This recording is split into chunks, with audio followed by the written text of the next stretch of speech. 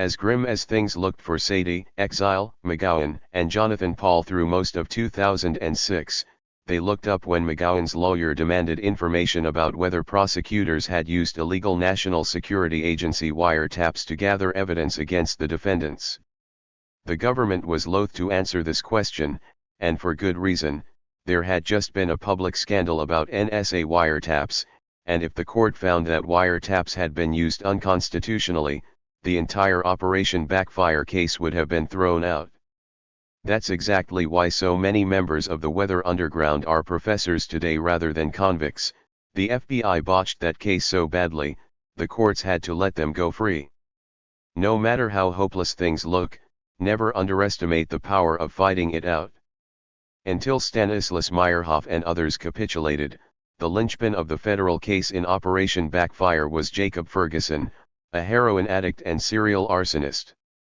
Had all besides Ferguson refused to cooperate and instead fought the charges together, Operation Backfire would surely have ended differently. On informants. If becoming an informant is always a bad idea, why do so many people do it?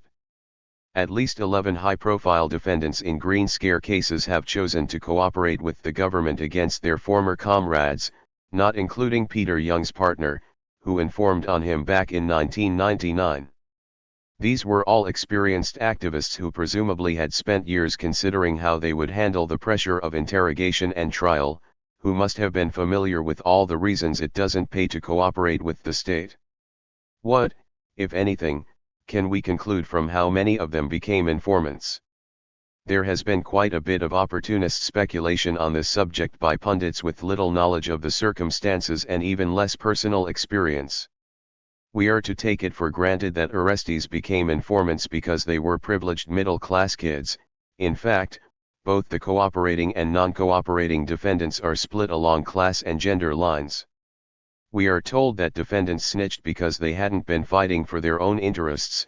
What exactly are one's own interests, if not to live in a world without slaughterhouses and global warming? Cheaper hamburgers and air conditioning, perhaps. It has even been suggested that it's inevitable some will turn informant under pressure, so we must not blame those who do and instead should avoid using tactics that provoke investigations and interrogations. This last aspersion is not worth dignifying with a response, except to point out that no crime need be committed for the government to initiate investigations and interrogations. Whether or not you support direct action of any kind, it is never acceptable to equip the state to do harm to other human beings. Experienced radicals who have been snitched on themselves will tell you that there is no surefire formula for determining who will turn informant and who won't. There have been informants in almost every resistance movement in living memory, including the Black Panther Party, the Black Liberation Army, the American Indian Movement, and the Puerto Rican Independence Movement. The Green Scare cases are not particularly unusual in this regard, though some of the defendants seem to have caved in more swiftly than their antecedents. It may be that the hullabaloo about how many eco-activists have turned informant is partly due to commentators' ignorance of past struggles. If anything discourages people from informing on each other, it is blood ties. Historically, the movements with the least snitching have been the ones most firmly grounded in long-standing communities. Arrestees in the national liberation movements of yesteryear didn't cooperate because they wouldn't be able to face their parents or children again if they did. Likewise, when gangsters involved in illegal capitalist activity refuse to inform, it is because doing so would affect the entirety of their lives, from their prospects in their chosen careers to their social standing in prison as well as their neighborhoods. The stronger the ties that bind an individual to a community, the less likely it is he or she will inform against it. North American radicals from predominantly white demographics have always faced a difficult challenge in this regard, as most of the participants are involved in defiance of their families and social circles rather than because of them. When an ex-activist is facing potentially decades in prison for something that was essentially a hobby, with his parents begging him not to throw his life away and the system he fought against apparently dominating the entirety of his present and future, it takes a powerful sense of right and wrong to resist selling out.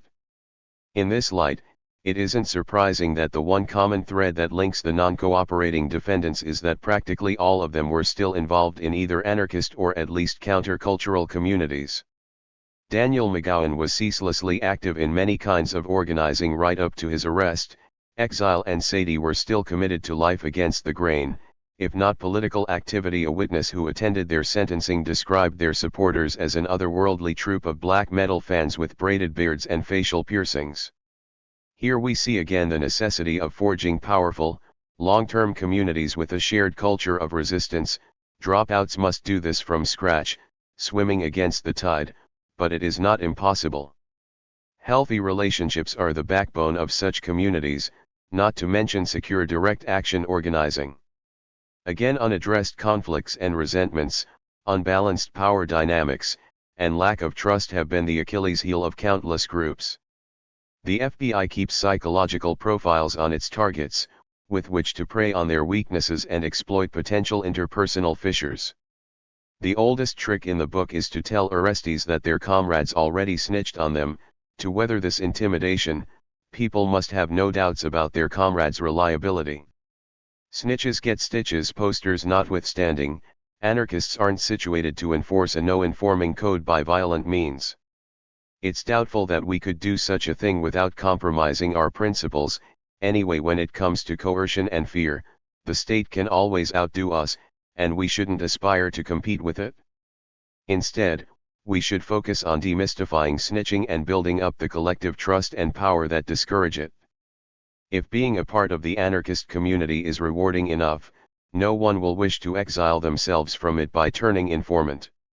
For this to work, of course, those who do inform on others must be excluded from our communities with absolute finality. In betraying others for personal advantage, they join the ranks of the police officers, prison guards, and executioners they assist.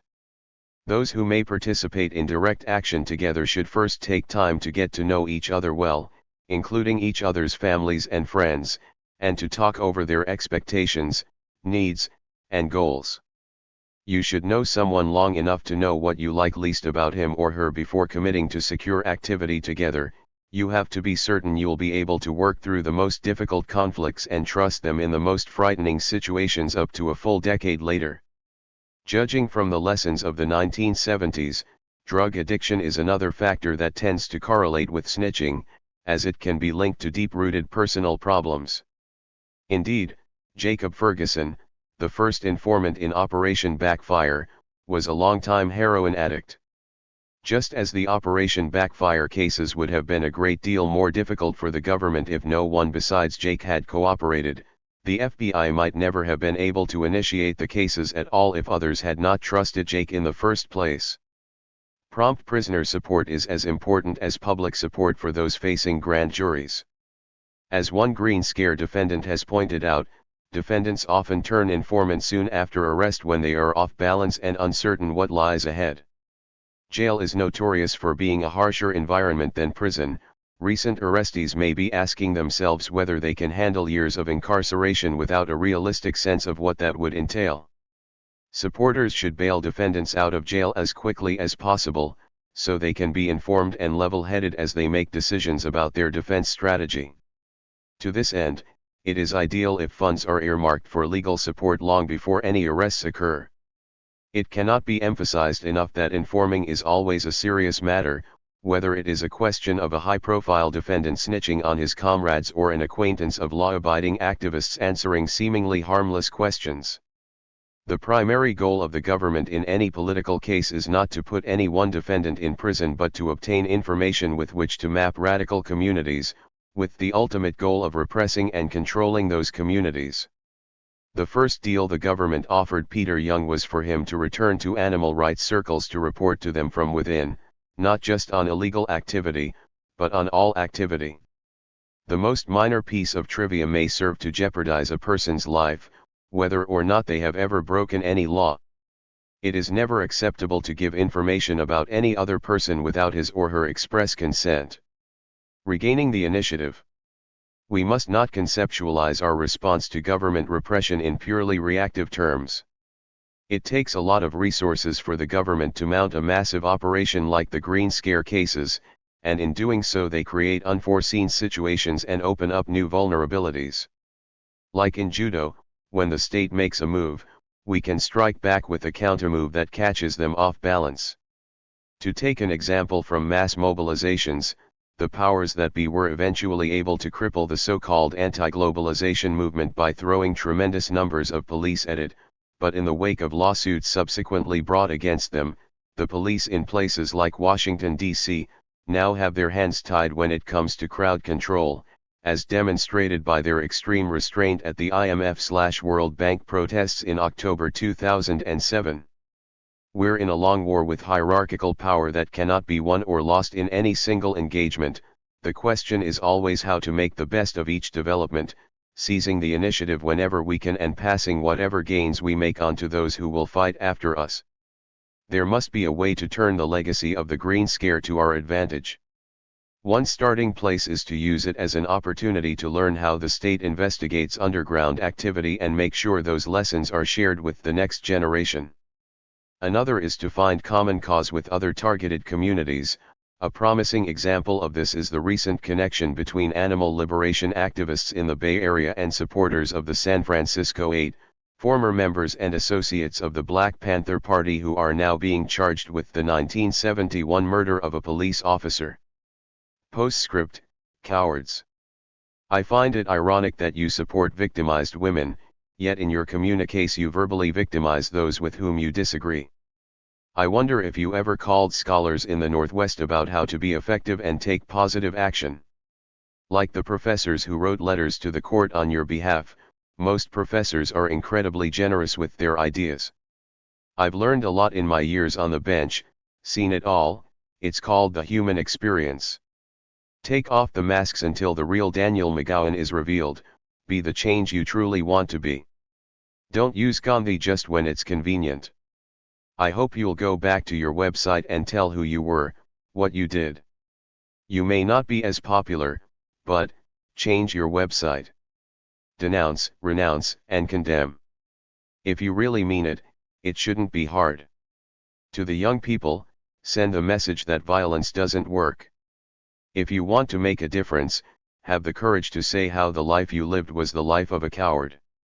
It is a tragedy to watch these extremely talented and bright young people come in and do damage to industries. It's not okay to put people in fear doing what they need to do to survive. Take off the hoods, sweatshirts, and masks and have a real dialogue. Judge Aiken in sentencing Daniel McGowan to 7 years in prison with a terrorism enhancement.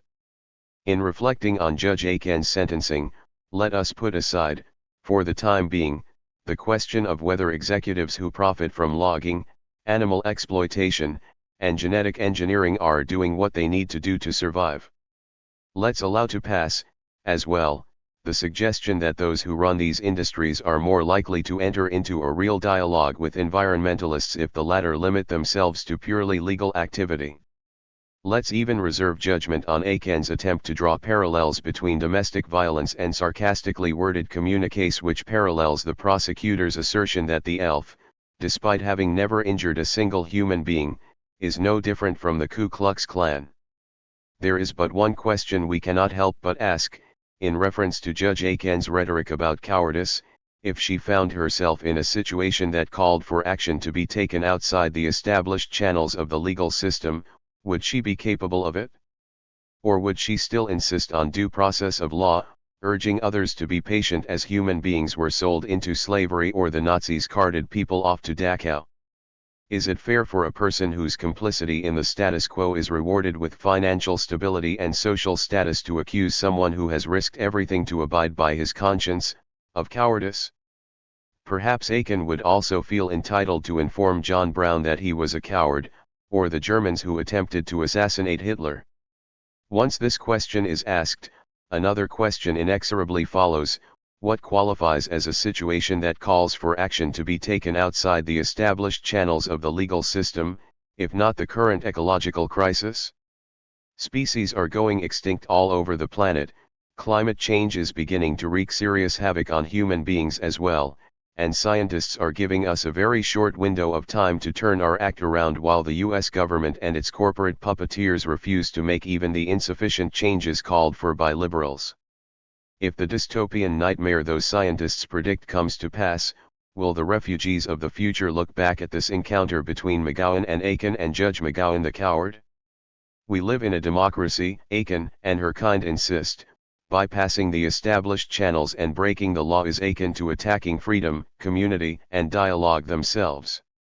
That's the same thing they said in 1859.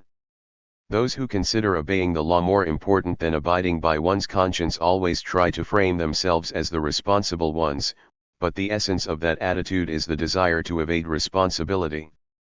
Society, as represented however badly by its entrenched institutions, is responsible for decreeing right and wrong. All one must do is brainlessly comply, arguing for a change when the results are not to one's taste but never stepping out of line. That is the creed of cowards, if anything is. At the hearing to determine whether the defendants should be sentenced as terrorists, Aiken acknowledged with frustration that she had no control over what the Bureau of Prisons would do with them regardless of her recommendations, but washed her hands of the matter and gave McGowan and others terrorism enhancements anyway. Doubtless, Aiken feels that whatever shortcomings the system has are not her responsibility, even if she participates in forcing them on others. She's just doing her job. That's the Nuremberg defense. Regardless of what she thinks of McGowan's actions or the Bureau of Prisons, Aiken is personally responsible for sending him to prison. She is responsible for separating him from his wife, for preventing him from continuing his work supporting survivors of domestic violence. If he is beaten or raped while in prison, it is the same as if Aiken beat or raped him. And not just McGowan, or Paul, or Sadie or Exile, but every single person Aiken has ever sent to prison. But Aiken and her kind are responsible for a lot more than this. As the polar ice caps melt, rainforests are reduced to pulp, and climate change inflicts more and more terrible catastrophes around the planet, they are responsible for stopping all who would take direct action to avert these tragedies. They are responsible, in short, for forcing the wholesale destruction of the natural environment upon everyone else on Earth. Aiken might counter that the so-called democratic system is the most effective way to go about halting that destruction. It sure has worked so far, hasn't it? On the contrary, it seems more likely that she cannot bring herself to honestly consider whether there could be a higher good than the maintenance of law and order. For people like her, obedience to the law is more precious than polar ice caps, rainforests, and cities like New Orleans. Any price is worth paying to avoid taking responsibility for their part in determining the fate of the planet. Talk about cowardice. And heroes. So if McGowan and the other non-cooperating Green Scare defendants are not cowards, does that mean they are heroes? We should be cautious not to unthinkingly adopt the inverse of Aiken's judgment. In presenting the case for the government, Pfeiffer described the Operation Backfire defendants' exploits as almost like Mission Impossible. It serves the powers that be to present the defendants as superhuman. The more exceptional their deeds seem to be, the further out of reach such deeds will feel to everyone else. Similarly, lionizing heroes can be a way for the rest of us to let ourselves off the hook. As we are obviously not heroes of their caliber, we need not hold ourselves up to the same standards of conduct. It is a disservice to glorify McGowan, Exile, Sadie, Peter Young, and others like them. In choosing anonymous action, they did not set out to be celebrated, but to privately do what they thought was necessary, just as all of us ought to. They are as normal as any of us. Any normal person who takes responsibility for his or her actions is capable of tremendous things. This is not to say we should all become arsonists. There are countless paths available to those who would take responsibility for themselves, and each person must choose the one that is most appropriate to his or her situation. Let the courage of the non-cooperating Green Scare defendants, who dared to act on their beliefs and refused to betray those convictions even when threatened with life in prison, serve as reminders of just how much normal people like us can accomplish. X.8. Kamau Sadiki, Injustice Continues. Saifi Yabakari. 2002. Sitting in a cell in the Fulton County Jail in Atlanta, Georgia, under the name of Freddie Hilton is Kamau Sadiki. Kamau is awaiting trial on a 30-year-old murder case. A Fulton County police officer found shot to death in his car outside a service station. A case that they refused to try 30 years ago because they didn't believe they could win it. The question is, why him? Why now? Kamau Sadiki is a former member of the Black Panther Party. At the age of 17 he dedicated his life to the service of his people. He worked out of the Jamaica office of the Black Panther Party. Having internalized the 10-point program and platform, the 3 main rules of discipline and 8 points of attention, Kamau used his knowledge to guide his organizing efforts within the black community. He worked in the free breakfast program, getting up every morning, going to his designated assignment and cooking and feeding hungry children before they went to school. When the free breakfast program was over for the day, he reported to the office, gathered his papers and received his assignment for the day, and went out into the community to sell his papers. While selling his papers, he continued to educate the people, organizing tenants, welfare mothers, whomever he came in contact with. At the end of the day, he reported to the office. He wrote his daily report and attended political education classes. Kamau Sadiki was one of the thousands of young black men and women who made up the Black Panther Party. The rank-and-file members of the party who made the Black Panther Party the international political machine it was. While the media followed Huey Newton, Bobby Seale, and others, the day-to-day work of the party was being carried out by these rank-and-file brothers and sisters, the backbone of the Black Panther Party. They were the nameless and faceless, tireless workers who carried out the programs of the Black Panther Party, without whom there would have been no one to do the work of the free health clinics, free clothing drive, liberation schools, and free breakfast for children program. It was to these brothers and sisters that the people in the black community looked when they needed help and support. Underscore underscore underscore underscore underscore underscore underscore underscore underscore underscore underscore underscore underscore underscore underscore. This statement was circulated on behalf of the Jericho movement as part of Safiya's diligent campaign to free Kamau Sadiki. In October 2003, 3 months after her passing, Kamau was convicted of the 1971 murder of the Fulton County, Georgia, police officer and the next month sentenced to life plus 10 years. In his sentencing statement, Kamau said, "My joining the Black Panther Party and consequently the Black Liberation Army was a response to the oppressive climate that existed in America at the time. Now, do I regret some of the actions and tactics of the Black? Of course, because of my change as a human being, I regret the loss of any human life. I maintain my innocence. It was because of this tireless work in the community that J. Edgar Hoover, the then FBI director, declared the Black Panther Party to be the greatest threat to national security and sought to destroy it. It was not because we advocated the use of the gun that made the Black Panther Party the threat. It was because of the politics that guided the gun. We had been taught that politics guide the gun, therefore our politics had to be correct and constantly evolving. We had to study and read the newspapers to keep abreast of the constantly changing political situation. But this was not the image that the government wanted to portray of the Black Panther Party. It preferred the image of the ruthless gangster, racist, gun-toting thug. Every opportunity that came up to talk or write about the Black Panther Party was used to portray this image. When the opportunity didn't arise on its own, they created situations and circumstances to make the claim. An all-out propaganda war was waged on the Black Panther Party. Simultaneously, a psychological and military campaign was instituted. The government's war of terror against the Black Panther Party saw over 28 young black men and women of the Black Panther Party killed over a period of less than 4 years, hundreds more in prison or underground, dozens in exile and the Black Panther Party in disarray. Even though the Black Panther Party, as an entity, had been destroyed, the government never ceased observing those Panthers who were still alive.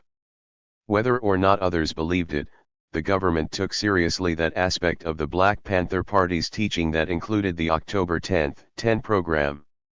If one panther organized 10 people, those 10 people organized 10 people, and those 10 people organized 10 people, exponentially we would organize the world for revolution. The only way to stop that was to weed out the panthers. Not only must the Black Panther Party be destroyed, but all the people who were exposed to the teachings must be weeded out and put on ice or destroyed. During this turbulent time, Kamau had been among the members of the party who had gone underground. He was subsequently captured and spent 5 years in prison. While he was on parole, he legally changed his name from Fred Hilton to Kamau Sadiki. About 18 months ago, a story appeared in the Daily News in New York about a former Panther being arrested and charged with child sexual abuse.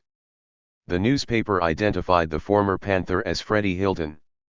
The first thing that comes into the minds of most people when such an allegation is read in the newspaper is that it must be true. We, in the Black Panther Party, have been taught from day one the adage, no investigation, no right to speak.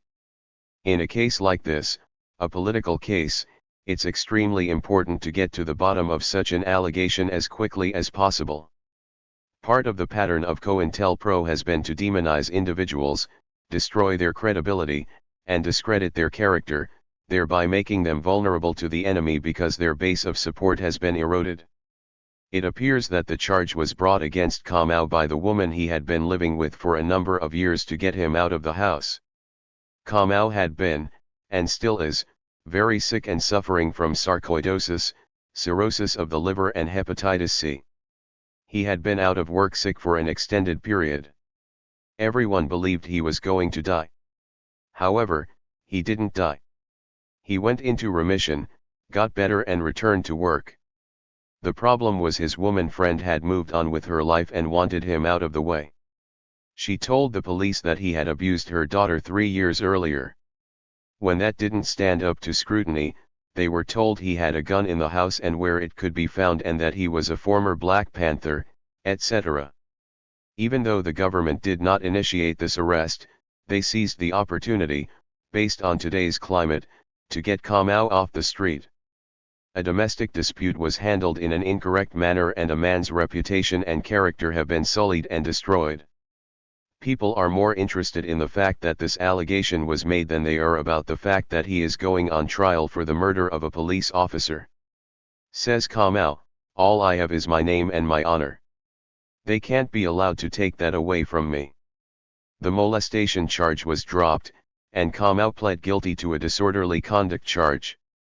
While he was serving his sentence, the warrant from Georgia was issued. The damage had already been done. A seed had been planted in the minds of the people. While the story of the charge being made had appeared in the newspaper, there was no story of the disposition of the case. Kamau Sadiki had never, at any time, molested any child. While the people who would normally come to his defense were still reeling from these charges and being told not to make a big deal out of it, the state was using this time to put pressure on Kamau. Knowing that he suffers from hepatitis C, cirrhosis of the liver and sarcoidosis, they told him that unless he helped them capture Assata Shakur, he would die in prison. They told him that if he worked with them and got Assata to leave Cuba and go to some other country where they could apprehend her, they would not prosecute on the police killing. This seemed to be the right time to play this card. So many different forces were congealing in the world that had changed the mood of the country in favor of mania and fear. The conflict in the Middle East had heightened the stakes with 9/11.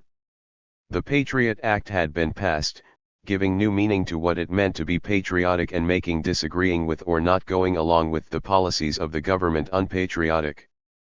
Police and other uniformed personnel were heroes/heroines and above the law, untouchables. What would not have been able to be prosecuted 30 years ago was now, in this climate, possible. Then, too, Kamau has not been in the spotlight in the last 25 years. What people don't know is, he never was. After being released from prison, he went to work. Having 2 daughters and himself to support, he went to work. He worked for the telephone company in New York for over 18 years. Both of his daughters finished college and are now married with families of their own. No, Kamau wasn't out beating the drums, he was being the quiet warrior that he is. He is a Muslim. Another liability in these United States, where the term is almost synonymous to terrorist now. There are many lies and distortions of the truth that come to play in this case. The most glaring and insidious is that Freddie Hilton had been in hiding under the name Kamau Sadiki, and that's why it has taken so long to find and indict him. A bald-faced lie. The entire 5 years Kamau spent in prison, he wrote and signed all his mail under the name Kamau Sadiki. All of his mail was censored. When he was released from prison, he was on parole, and while he was on parole he had his name legally changed to Kamau Sadiki. His parole officer was aware of this. When he went to work, he didn't obtain a new social security number under Kamau Sadiki, but his name was changed on his old card to Kamau Sadiki. There was never an attempt to hide from anything. How could he? One of his daughters was also the daughter of Asada Shakur, and he couldn't hide from that. He was always under the scrutiny of the federal government, if for this reason alone. Kamau Sadiki did not come to the attention of the police because of the molestation charge, but the charge was a convenient way to arrest him and keep him in jail while they attempted to use him. They knew who he was and where he was all the time. What they didn't have was a convenient excuse to arrest him that wouldn't get everyone up in arms. Once in jail, they knew they didn't have a lot of time because the molestation charge would not hold up. So they placed the warrant from Georgia on him to give them additional time to put pressure on him. New evidence? No. No new evidence. The same old story from the 70s that was supposedly told to them by Sam Cooper. The same old story that was not enough to indict at the time of the death of the police officer in 1972 is now enough to indict in 2002. 30 years later, they are able to find independent witnesses to corroborate Sam Cooper's story. It boggles the mind that they have found a way to make memories that usually fade over time, reverse themselves and grow stronger. We have long held that there is a diabolical scheme going on in the minds of those who run this government. It is not something that started yesterday or the day before. It is not something that will end tomorrow or the day after. This scheme is to rid the world of those who disagree with the politics of the United States. The Black Panther Party was such an entity, and it no longer exists. It was systematically and meticulously destroyed almost 30 years ago. But the effort to destroy the legacy of the Black Panther Party continues. Books are continually written attacking the party. Daily, articles still appear in newspapers and periodicals redefining the work of the Black Panther Party. Panthers are still in prison and still going to prison from cases dating back to the 60s and 70s. The further we get away from the 60s and 70s, the more likely that people will forget what happened and what we were really about. When issues are taken out of their historical place and placed into another day and time, people tend to get confused. The government banks on that. Historically, it has worked for them. In this new day and time. In the shadow of 9/11, in Atlanta, Georgia, one of the greatest historical figures of the civil rights/Black Power era was convicted and sent to prison for life without the possibility of parole. The response of the community was, "We told you we were capable of convicting him." This gave impetus to the government's plan to clean up the streets of dissent. In 1967 it was disclosed that one of the goals of COINTELPRO was to expose, disrupt, misdirect, discredit, or otherwise neutralize. No opportunity must be missed to exploit through counterintelligence techniques. For maximum effectiveness, long-range goals are being set, prevent gaining respectability, and a final goal should be to prevent the long-range growth of militant black organizations, especially among youth. COINTELPRO didn't go away. It continues today.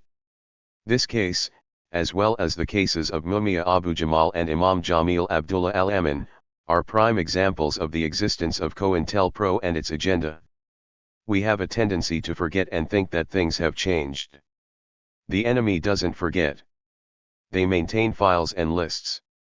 They maintain think tanks and, when it is convenient and at the proper time, they move. The movements of the 60s caught them by surprise. They rushed to catch up and won the first skirmish. We still have casualties. While we were busy, they were preparing so they wouldn't be caught off guard again. This round of activity on the part of the state is their effort to clean up the books. We must not allow them to do this.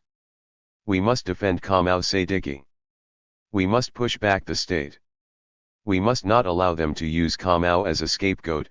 We must free Kamau Sadiki and all political prisoners. X.9.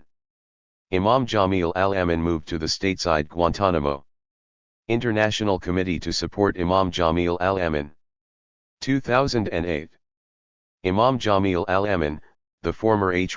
Brown, is approaching his 8th year of political internment, a conspicuous stop for driving while black during the spring of 1999, a court closing due to a snowstorm in January 2000, a bench warrant for non-appearance at that court date, a shooting incident and a rush to judgment accusation on March 16, 2000, an unjust arrest, a forced conviction, and the inhumane sentence of life without parole plus 35 years in March 2002.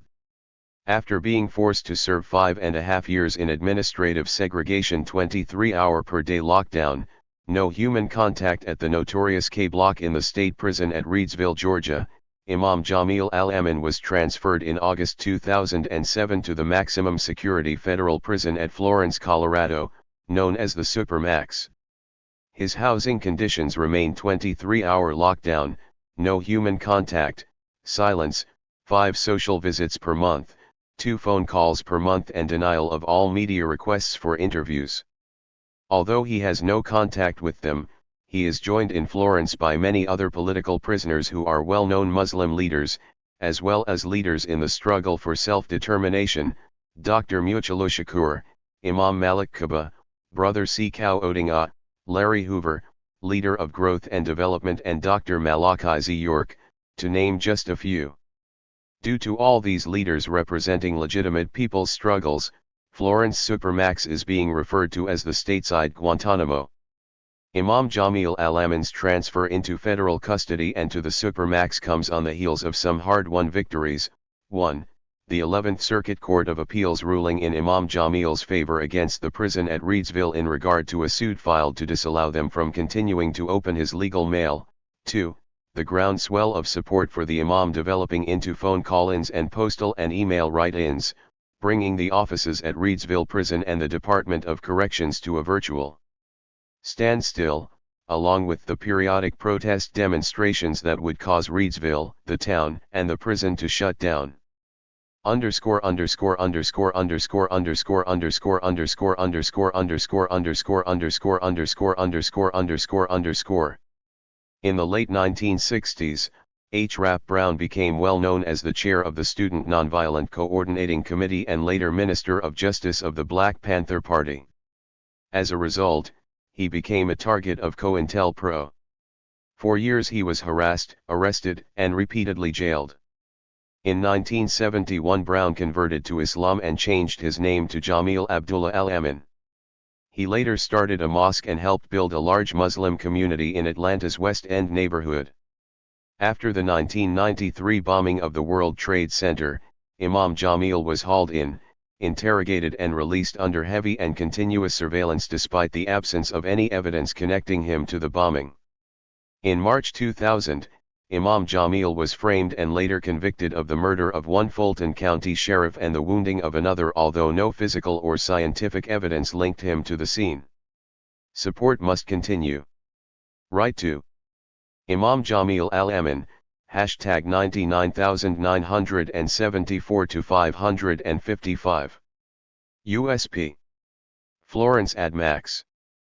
P.O. Box 8500.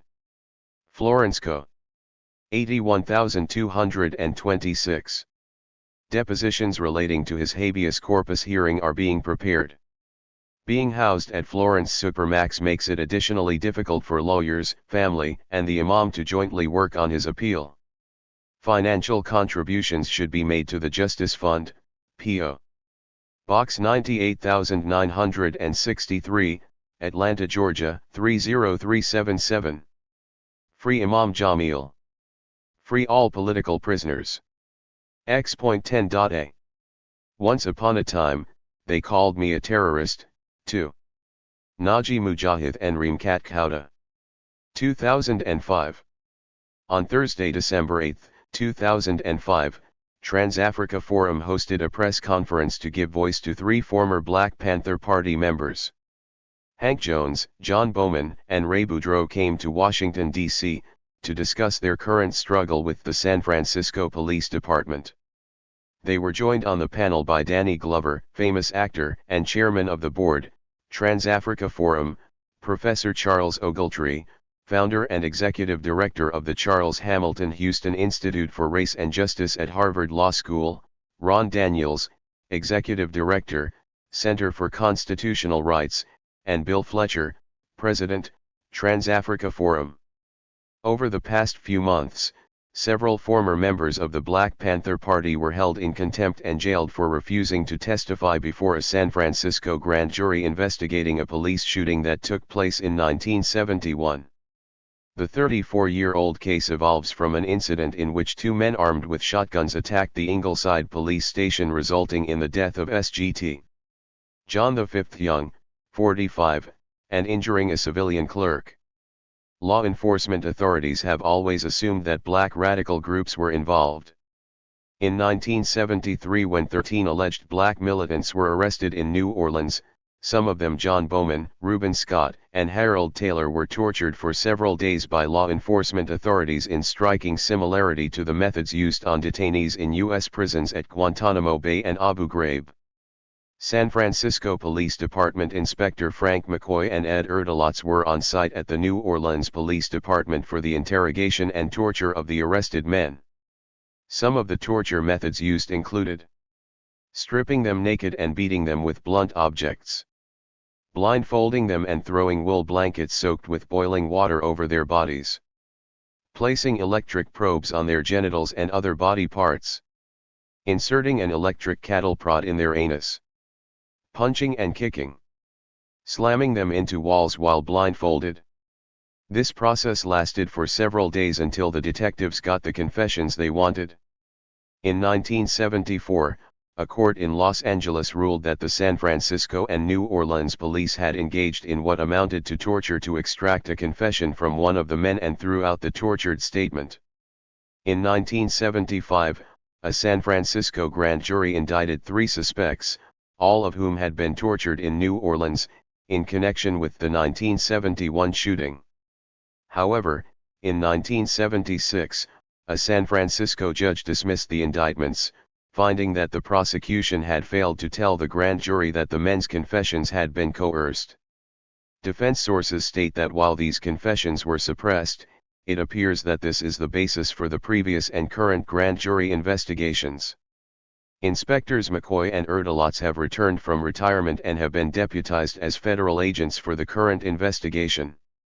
Speaking about McCoy and Erdelatz, John Bowman says, "The same people who tried to kill me in 1973 are the same people who are here today, in 2005, trying to destroy me. I mean it literally. I mean there were people from the forces of the San Francisco Police Department who participated in harassment, torture, and my interrogation in 1973. These same people I have to come in contact with, I have to go before courts in front of who are asking me the same questions that they interrogated and tortured me for. I have to be confronted with these people, and none of these people have ever been brought to trial. None of these people have ever been charged with anything. None of these people have ever been questioned about that."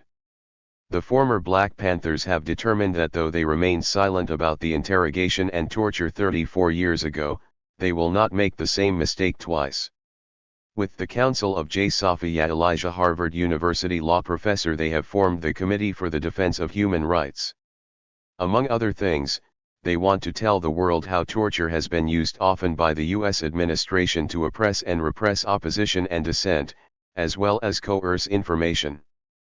They say that what allowed such torture to happen was the lack of transparency and accountability the government had under Hoover, which is exactly the secrecy that the USA Patriot Act calls for today. This is a broad general investigation going on under the current COINTELPRO grown up into the USA Patriot Act, an extension of what was going on back then, says Hank Jones. The same violations of our human and constitutional rights, totally unjust, done in secret and quietly. We've chosen not to be quiet about this. The broader implication of this case, they say, is that other organizations will be targeted as potential terrorists, so they want to educate as many people as soon as possible as to what happened with them and the Black Panthers. They are destroying democracy with this Patriot Act activity, adds Jones. It's not just confined to us, and it's other activist organizations as well. And it was back then, under COINTELPRO, all the major civil rights organizations were under surveillance. The Black Panther Party became a target under J. Edgar Hoover and designated the greatest threat of national security to the nation. When I watched on TV the Twin Towers come down, deep in my heart, I knew that someone will come by and visit me as soon as they can get it organized, and they did, says Ray Boudreau, because once upon a time, they called me a terrorist, too. To expedite something in the system, they put the terror tag on it and it gets done, adds Boudreau. Terror means money. These people have a budget and they are working it. What we hope to accomplish with the Committee for the Defense of Human Rights is to educate, inform, and try to move people to action against the policies that are in effect in the country today, concludes Hank Jones. The same fear climate, the same tactics that were going on in the 60s are prevalent today. We claim that we don't torture in this country. I bring some of our slave ancestors here today, they can tell you things that would curl your hair about torture, not just physical, but psychological. What's happening to us today is akin to that. Dr. King described black folks' existence in this country as tiptoed stance, always on guard. I want to see this does not happen again, to me, or us or anybody. This is why we are speaking out and addressing this today. It is ironic, said Bill Fletcher, that instead of having a press conference in which apologies are being offered to the individuals here and to many, many others who were victims of COINTELPRO, that instead we are to call attention to the prosecution of people who were freedom fighters and continue to be. According to Ron Daniels, the president of the Center for Constitutional Rights, the anti-war movement and the civil rights movement had effectively checked the national security state in relationship to surveillance, intrusive, it had blunted it. And many of the forces, particularly on the extreme right, had been bristling and eager for an opportunity to impose new measures. The USA Patriot Act had already been on the drawing board. The terrorist attacks provided an opportunity for them to impose them. Daniels adds that former Attorney General Ashcroft before he left issued a broad-ranging edict that all the cases that involved any incident where a police officer had been killed and the case had been closed be reopened. And if these men and women can be indicted or harassed, it sends a chilling effect. It's the Lynn Stewart effect. If you engage in this, this is what can happen to your life, referring to the guilty verdict given to the radical human rights attorney Lynn Stewart, who represented Sheikh Abdel Rahman, accused of bombing the World Trade Center in 1993. These men have spent their lives trying to help others like you and I. We all now have an opportunity to reciprocate their efforts. In so doing we may help to prevent a similar fate from befalling others or even ourselves. These gentlemen, Ray Boudreau, Hank Jones, and others have been victims of the most vicious forms of American terrorism and torture, says Professor Ogletree. It takes a village to protect its elders, the East Coast through people like Ron Daniels in New York, and myself and Safiya Elijah in Boston. We tell them today, through our presence here and through our commitment, that we will provide a protective blanket over them. They will not come in this village and take these elders, except over our dead bodies. X.10.b. Former Black Panthers arrested and indicted in 1971 homicide, charges based on evidence obtained through torture.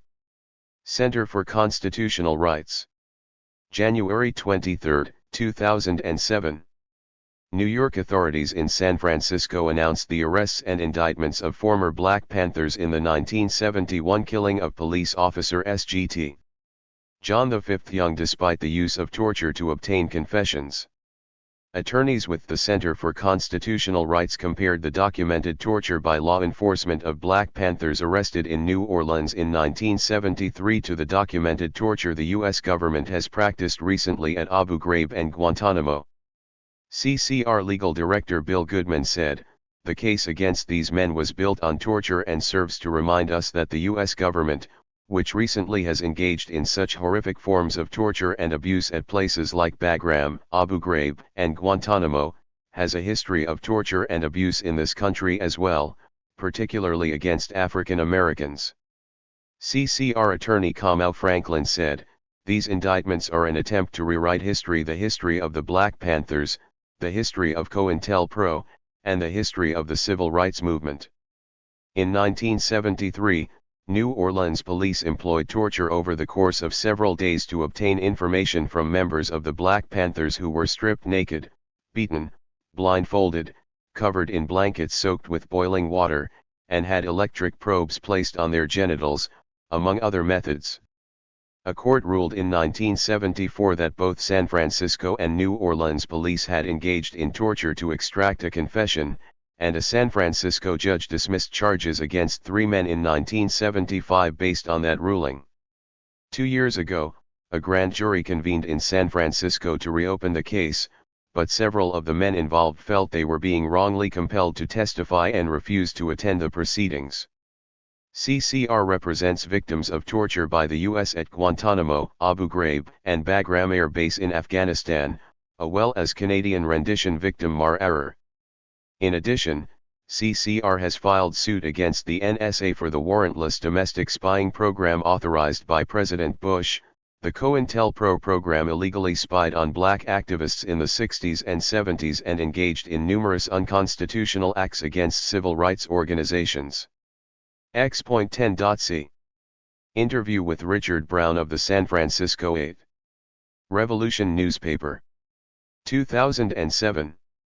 Revolution, could you tell me about the charges against you and the other defendants who make up the San Francisco 8th? Richard Brown, we're being charged with the 1971 Ingleside Station attack where a police sergeant by the name of John Young was murdered. Because we were Panthers, we are being charged with that murder and conspiracy to murder police officers and commit certain crimes. This was brought up for the first time in the 1970s. When the case was taken to court, the 3 people charged, John Bowman, Reuben Scott, and Harold Taylor, all stated that they were tortured and forced to confess. Because of that and the fact that they were questioned without any attorney being present in New Orleans, the court threw the so-called admission of guilt and the case out. In January of this year, 2007, they rearrested 8 of us for the same crime and the same charges, and as far as we can tell from what we've heard in court they plan to use the same confessions that were ruled illegal in the first place. If you go according to what they said in court, what they presented so far, they don't even have any new evidence. We are being recharged with the same thing again which was already stated as illegal back in the 1970s. Since then, I might add, a lot of things have changed because of the Patriot Act and Homeland Security and the environment of the country, a period where they feel that they can come back and use what they couldn't use before because it's not so clear whether is illegal or not. Revolution, could you give people a picture of the torture that took place in New Orleans? Richard Brown, 3 members of the Black Panther Party, John Bowman, who was a San Francisco Panther, Reuben Scott, who was a San Francisco Panther, and Harold Taylor, who was a Panther from Los Angeles, were arrested in New Orleans in 1973. Actually, they arrested 13 Panthers. They were separated and for days they were tortured. They were stripped naked, handcuffed, isolated, repeatedly beaten, denied sleep, food, and all that type of stuff. They were beaten around the stomach and back. They used slapjacks on their shins and legs, where torturers are trained to beat people so the wounds don't show. They used what is called waterboarding now. Technically what they were using were hot and wet blankets. Also plastic bags were placed over their heads until the point where they would pass out. They used electrical cattle prods to their private parts and to their anus. Their treatment was so inhumane, it's hard to even describe, let alone endure. And my friends who had to endure this, I see how this has affected them. How they look when they describe it. It's horrifying, and it's hard for me to even talk about it, honestly and truly. It's horrible for human beings to treat someone else like that for days. They tortured them like that for 3 or 4 days. Underscore underscore underscore underscore underscore underscore underscore underscore underscore underscore underscore underscore underscore underscore underscore. The following interview first appeared in the December 23, 2007, edition of Revolution, the newspaper of the Revolutionary Communist Party. It is available online at http://revcom.us/113/sf8-interview-n.html. Revolution. There were 2 San Francisco police who participated in the torture in New Orleans. What's their role? Richard Brown, Ed Erdelotz and Frank McCoy were San Francisco homicide detectives and had run-ins with the Panthers long before the Ingleside case. In 1973, they were in New Orleans. Their part was that they never actually touched them. They would come into the room along with the detectives from New York, Los Angeles, and the FBI. They would come in and ask questions, and if the questions weren't answered to their satisfaction, they would leave the room, and the New Orleans Police Department would come in and they would start the torture. Actually, the torture started before the questioning even started. They arrested them, took them in, stripped them, isolated them, and just started beating them. They just enjoyed torture. They would do a job on them and then leave and tell them we'll be back. Then the detectives would come in and start asking questions. First they would try and tell the detectives that they were being tortured, and then the detectives would get up and walk out of the room and the New Orleans police would come in. This went on for days. They would keep them up at night, not allow them to sleep. Wake them up every hour or so. Throw water-soaked blankets on them, scalding hot water so they couldn't breathe. This is the treatment that they had to endure for days.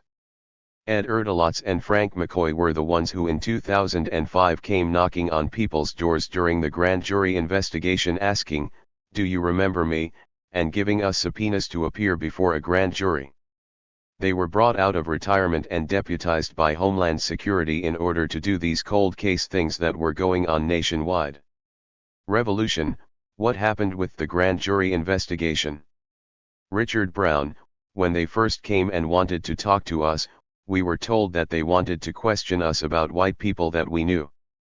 But once they started asking questions, it was clear that they were interested in black people's role in the Ingleside attack. They had made up their minds already that the Panthers had to be responsible for this.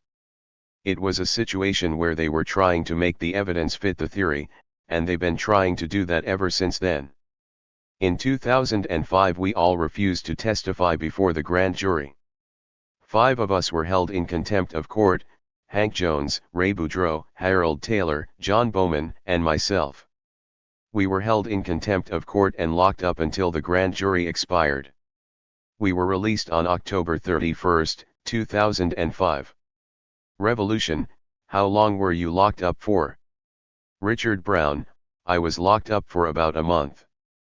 People were locked up at different times depending on when we were called in front of the grand jury for questioning. I think Hank Jones was first and he was in the longest. John Bowman was the last and he was only locked up for 8 or 9 days. I think Hank did something like 2.5 months. We weren't guilty of any crime. We were just standing on the Fifth Amendment, and because of that I was taken away from my family, locked up. I was transferred all around. Nobody actually knew where I was, including my attorney. It would take days for them to find me, and then when they did find me, I'd be transferred to another place. They just messed with us as usual to put pressure on us or to just be vindictive. Whatever motive people like that have, that's what they were doing. I'm sure they always have some motive in their twisted mind about why they torture people or why they lie about people or why they kill people, why they lock people up for life knowing that they are innocent. They can obviously justify that shit in their mind because they do it and they're still here and they continue to do it. I find it difficult to see and understand, though. Revolution, could you speak a little more about why you decided not to cooperate with the grand jury? Richard Brown, first of all, because they're trying to convict me of something that I am innocent of. The grand jury is trying to go along with this story that was concocted in New Orleans by the conglomerate of agencies that were there, putting together a case involving torture that was targeting me and saying that I was a part of it. And now you ask me to go before a grand jury and participate and say something so that it can be used against me. I know that as a black man in America and as a Panther, I have not been treated fairly by the judicial system in the courts. Every time I have gone to court, I have never seen justice, so why would I? And we're talking about a murder, a homicide, and they want me to cooperate with them? And I know from the facts that all this is bullshit.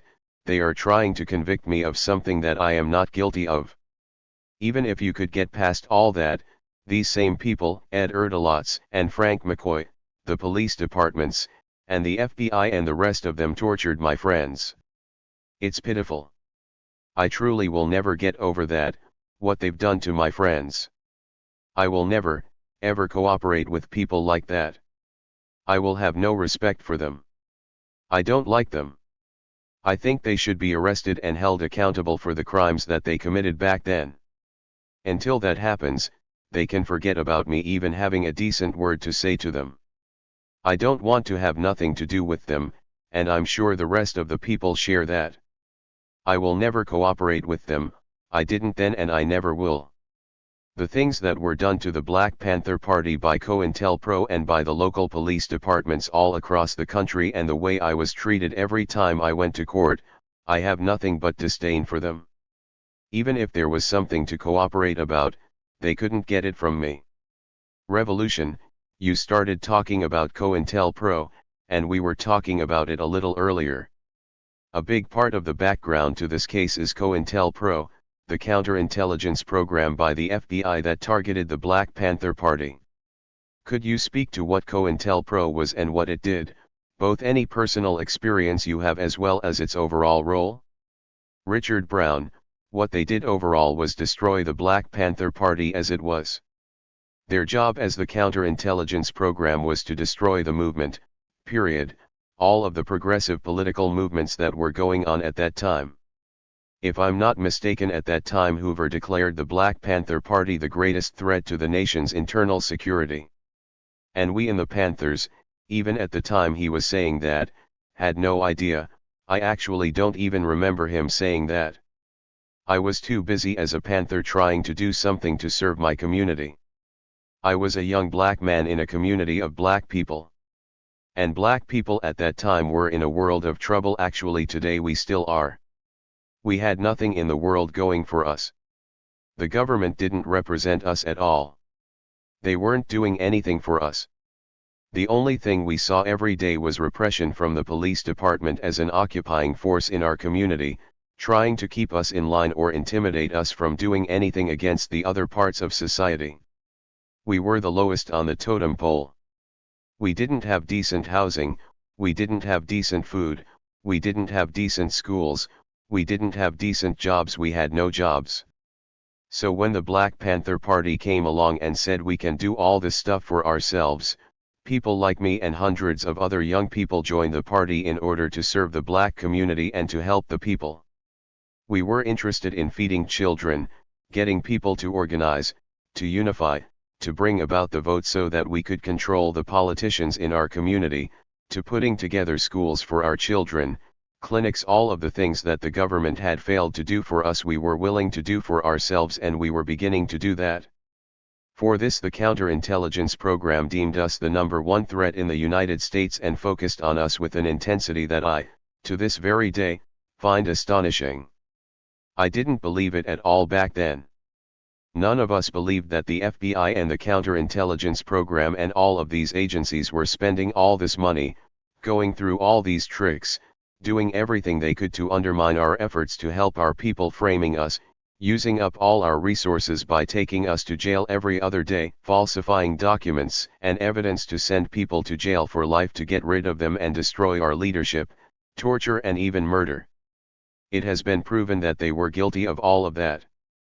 We honestly did not know that they would do something like this, that they were doing it. I'm still finding out things that the COINTELPRO did today. In the 1970s, the Senate's Church Committee investigation found that the counterintelligence program was illegal and unconstitutional. A couple of agents were even found guilty of some charge, but they never did any time because their sentence was commuted by the president. He decided that we should forgive and forget. But here I am, almost 40 years later, not forgiven and forgotten, and I'm not even guilty. These people were guilty of those crimes. Revolution, this case goes back more than 35 years. Why do you think they are bringing it back now? Richard Brown, number 1, they want to legalize torture. They felt this would work for them, because we are all black people and it's easier to find black people guilty than it is to find white people or anyone else guilty. It's a ready-made case for them. They thought they would be able to turn the public against us because a police officer lost his life, especially with 8 black men accused. They want to see if this case will fly because of the new laws and the doing away with of certain constitutional rights that we used to have. They call it relaxation, that they've temporarily taken them, but we don't have them anymore. They feel that if they can do it with us and get away with it, then they can push it forward and take it nationwide to anyone and everyone who is opposing and will oppose them because of the direction that this country is going in. They are alienating all of the masses and they have to find some way to keep them in line and intimidate people so that they know that if you go against us, we ain't going to never let it go. We'll come back at you time and time again. You will suffer. So you better think twice. Revolution, 2 of your co-defendants, Herman Bell and Jalil Muntakim, have been in jail for the last 30 years. I know you wanted to speak about their situation. Richard Brown, them and all political prisoners who are still suffering behind the counterintelligence program or COINTELPRO. It has been proven beyond a shadow of a doubt that people were framed, that evidence was manufactured, that people were paid to lie. They withheld evidence that could prove people was innocent. The case of Geronimo G. Jaga, who was framed and did 27 years before the government was forced to admit that they knew he didn't do it. They withheld the evidence that could prove that he was somewhere else when the crime was committed. These types of things are what I would really like America to understand and take a good hard look at. Not only does it affect us, black people at this particular time, and most of the political prisoners, though not all, are black. But I would like all of the political prisoners' cases to be reopened. I would like everyone who was touched by the counterintelligence program in any way, for their cases to be revisited and for something to be done in order to remedy the situation. You have people still to this day, like Herman and Jalil, who are locked up only because of the participation of the counterintelligence program and how they went about conducting their business over the years. I was framed, just blatantly framed, given a case. At the time I was raising 9 children in the same house. And they took me away from my family for over 2.5 years behind that crap. I still say I was fortunate because I didn't have to stay in for 27 years or 35 years like some of my other comrades who are still locked up today. And I could have been in prison much longer if it hadn't been for the attorneys who were able to legally get me out and prove that I was innocent. This has to change. We have to do something. We have hundreds and hundreds of people all over this nation who are locked up in prison and who it appears have no chance of ever coming home because of the counterintelligence program and what it did to them. The masses are not in charge of when they come home or don't come home. This fascist government is still saying we deem these people a threat just like they deemed me a threat for trying to feed children in the black community.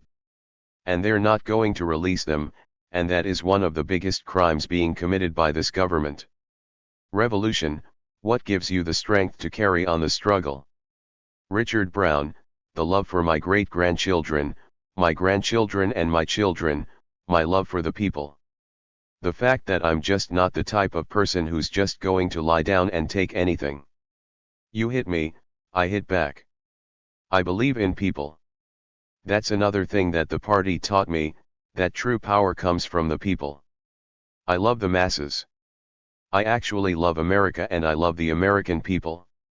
There's a difference now. I'm not talking about the American so-called government. The so-called president and his administration, if you go by the definition of what a president is, he doesn't fit that. He fits more of the definition of a dictator and therefore he's in charge of a regime. It has nothing to do with the American people. I believe that the majority of the American people are decent people who believe in freedom, justice, and equality for all, who truly want this to be the land of the free and the home of the brave. It is not that, but it can be that, and I have faith that it will be if we continue to try and bring forth the contradiction, which is what I'm doing, and educate people to get them to understand the true picture of what's going on so that things will be better, not just for my grandchildren and great-grandchildren, but for everybody's children. I can't stop. If the people understand and take control like they can turn this around and they will. As long as I can be effective and as long as I can try to continue to do that, I'm going to be working toward that. I guess I'm doing this out of love for the people and love for peace and freedom. And until we get it, I'm going to continue to fight. Revolution, anything else that you want to add? Richard Brown, again, political prisoners and prisoners of war. Honestly and truly, I want people to understand and take a good look at that. We started the Committee for the Defense of Human Rights, that's what the SF8 has started. And out of this we want to reopen an investigation of the counterintelligence program. It's kind of silly to think that the government is taking freedom and constitutional rights away from us, and we're talking about investigating an agency that did the same thing that the government is doing now. It's in order to get the people of the United States to understand what's truly going on, and until we paint a clear picture of what happened and what is happening now, political prisoners don't have a chance of coming home. We not only want them to come home, we want people who are guilty of these crimes against them and against all of us to be held accountable. Honestly and truly, when I think of Jalil and Herman and other political prisoners, I feel real bad. I feel like I'm not doing enough. You ask me what keeps me going. The love that I have for those brothers, who gave so much because of their love of the people, and who are suffering like they are. And I want to stop that. X.10.d. Joint statement from the San Francisco 8. Herman Bell, Ray Boudreau, Richard Brown, Hank Jones, Richard O'Neill, Harold Taylor, Francisco Torres, Jalil Muntakim. 2007. We, the San Francisco 8, would like to send this joint statement extending our heartfelt gratitude and appreciation to all our friends and supporters. As many of you know, this COINTELPRO persecution has been ongoing for nearly 36 years. However, in the last few years, in accord with the implementation of the Patriot Act, state and federal authorities initiated plans to stifle political dissent, particularly targeting young activists. Similarly, COINTELPRO's objective was to expose, disrupt, misdirect, discredit, or otherwise neutralize the activities of black nationalist, hate-type organizations and groupings, their leadership, spokesmen, membership, and supporters, and to counter their propensity for violence and civil disorder. The FBI not only targeted the Black Panther Party, but according to this COINTELPRO memo, intensified attention under this program should be afforded to the activities of such groups as the Student Nonviolent Coordinating Committee, the Southern Christian Leadership Conference, Revolutionary Action Movement, the Deacons for Defense and Justice, Congress of Racial Equality, and the Nation of Islam. Particular emphasis should be given to extremists who direct the activities and policies of revolutionary or militant groups such as Stokely Carmichael, H. Rap Brown, Elijah Muhammad, and Maxwell Stanford. By March 4, 1968, COINTELPRO was in full operation, leading to directing its full attention to the Black Panther Party to prohibit the BPP from developing durable, long-term political and organizational relationships with various segments of the black community. This case represents the continuation of that COINTELPRO objective, to further indicate how the government will persecute today's activists. The government is seeking to rewrite the history of struggle as exemplified by the BPP, venomously trying to define that legacy of struggle as a terrorist movement. We vehemently reject that labeling, as the government attempts to characterize the San Francisco Eight as terrorists, criminals, and wanton killers. They will never say the SF-8 were political activists and progressive civil/human rights organizers. They will never say they sought to relieve the community of all forms of state-sponsored terrorism that is often found in Black, Asian, and Latino communities today. They will never admit to the unconstitutional practices of the FBI COINTELPRO activities, despite the 1974 Senate Church Committee findings condemning those practices. Furthermore, they will never seek to establish remedies for those who are victims of the illegal FBI and local police actions under COINTELPRO, and now under the Patriot Act, if we don't demand they do so. It is with this understanding that the SF-8 are issuing this joint statement, calling for friends and supporters to organize a national determination to ensure our victory. Ours will be a victory against fear and state terrorism. It will be a defeat against state torture tactics, threats, and coercion. This case and our call for action will teach today's activists what to expect from the state in its efforts to suppress dissent and protest of government repression. Indeed, this task will forward a broader understanding of what happened in the movement of the 60s and 70s, and how COINTELPRO disrupted and destroyed the most viable black political party that emerged out of the civil rights movement. Ultimately, what is here proposed will tell of a youth movement and how the government sought to undermine and destroy it. The proposal will expose how the government seeks to retaliate because those youth did in fact challenge the system of racist oppression. They not only challenged oppressive conditions in our collective communities, but also worked to support all oppressed peoples fighting against colonialism and imperialism at that time. This case evolves out of a history of political struggle in this country, and it is our duty to fulfill that mission by expressing what happened then and COINTELPRO's negative impact on today's social movements. Therefore, while we engage in a legal battle in the courtroom, it is imperative we urge our friends and supporters to extend the political front in the various communities. We must reach out to the various street organizations and youth groups, the animal and earth liberation groups, women's rights and LGBT forums, the immigration rights struggles, and the many ethnic communities who are struggling for a better life in this country. Hence, the course of the overall struggle to win the release of the San Francisco Eight requires a broad political determination, reaching beyond the important legal issues of the case. For example, the question of torture, COINTELPRO, and matters of reconciliation are essential to this case. Therefore, a successful national campaign in support of the SF-8 requires friends and supporters to achieve the following objectives. 1. Anti-torture legislation. In 1909, the Niagara movement evolved into the NAACP, led by W.E.B. Du Bois. The principal platform of the NAACP at that time was a struggle to forge an anti-lynching movement.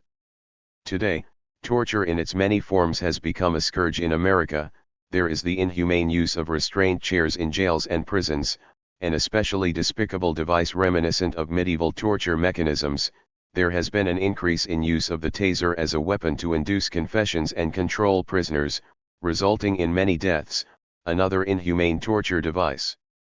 In the case of the SF-8, law enforcement officers employed similar torture techniques, including those used in Vietnam and in Abu Ghraib by U.S. military personnel. The use of torture permeates all facets of the so-called criminal justice system. Obviously, like the old anti-lynching platform of the NAACP, the San Francisco Eight call for a national campaign demanding anti-torture legislation on local levels. The SF-8 hold that any form of interrogation that employs the use of waterboarding, simulated drowning techniques, cattle prods, tasers, restraint chairs, physical beatings, sensory and sleep deprivation, and psychological coercion must be deemed inhumane and criminal. Therefore, the San Francisco Eight call for all progressive and peace-loving people to join in a national campaign on city, state, and congressional levels for proclamations and legislation outlawing all forms of torture.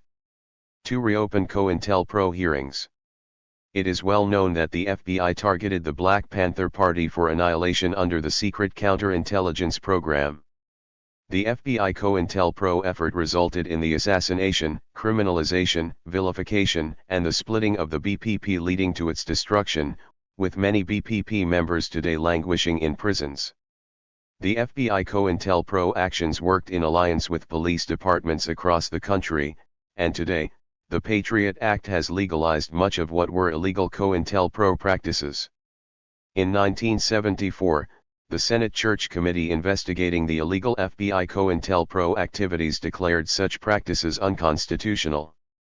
However, the Senate Church Committee failed to create remedies for those who suffered from the unconstitutional practices of the FBI and police departments. Subject to that reality, the San Francisco 8 hereby call for a national movement for the reopening of COINTELPRO hearings. We, the SF8, urge friends and supporters to phone/fax/write to John Conyers, Chair of the Judiciary Committee in Congress, and appeal for him to conduct public hearings on why victims of COINTELPRO languish in prison over 30 years after it was declared unconstitutional. We, the SF8, ask friends and supporters to contact your congressional representative, Congressional Black Caucus members and other elected officials, urging them to enable John Conyers to reopen COINTELPRO hearings. 3. Truth and Reconciliation Commission. At the conclusion of hostilities in the struggle to end apartheid in South Africa, many progressive forces took a path to resolve potential antagonism subject to racial, socio-economic, and political strife during the decades of apartheid. That path led to the creation of the Truth and Reconciliation Commission, principally led by the Honorable Bishop Desmond Tutu. In the United States, people of African descent suffered the trauma of chattel slavery, black codes, Jim Crow segregation laws, political repression, and state terrorism under the auspices of COINTELPRO. However, unlike South Africa, at no time has there been a national determination to resolve political, social, or economic antagonisms born out of centuries/decades of racial strife. In recent years, as a result of the reparations movement, some corporations, cities, and states have issued apologies for having been involved in the Atlantic slave trade. Despite these apologies, the systemic inequities prevail with devastating consequences on every vestige of life confronting the majority of people of African descent in America. The San Francisco 8 understand that these historic dynamics perpetuate social-cultural determinants that inhibit the necessary psychological inducements toward self-reliance and self-determination. Therefore, we are calling for progressive peoples to open dialogue and begin the process towards organizing a national Truth and Reconciliation Commission to address these inequities. We believe such a commission could serve as a catalyst to forge substantial resolutions to heal America's racial trauma. In conclusion, it is these 3 areas of concern we jointly agree will empower a national campaign to virtually expose the negative impact of both COINTELPRO and the Patriot Act. We call for all progressive peoples in support of the San Francisco 8 and all U.S. political prisoners to find the means to organize committees and coalitions to implement this proposal on local and national levels. Again, we, the San Francisco 8, extend our heartfelt appreciation for your solidarity and support. Let us, together, build a sustainable and durable initiative that redresses civil and human rights violations, as we organize to win the freedom of the San Francisco 8. Free all U.S. political prisoners. X.10.E. International Call on the San Francisco 8. Initiated by Archbishop Desmond Tutu and married Corrigan McGuire. 2007. Given our commitment to and history in the global justice and human rights movements. Given our commitment to reconciliation between peoples and governments. Given that the U.S. government and Federal Bureau of Investigation has been shown, through past U.S. congressional hearings and legal proceedings, to have been involved in illegal policing activities against civil and human rights organizations. Given that these illegal activities, epitomized by the FBI counterintelligence programs, targeted the Black Panther Party, and appears to have an ongoing presence. Given that 8 former Black Panthers men now all in their 50s, 60s, and 70s were arrested on January 23, 2007. Given that these arrests were based on charges related to a 1971 murder, a murder investigated and brought to court in 1975 with the charges dismissed. Given that no new evidence has been uncovered, and that the alleged evidence in the 1973 investigation was thrown out of court due to a judicial finding that statements were made under conditions of extreme torture, including electric shock, cattle prods, beatings, sensory deprivation, plastic bags and hot, wet blankets for asphyxiation, and given that these new charges amount to little more than continued governmental harassment, violating basic principles set forth in the Universal Declaration of Human Rights and the United Nations Convention Against Torture. Underscore underscore underscore underscore underscore underscore underscore underscore underscore underscore underscore underscore underscore underscore underscore asterisk at a November 30, 2007, press conference, World Council of Churches representative Lois M. Dawei officially released the international call on the San Francisco 8. The document was drafted to bring the attention and the solidarity of the global peace and human rights community to the case. It was initiated by 2 Nobel Peace Laureates and signed by a third, as well as by 2 activists in leadership positions with Nobel Peace Prize winning organizations. Dawei stated, "The time has come to set free those who have been bound. The case of the San Francisco 8 requires all of us to come together and take an active stand for justice for all U.S. political prisoners." Interest in the call has been generated amongst the founders of the Nobel Women's Initiative, in academic circles, and in key constituencies across 3 continents. We call on all appropriate legal and governmental authorities to investigate and end all incidents of torture within the U.S. criminal justice system. Drop all current charges for all 8 men in question, namely Herman Bell, Ray Boudreau, Richard Brown, Henry W. Jones, Jalil Muntakim, Richard O'Neill, Harold Taylor, and Francisco Torres. Convene official investigations into the ongoing legacy and possible continued operation of COINTELPRO and similar programs, with an eye toward true reconciliation and human rights based on internationally recognized standards and principles, and release immediately, on humanitarian grounds, Herman Bell and Jalil Muntakim, each of whom have served over 30 years of disproportionately long sentences based on the COINTELPRO criminalization of the Black Panther Party and the U.S. Civil Rights Movement. The Most Rev. Dr. Desmond Mbilo Tutu, Archbishop Emeritus of Cape Town, Primate of the Church of the Province of Southern Africa, Nobel Peace Laureate 1984, married Corrigan Maguire, Community of Peace People, Northern Ireland, Nobel Peace Laureate 1976, Betty Williams, Community of Peace People, Northern Ireland, Nobel Peace Laureate 1976, Daryl Jordan, Director, American Friends Service Committee, Third World Coalition, William Ward Law, Executive Directors Leadership, Council, Amnesty International/USA, Marie Dennis, Co-President, Pax Christi International, Director Marinol Office, for Global Concerns, Lois M. Dawei, Women's Division, Global Ministries, United Methodist Chuck, Central Committee Member, World Council of Churches, underscore underscore underscore underscore underscore underscore underscore underscore underscore underscore underscore underscore underscore underscore underscore asterisk AFSC received the Nobel Peace Prize in 1947. X.11 U.S. Government Persecution of Arabs and Muslims pre- and post-9/11. Bob Lederer and Reemkat Kauda. 2008. For more than 2 decades, Arab and Muslim communities in the U.S. and abroad have seen escalating attacks on their leadership and communities. In the early 1980s, the Reagan administration drafted a secret plan for a massive roundup and detention of Arabs around the U.S.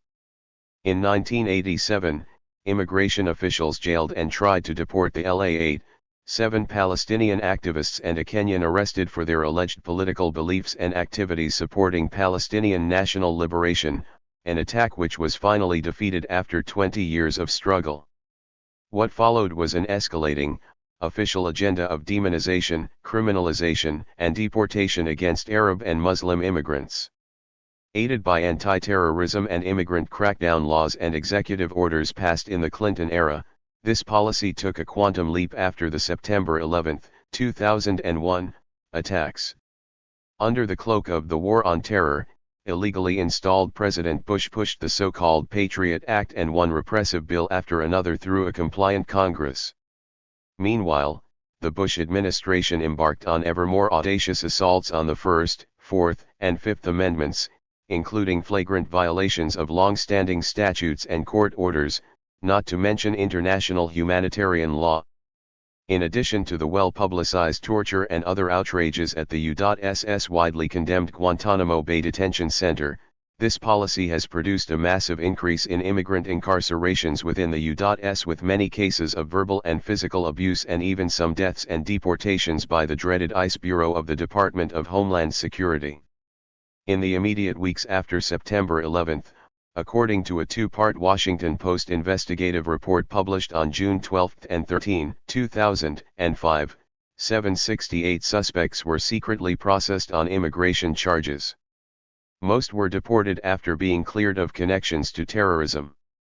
By assembling large amounts of data about individual cases, the report's authors determined that in the 2 years since ICE's creation, 500 mainly Arab and Muslim immigrants were charged in relation to terrorism investigations, yet just 39 were convicted of crimes related to terrorism.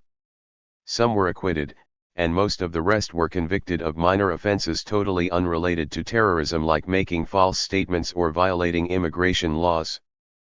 Few cases are more chilling in their intimidating message than that of Tashnuba Haider, a 16-year-old Muslim girl living in Queens, New York, summarily deported in 2005 to a Bangladesh she had left at age 5. Tashnuba was held for 6 weeks at a Pennsylvania detention center, where as many as 3 agents at a time grilled her about her friends, her notes and essays for school, even the way she decorated her bedroom. All this simply because FBI monitoring had found her writing to an online chat room also visited by a fiery Muslim imam during a high school research project on terrorism she was conducting with another Muslim teenager, Adama Ba, also detained by the FBI for 6 weeks. The dragnet has extended beyond immigrants to include Arab and Muslim U.S. citizens and is now intersecting with ever more aggressive raids on workplaces of exploited, primarily Latino immigrant workers, leading to further jailings, deportations, family breakups, and heart-wrenching suffering. All of these attacks have given rise to growing resistance movements by people from these communities, along with all too few allies, demanding respect for human rights and justice. The following article by Stephen Lendman exposes one of the most nakedly political of the many U.S. government attacks of recent years. X.11.A. Police State America, Sami Alarian's Long Ordeal. Stephen Lendman. 2008. Sami Alarian is a political prisoner in Police State America, because of his faith, ethnicity and political activism. The Bush administration targeted Alarian for supporting terrorism. In fact, he's a Palestinian refugee, distinguished professor and scholar, community leader and civil activist. Nonetheless, the FBI harassed him for 11 years, arrested him on February 20, 2003, and falsely accused him of backing organizations fronting for Palestinian Islamic Jihad, a 1997 State Department designated foreign terrorist organization. A week later, in spite of his many awards, impeccable credentials, and tenured status, University of South Florida President Judy Genshaft fired him under right-wing pressure. Since February 20, 2003, Alarian has been imprisoned first at Tampa, Florida's Orient Road Jail, then on to more than a dozen different maximum and other federal prison facilities. He's currently on hunger strike at Warsaw, Virginia's Northern Neck Regional Jail, after being transferred back March 18 from Butner, North Carolina's medical prison. Underscore underscore underscore underscore underscore underscore underscore underscore underscore underscore underscore underscore underscore underscore underscore. Originally published by the website of the Center for Research on Globalization at www.globalresearch.ca on March 24, 2008. Also included are excerpts of an earlier article by Mr. Lendman, The Long Ordeal of a Political Prisoner / Sami Alarian Civil and Human Rights Advocate, published by the Center on April 4, 2007. Alarian's trial began in June 2005 and was a travesty. It lasted 6 months, cost an estimated $50 million, and the prosecution called 80 witnesses, including Israeli intelligence agents and victims of suicide bombings, to prejudice the jury. It introduced portions of hundreds of wiretapped phone calls from over 500,000 recorded, evidence from faxes, emails, and what was seized from his home, quotes from his speeches and lectures, conferences, events, and rallies he attended, articles he wrote, books he owned, magazines he edited, and various publications he read, all legal and in no way incriminating unless falsely twisted to appear that way. After years of effort and millions spent, Alarian was exonerated. On December 6, 2005, after 13 days of deliberation, the jury acquitted him of all terrorism charges. They were deadlocked 10-2 for acquittal on 9 others. All of them were false and unjust. Nonetheless, within days, the Justice Department said it would retry him on the lesser charges. His lawyers called it legal but a highly unusual move. At the same time and in secret, a plea bargain deal was struck. It stipulated that Alarian neither engaged in nor had any knowledge of violent acts. He would not be required to cooperate further with prosecutors, and he would be released on time served and deported voluntarily to his country of choice. In the meantime, Alarian remained in custody pending sentencing and deportation on May 1, 2006. He expected to be free and his ordeal ended. Instead, the presiding judge changed the deal. He sentenced Alarian to the maximum 57 months, gave him credit for time served, and ordered him held for the remaining 11 months, after which an April 2007 deportation would follow. Now it's extended, as explained below. In October 2006, Assistant Prosecutor Gordon Kromberg violated plea bargain terms by subpoenaing Alarian before a grand jury. His defense attorneys tried to block it by citing his no grand jury cooperation provision to prevent DOJ from springing a perjury obstruction trap. Defense's motion was denied, and on November 16 Alarian refused to testify and was held in contempt. A month later, the grand jury expired, a new one was convened, and Alarian was again subpoenaed to testify. He continued to refuse, was held in contempt, and had his sentence increased without mitigation to April 7, 2008. On March 3, 2008, Kromberg subpoenaed Alarian before still another March 19 grand jury, 3 weeks before his scheduled release and deportation.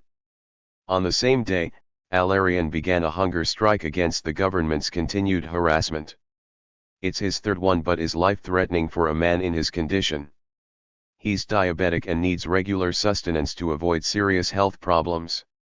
His January through March 2007 strike depleted 1/4 of his body weight, gravely harmed him and ended only at the urging of his family.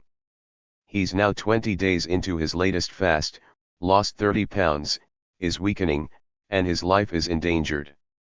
On March 12, Alarian was transferred to the Butner, North Carolina, medical facility where treatment is poor, the staff indifferent, and in Alarian's case hostile to a designated enemy of the state.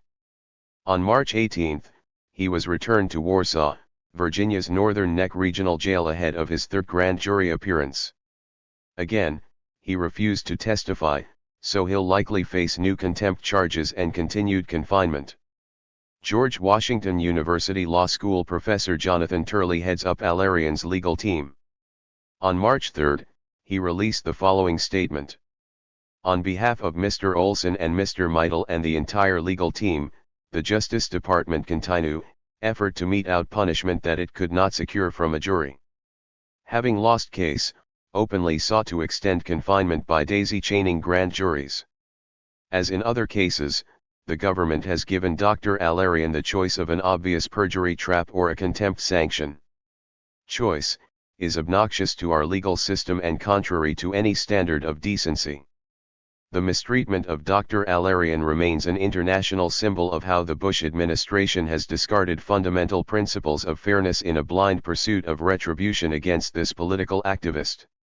We stand committed to fighting this great injustice and hopefully reuniting Dr. Alarian with his family and friends.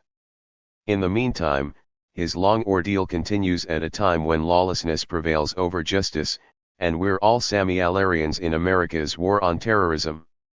June 2008 update, on April 29 after 57 days, Sami Alarian suspended the hunger strike he began to protest his continued confinement and harassment. At its end, he lost over 40 pounds, and his blood sugar and pressure were at dangerously low levels. On April 7, he was scheduled to be released.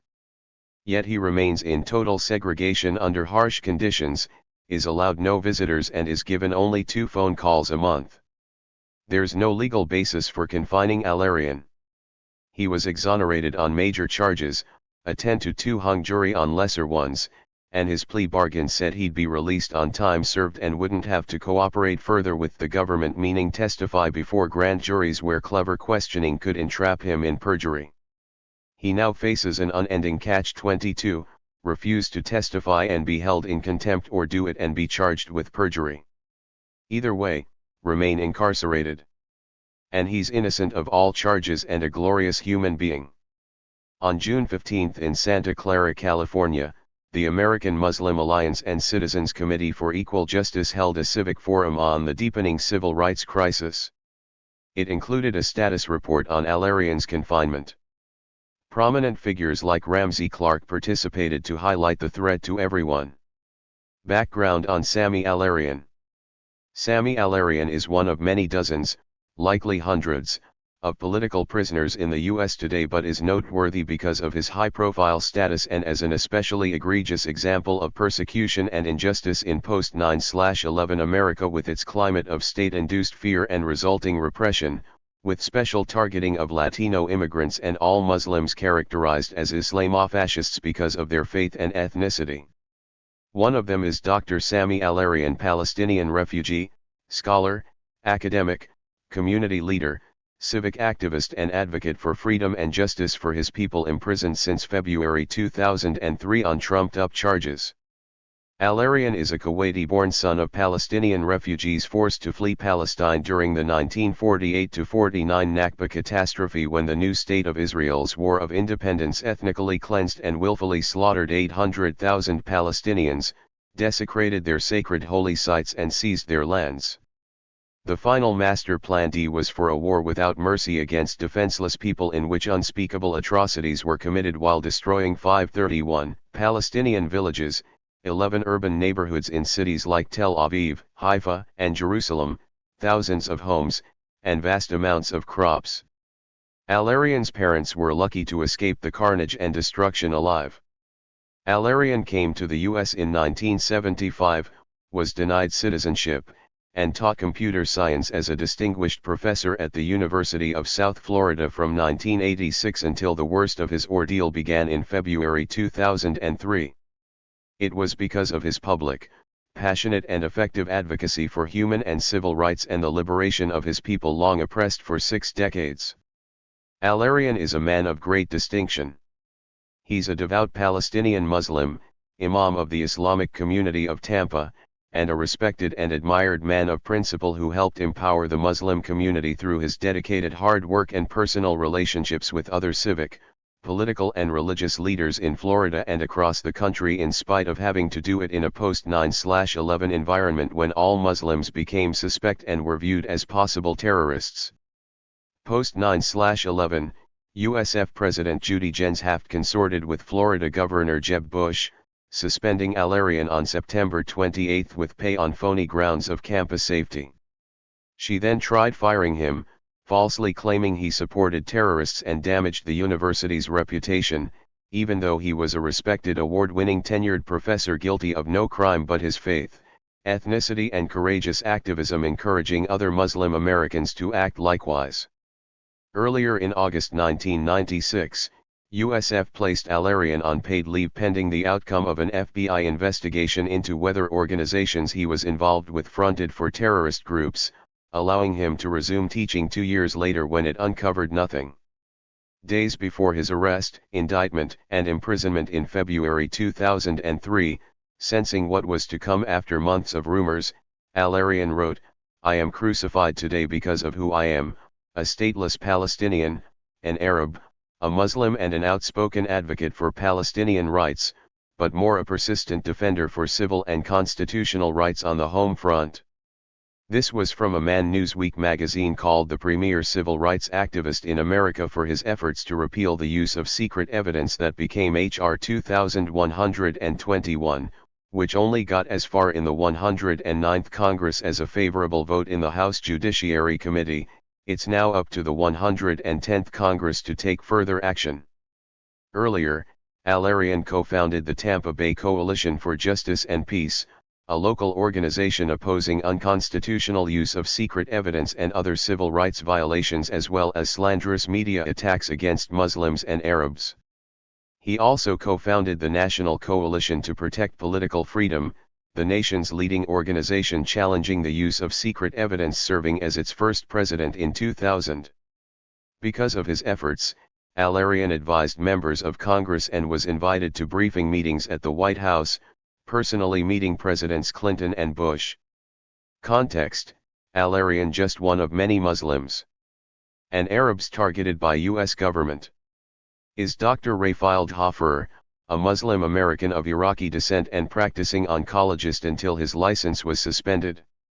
He was convicted in a politically motivated Department of Justice kangaroo court trial of violating the Iraqi sanctions regulations using his own funds and what he could raise through his Help the Needy charity to bring desperately needed essential-to-life humanitarian aid to Iraqi people unable to get it because of the U.S./U.N. imposed punitive sanctions from 1990 to 2003.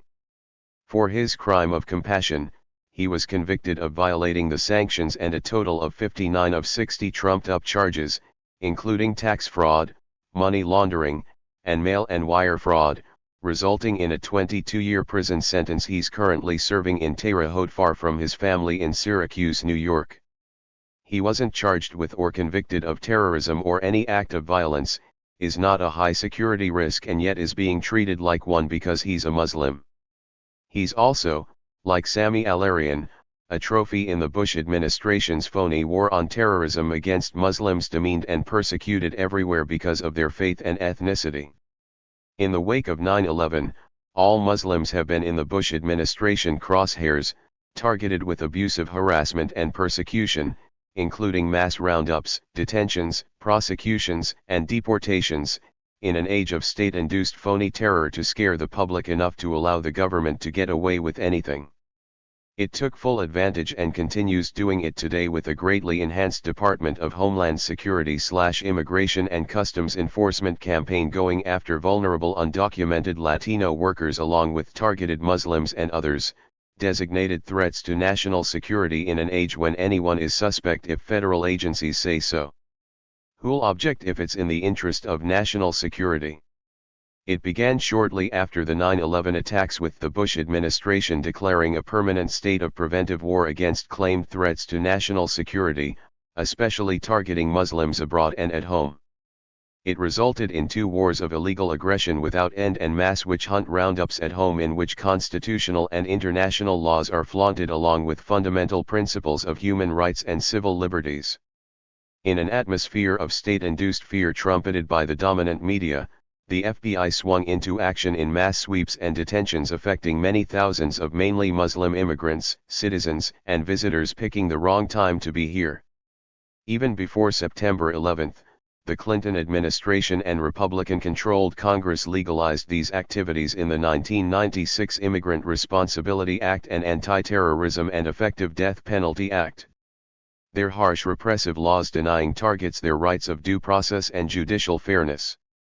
Today they allow DHS/ICE agents the right to conduct wiretaps and searches, conduct proceedings in secret courts with permanently sealed rulings, detain immigrants and other targets called terrorists, deny them bail, deport them without discretionary relief, restrict their access to counsel, deny their right to appeal, and throw the book at them even for minor offenses. The consequences for those targeted are devastating. It affected 5,000 Muslims in the immediate aftermath of 9/11, with only 3 of them being charged with an offense and not a single terrorist nabbed to show for it, even the 9/11 Commission admitted.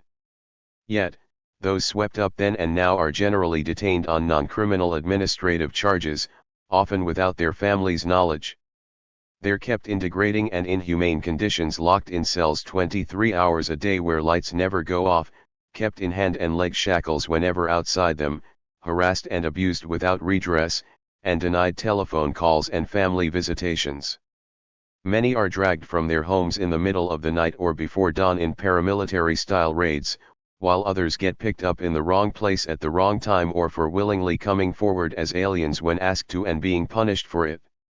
In the case of Rafael Hofer, his door was broken down about 6 a.m., February 26, 2003, when 85 law enforcement agents showed up to arrest him, including 15 from the FBI, 5 of whom held guns menacingly to his wife Priscilla's head, traumatizing her from the experience as it would anyone. This is how things are done in a police state where victims have no choice but take the punishment or get shot or pummeled resisting. Innocent people like these undergo unspeakable humiliations and treatment even though most committed no crimes and the few who have only get charged with minor offenses. Virtually no one's been found guilty of terrorist-related offenses or violence, yet those rounded up are forced to undergo degrading indignities like strip searches and are beaten and sexually abused for their race, faith, country of origin and immigration status. They're Muslims or impoverished Latinos here for jobs in an age when the rule of law is null and void and human rights and civil liberties are just artifacts from another era. Early on, the Justice Department boasted it successfully deported hundreds of targeted individuals connected to 9/11 investigations. Estimates since from human rights groups, Muslim community leaders and organizations, peace groups and lawyers show the numbers skyrocketed, amounting to many thousands more plus tens of thousands of others fleeing the country in fear after having been surveilled, interrogated and detained or arrested in a systematic reign of state terror pattern of abuse, leaving scars that won't ever heal. Those here only as visitors won't ever return or have faith in this country again. All affected are devastated by the experience. It harms individuals, communities, and families, tearing them apart and leaving them to wonder how they'll recoup after being through so much. This is the state of America today, with horrific cases like Sami Alarian's and Rafael Hofer's highlighting it. X.12. A new generation of war resistors in military jails. Matt Meyer. 2008. As the war in Iraq, and war in general, is resisted by an increasing number of people, the role of active duty soldiers and veterans takes on increasing importance. Like the Vietnam War resistance of a previous generation, the strategic significance of a U.S. military force that refuses to participate in imperialist design cannot be stressed enough. Unlike the previous generation, without a draft to rouse the ranks of non-combatants, the focus on war resistors has been reserved for those active duty objectors who face time not in U.S. courts and jails, but in military court-martial and prison. A coordinated movement has centered around the Iraq veterans against the war, with support from a wide variety of peace movement groups. For general anti-war resistance and the movement to close the U.S. prison at Guantanamo, see the War Resistors League and Witness Against Torture. The following statements are from Iraq veterans against the war members who have served, are serving, or face jail time for their refusal to support the war. Specialist Suzanne Swift. The following is an excerpt taken from a statement written by SBC. Swift's mother, Sarah Rich. It has now been 60 traumatic days since my daughter, who signed up with the Army as an MP, and after bravely serving one tour in Iraq, chose to go AWOL rather than engage in the 2 more tours to Iraq that awaited her, was forcibly taken from our home in handcuffs. Like many soldiers, she was suffering from post-traumatic stress disorder. What we didn't know, what she couldn't tell us, is that she was also suffering military sexual trauma. Late the evening of Sunday, June 11, 2006, SBC.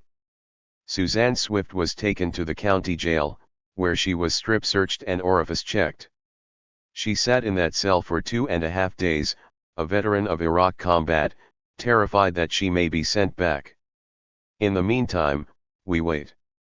We wait for the army to decide what to do with my daughter. Perhaps they are waiting for us to break down emotionally, mentally, and financially so that we will give up. They wait for our support to dwindle so they can do something unethical to Suzanne and get rid of her. I trusted the army once before and was severely let down. But I wholeheartedly want to believe that the army will do the right thing. SBC. Swift is currently on active duty at Ft.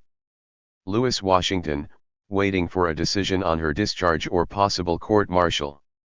Go to www.susanswift.org to find out how you can support SBC. Swift and also find information and resources on military sexual trauma. Lieutenant Aaron Wathada. The war in Iraq violates our democratic system of checks and balances. It usurps international treaties and conventions that by virtue of the Constitution become American law. The wholesale slaughter and mistreatment of the Iraqi people with only limited accountability is not only a terrible moral injustice, but a contradiction to the Army's own law of land warfare. My participation would make me party to war crimes. Normally, those in the military have allowed others to speak for them and act on their behalf. That time has come to an end. I have appealed to my commanders to see the larger issues of our actions. But justice has not been forthcoming. My oath of office is to protect and defend America's laws and its people. By refusing unlawful orders for an illegal war, I fulfill that oath today. Lt. Wathada is currently facing charges on 7 counts, including missing movement, contempt toward officials, and conduct unbecoming an officer and gentleman. If convicted, Lt. Wathada faces over 8 years in prison. Political charges of contempt toward the president have been dropped, but 4 years of prison are still possible for political speech critical of the Iraq War. The trial date is not yet set, but is expected early 2007. Find out more about Lt. Wathada and how you can support this IVAW member at www.thankyoult.org. Sergeant Ricky Klausing. In Iraq, I operated as an interrogator and was attached to tactical infantry units during daily patrol operations. As an interrogator, I spoke to Iraqis each day. This gave me an idea of what local civilians thought of coalition forces. Throughout my training, very appropriate guidelines for the treatment of prisoners were set. However, I witnessed our baseless incarceration of civilians. I saw civilians physically harassed.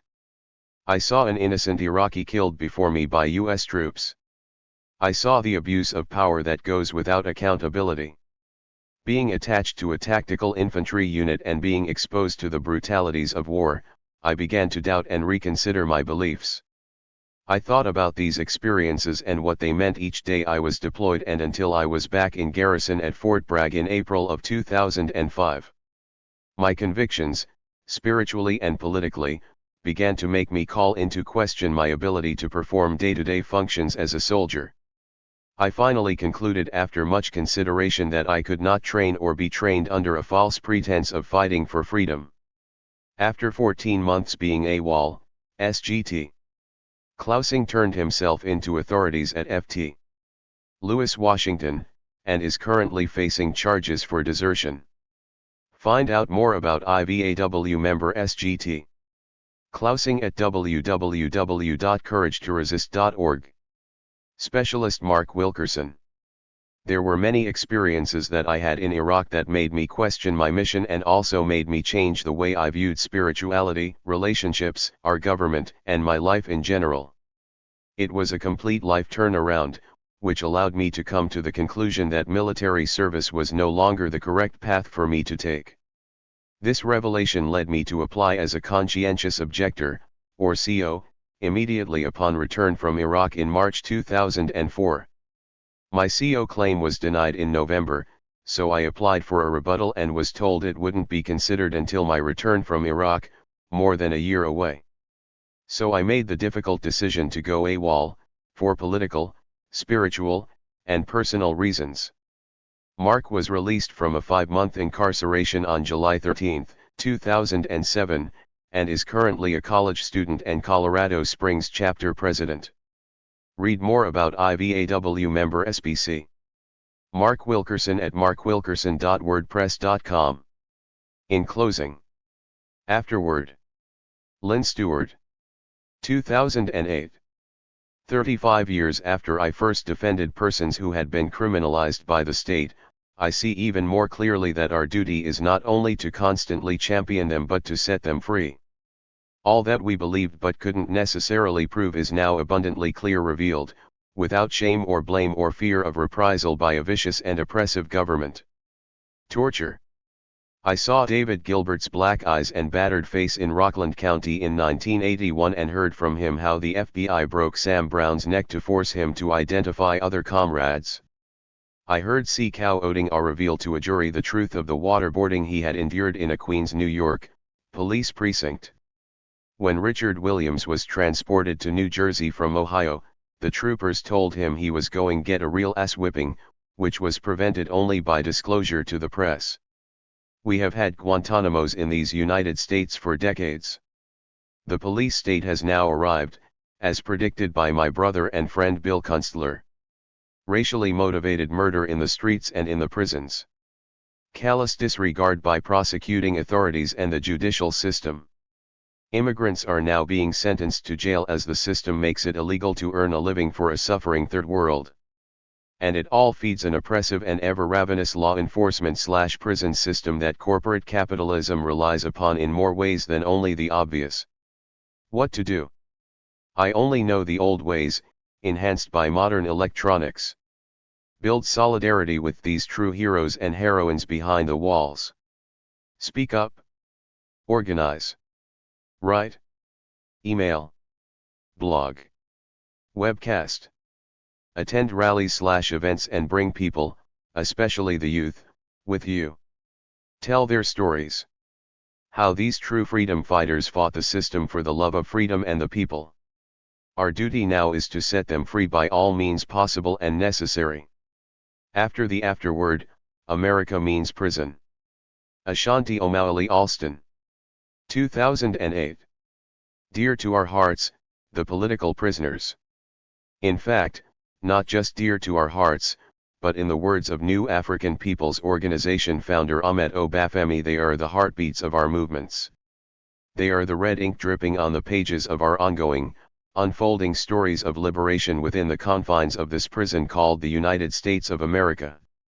Whether we are talking about Leonard Peltier of the American Indian Movement or the Black/New African Liberation Fighters, the Chicano/Aztlan Liberation Fighters or the Independentistas of Puerto Rico, the white anti-imperialists or the Earth/Animal Liberation Fighters, we are essentially raising up the very foundational horrors of the American Empire. It's a fact that nothing can be truly done about changing our world or creating a new one without acknowledging and joining with these representatives who stood up to resist. Land. Free Leonard is also about coming to terms with the theft of this land and continuing genocide of the indigenous peoples. Free the San Francisco 8 is also about coming to terms with the kidnapping, enslavement, and continuing judicial and social mass confinement of people of African descent. Free Alvaro Luna Hernandez is also about coming to terms with the U.S. war on Mexico, the theft and incorporation of Mexican lands into the present-day U.S. You've heard the slogan, "We didn't cross the border crossed us." Free Oscar Lopez Rivera is about coming to terms with the 1898 U.S. war with Spain, taking as its spoils the islands of Puerto Rico, still a colony to this very day. Free Marilyn Buck is about coming to terms with revolutionary white folks who are not only postmodern-day Jane and John Browns giving unconditional support to folks of color liberation struggles, but who totally understand that their own humanity and liberation is tied to their frontline sacrifices. And Free the SHAC-7 is about coming to terms with new generations of folks who link their vision for non-oppressive, liberatory relations between human beings with all living things and the very planet. We have here the most ancient messages and wisdoms. Think of this, these political prisoners and their visions, their political vision quests in light of all that is going on in the US and the world empire today. In spite of how bad it looks, folks come forward to act. How can we not support them and work for their total freedom from judicial confinement? Movements today extend from our political prisoners. Anti-war activists, do you know David Gilbert and the Vieques political prisoners? Environmental and animal rights activists, do you know Rod Coronado and Lauren Gotsola? Do you know the Move 9? Cop Watch activists, do you know Abdul Majid and Bashir Hamid, the Queens too? Do you know Chip Fitzgerald? International Solidarity supporters, do you know Leonard Peltier? You, who feed the hungry, demand housing for the homeless, and work for the best and free treatments for those with HIV/AIDS, do you know who came before you? The political prisoners tell us by their very presence that the empire will not disappear or give in. It will not even compromise. Whatever it offers as a solution will only fix it to last a little longer. Those crumbs will solve or resolve nothing. Yet the political prisoners say that power to all the peoples is the only solution. And victories, real victories, can only happen when those who came before us are put on the top of our agendas. We cannot just fight for the future. We must fight for the past, present, and future. We must figure out how to bring it all together. This issue is not just about freedom for the confined revolutionaries. It is about freedom with dignity for all of us that can only come about through rejuvenated struggle. Freedom for the political prisoners can only come about when grassroots movements are organized for our lives and use the act of putting political prisoners on the top of our agendas as a momentous and monumental seizing of hearts from judicial confinement. This issue is for communities and for the people's institutions in our communities. It is for the revival of dignity amongst the elders. It is for nurturing a dignified and righteous anger amongst the young. At the bottom line, we are at war. We are at war, and they are closing in on us. They are using all the mechanisms at their disposal, the prison industrial complex, the continued segregation and militarization of the police, the increased police occupation and murder of our communities, the underground drug economy's use as mass social control, and the increasing distance put between people and formal mechanisms of power. We are living under a system that has no more need for Black, Asian, Latin registered, and indigenous peoples and poor whites. It is a system that criminalizes youth, hip-hop culture, attempting to unravel any hope for self-determination. It is a system that uses the drug war, the war against terrorism, and the Patriot Act to stimulate fear of so-called dangerous people. It is obvious that one key function of the democratic fascist state is to preempt revolutionary consciousness and organizing from gaining any ground. And one key to turn this back has to be free all political prisoners. Free those whose armed points of entry into the brain of the monster in the 1960s and 1970s led directly to their political confinement. They gave their all to struggle, to glorious revolution, to the next 7 generations still unborn. We must fight aggressively for their total freedom, as powerful, organized grassroots movements. In asking you to join us, we are asking you also to reclaim the honor of the phrase revolutionary for yourself. We must join together as revolutionaries who still believe in the dreams of our peoples. Our peoples, with many dreams flowing like rivers. We are asking that you not only be able to envision wonderful after scenarios, but that you also envision ourselves as daring to take on this monster empire more assertively, more daringly. We are about reclaiming our lives, reclaiming the desire to live dignified lives. We are diverse peoples, respectful of each other and all living things. That's all, that's all. But to be willing to resist like a Geronimo, Harriet Tubman, John Brown, Brad Will, Richard Williams, Na Washington, Saifi Yabukari, Judy Bari, Filiberto Ojeda Rios is a way of honoring those who sacrificed so much to prepare the way. To be willing to sacrifice like an Asada Shakur is a way of preparing your way, preparing our ways. Thus we say that revolution ain't over, that no empire is invincible, and that the final determinator of all social dreams is the people, all the people. Free the political prisoners. Because we want our hearts back. Free all the political prisoners. Because we want to nourish our dreams. Free all the political prisoners. Because we are still excited about the new worlds we will create on the ashes of imperial evil. The story continues. We will win. Appendix I Contributor Profiles. These profiles were compiled and condensed from a very wide range of sources, in some cases written by the person her/himself, in other cases not. Unfortunately, due to time constraints, we could not contact current political prisoners/POWs to review their profiles or solicit new biographical material. Any errors are the responsibility of the editor, Bob Lederer. The ages of the current political prisoners are included to remind readers of the advanced ages of many, and thus especially given the purposeful denial of medical care by the prisons that hold them the increasing urgency of working toward their immediate release. Please note that prisoners' addresses can change periodically, so always check the websites at the top of the Political Prisoner Support Organization section before writing a letter or circulating an address. Mumia Abu Jamal, 54, is a renowned journalist from Philadelphia who has been in prison since 1981 and on death row since 1982 for allegedly shooting to death Philadelphia police officer Daniel Faulkner. He is known as the voice of the voiceless for his award-winning reporting ONB police brutality and other social and racial epidemics that plague communities of color in Philadelphia and throughout the world. Mumia Abu Jamal was serving as the president of the Association of Black Journalists at the time of his arrest. He was a founding member of the Philadelphia chapter of the Black Panther Party as a teenager. Years later he began reporting professionally on several radio stations, including affiliates of National Public Radio, and was the news director of Philadelphia station WHAT. Much of his journalism called attention to the blatant injustice and brutality he watched happen on a daily basis to MOVE, a revolutionary organization that works to protect all forms of life, human, animal, plant and the earth as a whole. Late at night on December 9, 1981, while driving a taxi to supplement his income, Mumia saw his brother being beaten by police officer Daniel Faulkner.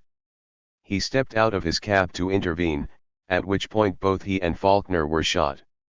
Although several witnesses claim they saw others flee the scene, Mumia was charged with Faulkner's murder. At Mumia's trial, Judge Albert Sabo denied him the right to have an attorney of his choosing and also denied Mumia the right to defend himself, even removing him from the courtroom during most of the proceedings.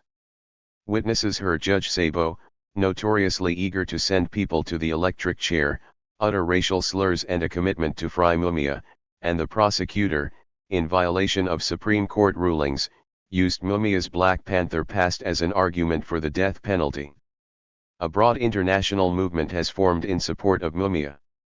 Celebrities such as Danny Glover, Susan Sarandon, and the late Ossie Davis, world leaders like Nelson Mandela, Danielle Mitterrand, and Fidel Castro, and governing bodies such as the Japanese Diet, 22 members of the British Parliament, and the European Parliament have all recognized the blatant injustice in this case and have called for a new trial at the very least.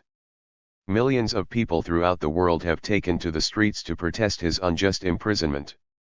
In 1995, Mumia had a post-conviction review hearing before the same blatantly biased judge, Albert Sabo, who had presided over his original trial.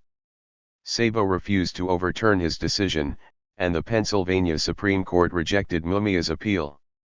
In 2001, U.S. District Court Judge William Yohn affirmed Mumia's conviction but voided his death sentence, citing irregularities in the original sentencing. The judge converted the sentence to life without parole and gave the prosecution the option to conduct a new sentencing hearing to determine whether Mumia would be sentenced to death. Both sides appealed. In March 2008, a three-judge panel of the U.S. Court of Appeals in Philadelphia affirmed Judge Yohn's decision upholding Mumia's conviction and denying him a new trial, despite clear evidence of many violations of his constitutional rights by prosecutors and Judge Sabo. The panel also affirmed Judge Yone's decision overturning Mumia's original death sentence. In July 2008, the full Third Circuit refused to rehear Mumia's appeal, and his attorney announced that he will seek review by the U.S. Supreme Court. If the prosecution continues to fight for execution, it could either ask the Supreme Court to reverse the voiding of Mumia's death sentence, or it could insist on a new jury hearing on that issue, and there is a possibility that such a jury could reimpose the death sentence. For now, Mumia remains on death row. From death row, Mumia has continued to speak out for all who are oppressed through his journalism. He has published 5 books, which have sold over 150,000 copies, and several have been translated into 9 languages: Live from Death Row, All Things Censored, Death Blossoms, Reflections from a Prisoner of Conscience, Faith of Our Fathers, An Examination of the Spiritual Life of African and African American People, and We Want Freedom, A Life in the Black Panther Party. In addition, he has written for many publications, including The Nation and the Yale Law Review. His weekly columns are published throughout the world, and his frequent radio essays continue to air on stations of the Pacifica Radio Network and its affiliates after a contract to broadcast them on NPR was abruptly cancelled in 1994 under political pressure. Many of Mumia's recorded radio essays are available at www.prisonradio.org. Mumia Abu Jamal. AM 8335. Cy Green. 175, Progress Drive. Waynesburg, Pennsylvania, 15370. See also Mumia Abu Jamal Support Organizations under Support Organizations. Sundiata Akalai, 71, is, after 35 years behind bars, one of the longest-serving political prisoners in the United States. Born and raised in Texas, he graduated from Prairie View A&M College of Texas in 1956 with a B.S. in mathematics. For the next 13 years, he worked for various computer-oriented firms, mostly in the New York area. During the summer of 1964, he did voter registration work in Mississippi. In 1968 he joined the Harlem Black Panther Party and did community work around issues of schools, housing, jobs, childcare, drugs, and police brutality. In 1969 he and 13 others were arrested in the Panther 21 conspiracy case, part of the FBI's COINTELPRO campaign to destroy the party. He was held in jail without bail and on trial for 2 years before being acquitted, along with all other defendants, by a jury deliberating less than 2 hours.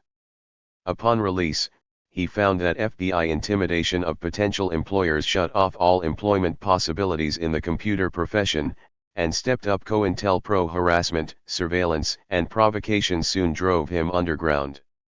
In May 1973, while driving on the New Jersey Turnpike, Sundiata and 2 of his comrades were ambushed by New Jersey state troopers. One of them, Zaid Shakur, was killed, and another, Asada Shakur, was wounded and captured. One state trooper was killed and another wounded, and Sundiata was captured days later. After a highly sensationalized and prejudicial trial, he was convicted of the death of the state trooper and of Zaid Shakur and was sentenced to life plus 30 years. Upon entering Trenton State Prison, he was confined to a new and specially created management control unit solely because of his political background. Let out of the cell only 10 minutes a day for showers and 2 hours twice a week for recreation, he was held for almost 5 years. In September 1979, the international jurist interviewed Sundiata and subsequently declared him a political prisoner. Days later, prison officials secretly transferred him to the federal prison system, where he was placed in the harsh, 23-hour-a-day lockdown Marion Control Unit. He remained there for 8 years. In 1992 he was denied parole. Among the parole board's stated reasons were Sundiata's pre-arrest membership in the Black Panther Party and the board's receipt of hundreds of free Sundiata form letters that characterized him as a new African prisoner of war. The courts rejected his appeal of that decision. In 2004, the parole board again turned down his application. Sundiata is the author of the articles A Brief History of the New African Prison Struggle, available at www.prisonactivist.org/pub/brief-hist-naps.html, and A Brief History of the Black Panther Party and Its Place in the Black Liberation Movement, available at www.hartford-hwp.com/archive/45/004.html. He also wrote a eulogy published in Kawasai Balagoon, A Soldier's Story. A documentary feature film about Sundiata's life, A Power Son, is in development by Field Up Productions. For more information about the project and how to donate to it, visit www.fieldup.com/power_son.htm. Sundiata Akalai #39794-066. FCI Otisville, PO. Box 1000. Otisville, New York, 10963. See also Sundiata Akalai Freedom Campaign under support organizations. Janine Africa, 52, is one of the Move 9 political prisoners who have been held for 30 years. The Move 9 are innocent men and women who have been in prison since August 8, 1978, following an assault by 600 heavily armed police on Move headquarters in Powelton Village, Philadelphia. The 1978 military assault was conducted under the direction of then Mayor and former Police Commissioner Frank Rizzo, well known for his history of abuse of communities of color following a one-year siege of Move's house and years of police brutality against the organization. During the 1978 assault, police moved in while SWAT teams staked out every possible exit. Move members retreated to the basement, where they withstood fire hoses and water deluge guns. As the basement flooded, they held children and dogs above the rising water. Suddenly shots rang out and bullets immediately filled the air as police throughout the area opened fire, ultimately discharging over 2,000 rounds. Officer James Ramp was struck and killed by a single bullet. Move adults came out of the house carrying their children through clouds of tear gas and were immediately taken into custody. Move never fired any shots, and no Move members were arrested with any weapons. All were viciously beaten. TV cameras filmed police brutally beating and kicking Delbert Africa. The city bulldozed and leveled the house immediately that day, thereby destroying evidence. The Move 9 were sentenced in 1980 to 30 to 100 years each, allegedly for the death of Officer Ramp. Autopsy reports show clearly that the bullet that hit Ramp traveled in a downward direction. Move members were in the basement of their house below the street, making it ballistically impossible for them to have fired the shot. In reality, the Move 9 were sentenced because they were Move members. When Judge Edward Malmd was a guest on a radio show a few days later, journalist Mumia Abu Jamal called in to ask him who killed Ramp. Malmd replied, "I haven't the faintest idea." He said that since they call themselves a family, I sentenced them as a family. 3 other adults who were in the house on August 8 did not get the same treatment as those that the government knew were committed Move members. Merle Africa died of cancer in prison in 1998. The other 8 remain in prisons across the state of Pennsylvania. In April 2008, the 3 surviving Move women were denied parole by the State Parole Board, which claimed that the women minimized or denied the nature and circumstances of the offense, refused to accept responsibility, and lacked remorse, and that Move members act outside the law. In fact, it's the parole board that is acting outside the law by demanding that any inmate say that they are guilty when they are not. Mike and Eddie Africa were similarly denied parole in May 2008, as were Phil and Del Africa in June 2008. Chuck Africa's parole hearing is scheduled for October 2008. Janine Africa has written, "I'm Janine Africa, Minister of Education for the Move organization.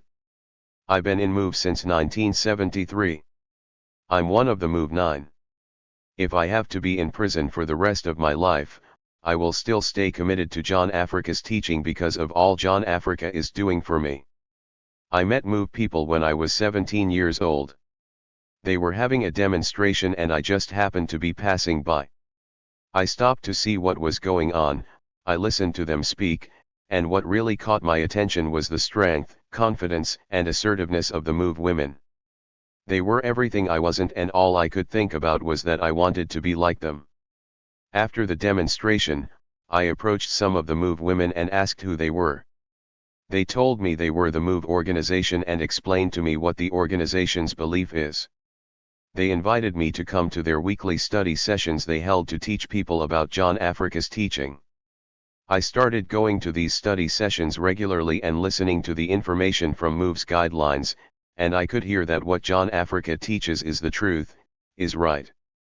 John Africa's teaching is what I've been looking for, because I was just like everybody else in the system, unhappy, riddled with problems, and desperately looking elsewhere for the solution to these problems. My search stopped with John Africa. Janine Phillips Africa #006309. Sci Cambridge Springs. 451 Fullerton Avenue. Cambridge Springs, Pennsylvania 16403-1238. See also the MOVE organization under Support Organizations.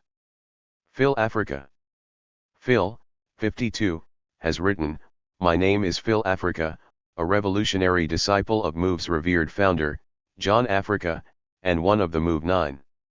Since August 9, 1978, 8 of my MOVE sisters, brothers, and myself have been unjustly imprisoned, framed for the death of a cop who was killed while he participated in a vicious racist genocidal system that directed attack on our family at our Philadelphia headquarters. In this rotten system's ongoing attempts to stop John Africa, a wise, righteous, powerful, strategic black man who generates the MOVE organization.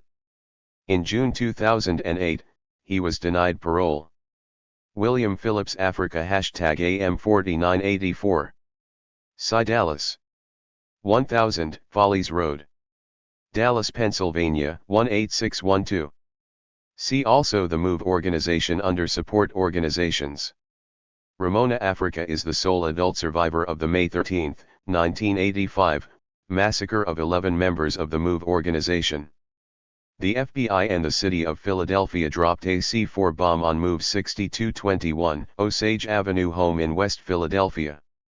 Both Ramona and Bertie Africa later reported that as the MOVE family attempted to escape their burning home, they were met with massive rounds of automatic gunfire, forcing 11 human beings to be burnt alive.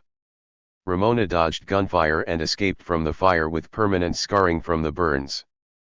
After surviving the bombing, she was charged with conspiracy, riot, and multiple counts of simple and aggravated assault. Subsequently, Ramona served 7 years in prison. If she had chosen to sever her ties with MOVE, she could have been released far earlier. In the face of this, she held true to her revolutionary beliefs and was uncompromising in the face of state terror. Despite 2 grand jury investigations and a commission that found that top city officials were negligent in the murderous 1985 bombing, no government leaders or employees were ever charged with any crimes. In 1996, in a civil suit brought by Ramona, a jury found the police and fire commissioners and the city of Philadelphia liable for the MOVE bombing, and Ramona was awarded $500,000 for pain and suffering and for disfigurement. Since her release from prison, Ramona has tirelessly worked as the MOVE Minister of Communication on behalf of the MOVE 9, Mumia Abu Jamal, and all political prisoners and prisoners of war. She has spoken at numerous colleges and universities throughout the U.S. and abroad. Ashanti Omowale Alston is an anarchist activist, speaker, and writer and former member of the Black Panther Party. He was also a member of the Black Liberation Army, and spent over 14 years in prison as a result of his political activism. Ashanti is a former Northeast coordinator for Critical Resistance, currently co-chair of the National Jericho Movement, a member of the Pro Zapatista, People of Color, U.S.-based Estación Libre, and a member of the Malcolm X grassroots movement in New York City. His website is www.anarchistpanther.net. Kawesi Balagoon was a staunch advocate of liberation for the new African nation and the eradication of capitalism, as well as an anarchist and a participant in armed struggle. In the late 1960s, serving a stint in the U.S. Army in Germany, he and other black GIs formed a clandestine direct action group called the Legislators, which set out to punish racist soldiers with beatings or worse.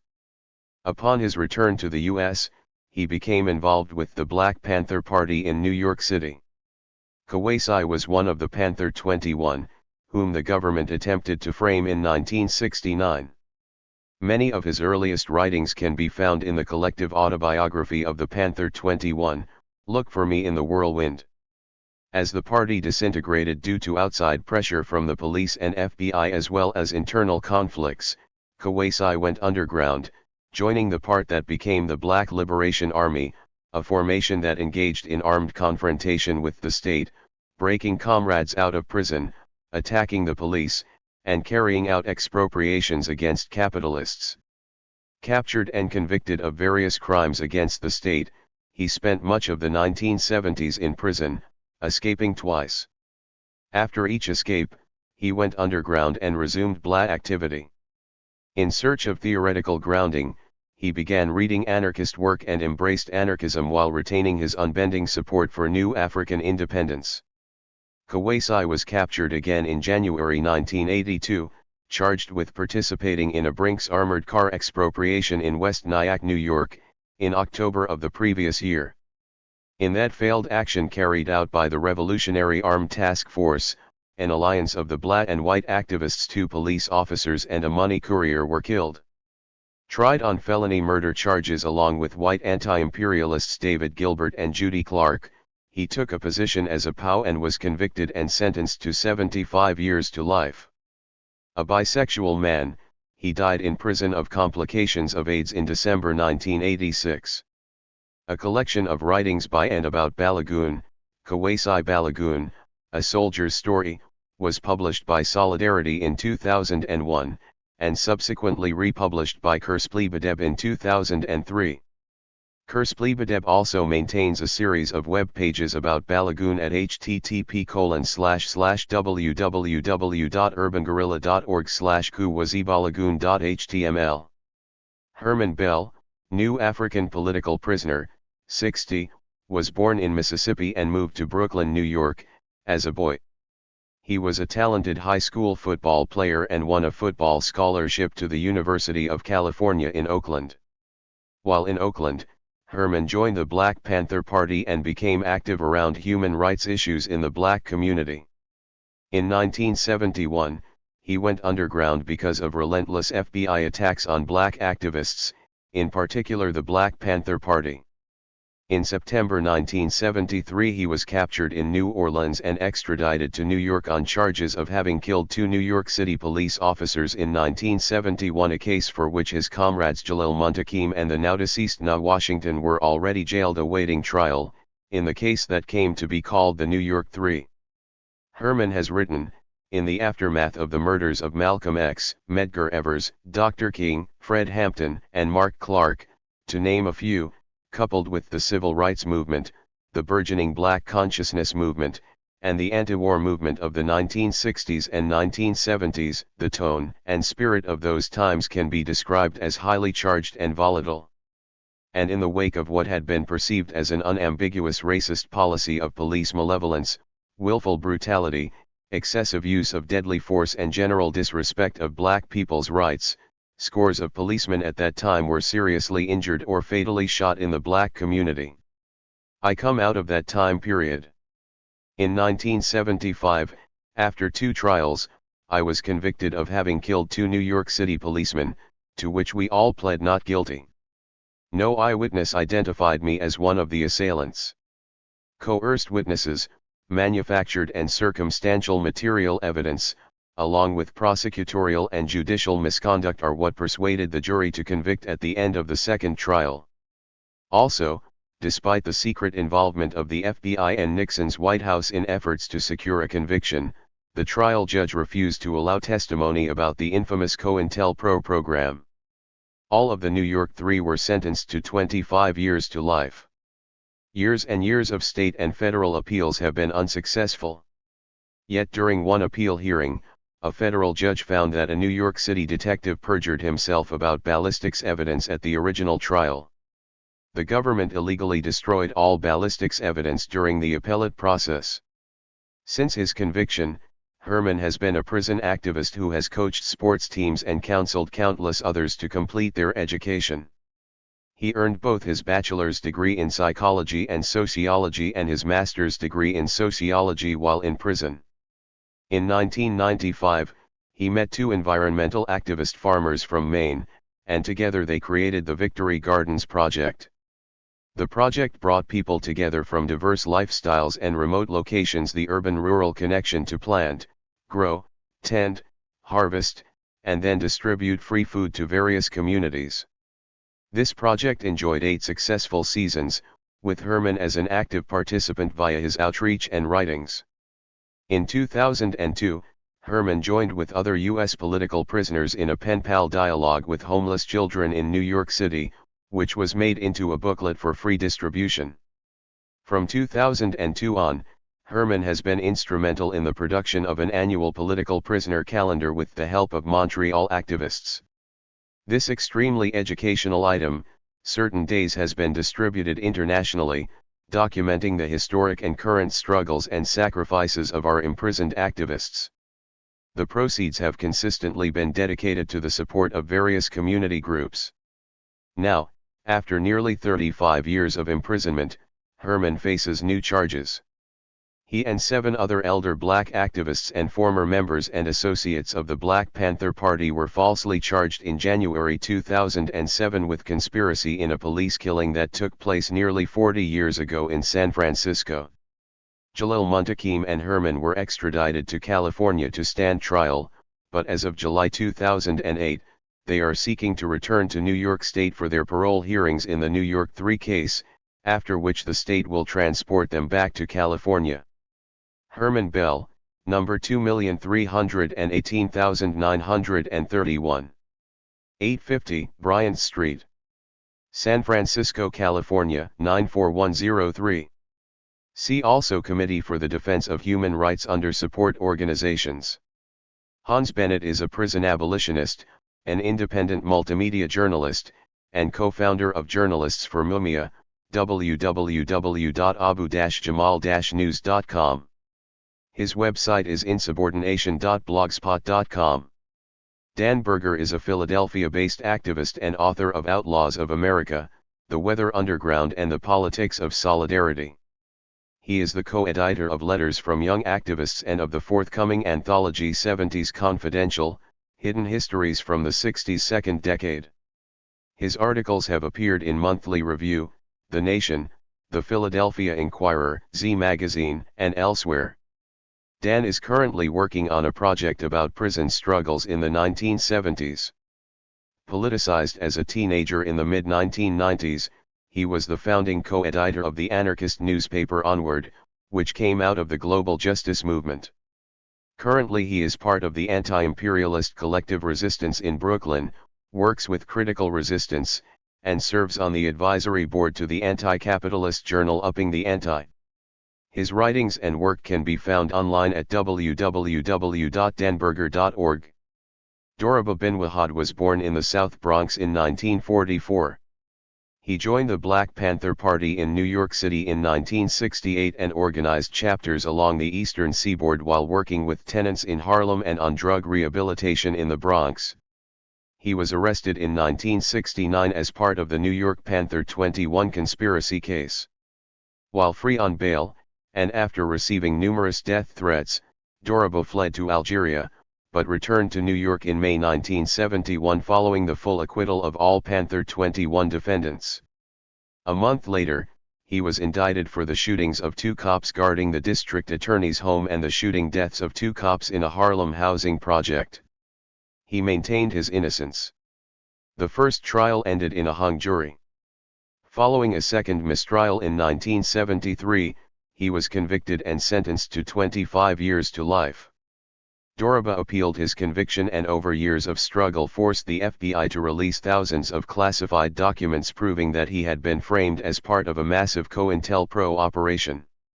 This finally forced a New York State judge to overturn his conviction in 1990, leading to his release after 19 years of false imprisonment, 7 of those years in solitary confinement.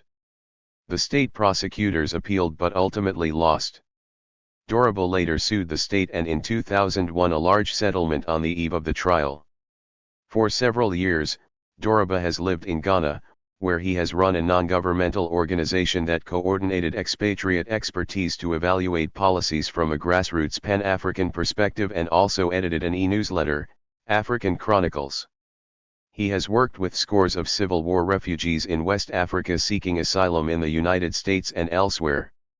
On several occasions, Doroba has appeared before the United Nations Commission on Human Rights and the UN Decolonization Committee as an NGO representative. He has participated in and organized several international forums and tribunals on political prisoners and human rights violations in the United States. He has also acted as an unpaid consultant to various grassroots civil rights campaigns in the U.S. Doroba's writings have appeared in numerous publications, from Covert Action Information Bulletin to various anthologies of African American activist writers. His work has been published in the Black Scholar and various African and Middle Eastern journals. He continues to write for various black publications. He collaborated with Mumia Abu-Jamal and Assata Shakur on the book Still Black, Still Strong, 1993, now distributed by AK Press. Doroba's experiences were featured in 2 award-winning film documentaries, Framing the Panthers in Black and White and Passin' It On. As a contributing correspondent from Africa to Pacifica radio station UBL's Afrikaleidoscope program, Doroba has provided timely insight into current affairs on the African continent from the point of view of a Pan-African. Doroba currently lives in the U.S. and West Africa. Terry Bisson is a Hugo Award-winning science fiction author who, back in the day, was an activist in the anti-imperialist movement associated with the Weather Underground, at which time he did most of what was expected of him, and little that wasn't. He was imprisoned for 3 months in 1985 for refusing to testify before a federal grand jury investigating the anti-imperialist movement. His 1988 novel about John Brown, Fire on the Mountain, will be reprinted by Red Sea Press in the fall of 2008. Among many other works, Terry is also the author of On a Move, the story of Mumia Abu-Jamal. B is a 60-year-old white working-class butch dyke lesbian anti-authoritarian anti-imperialist ex-political prisoner who has done 9 years in federal prison. The first one was as a social prisoner in 1971 and the other 8 as a political prisoner in the 1980s for several bank robberies in Oregon claimed by the George Jackson Brigade, an independent underground cell operating out of Seattle, Washington. She has been a prison abolitionist for more than 30 years. B is also a founding mother of Out of Control, lesbian committee to support women political prisoners, and also works regularly with All of Us or None, as well as the Prison Activist Resource Center in Oakland, California, where she lives and spends a lot of time on the phone talking with prisoners' families. All of this grassroots work is volunteer and solely motivated by the need to create real change and real community where children will matter and prisons will not seem to be so damn necessary and will not be such an incredible source of income for the ruling class. Writings by and about B and the George Jackson Brigade are available at www.gjbip.org.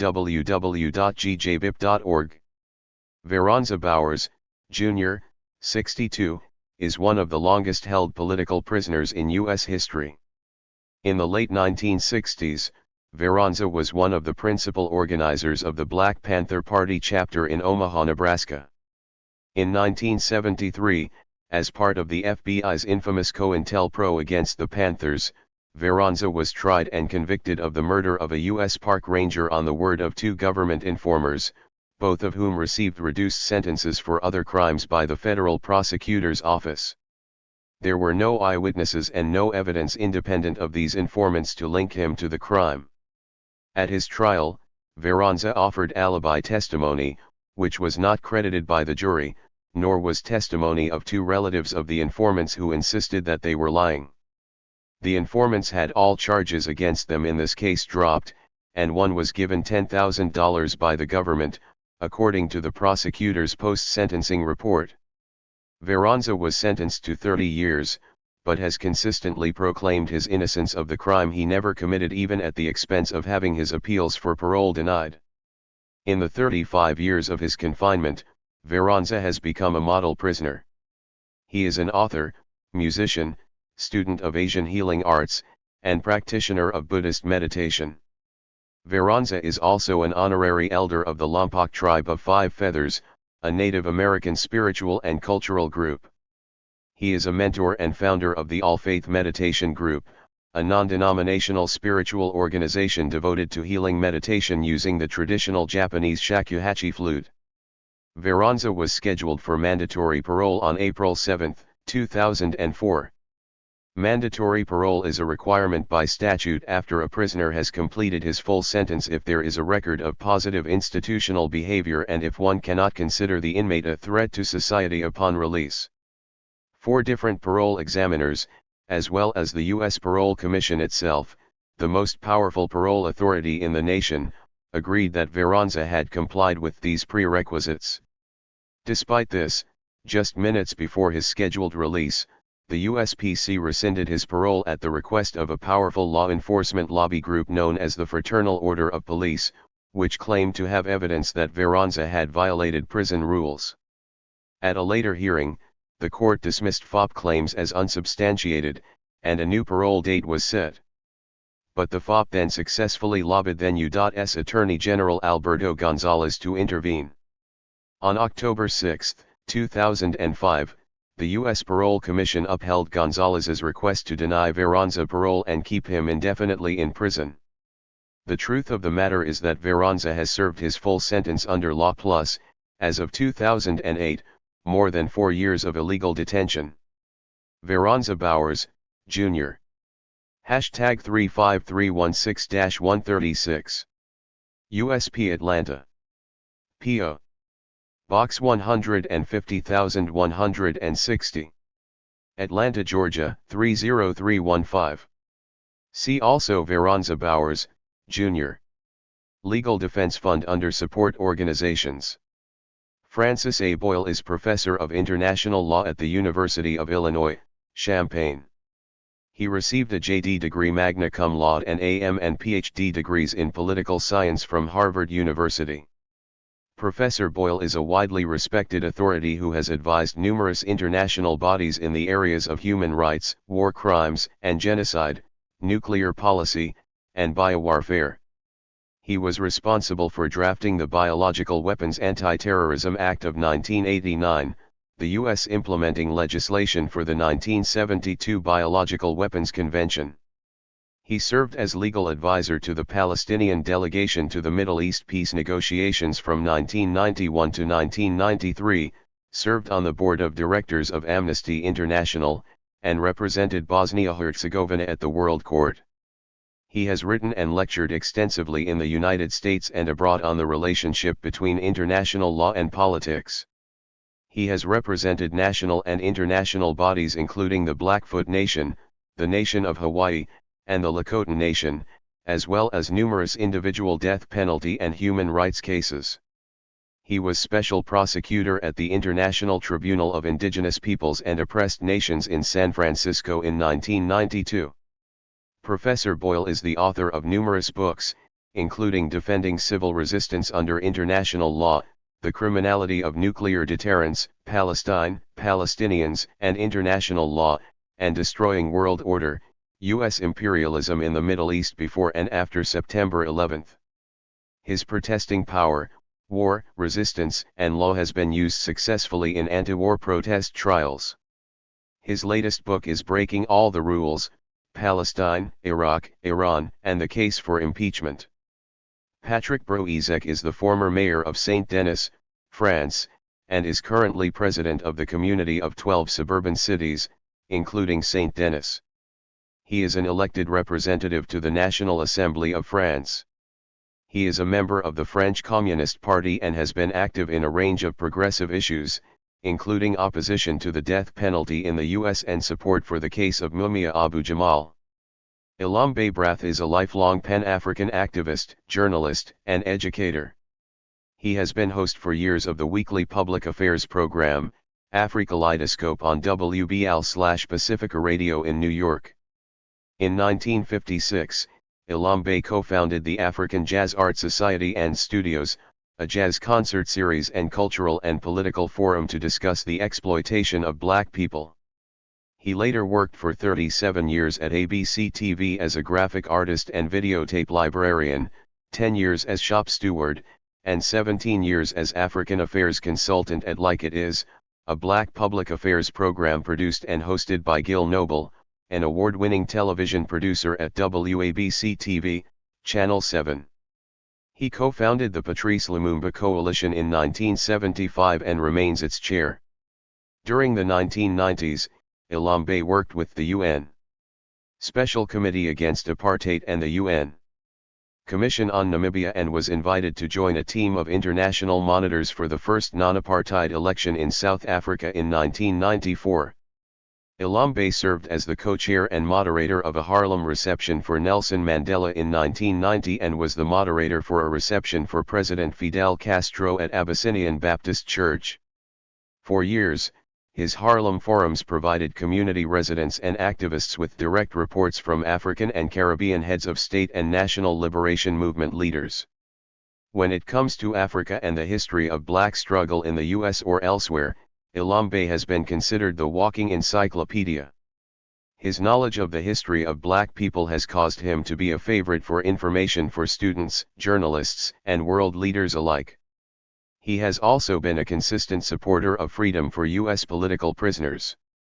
Richard Brown, 65, has worked for decades in San Francisco on issues affecting poor people such as affordable housing.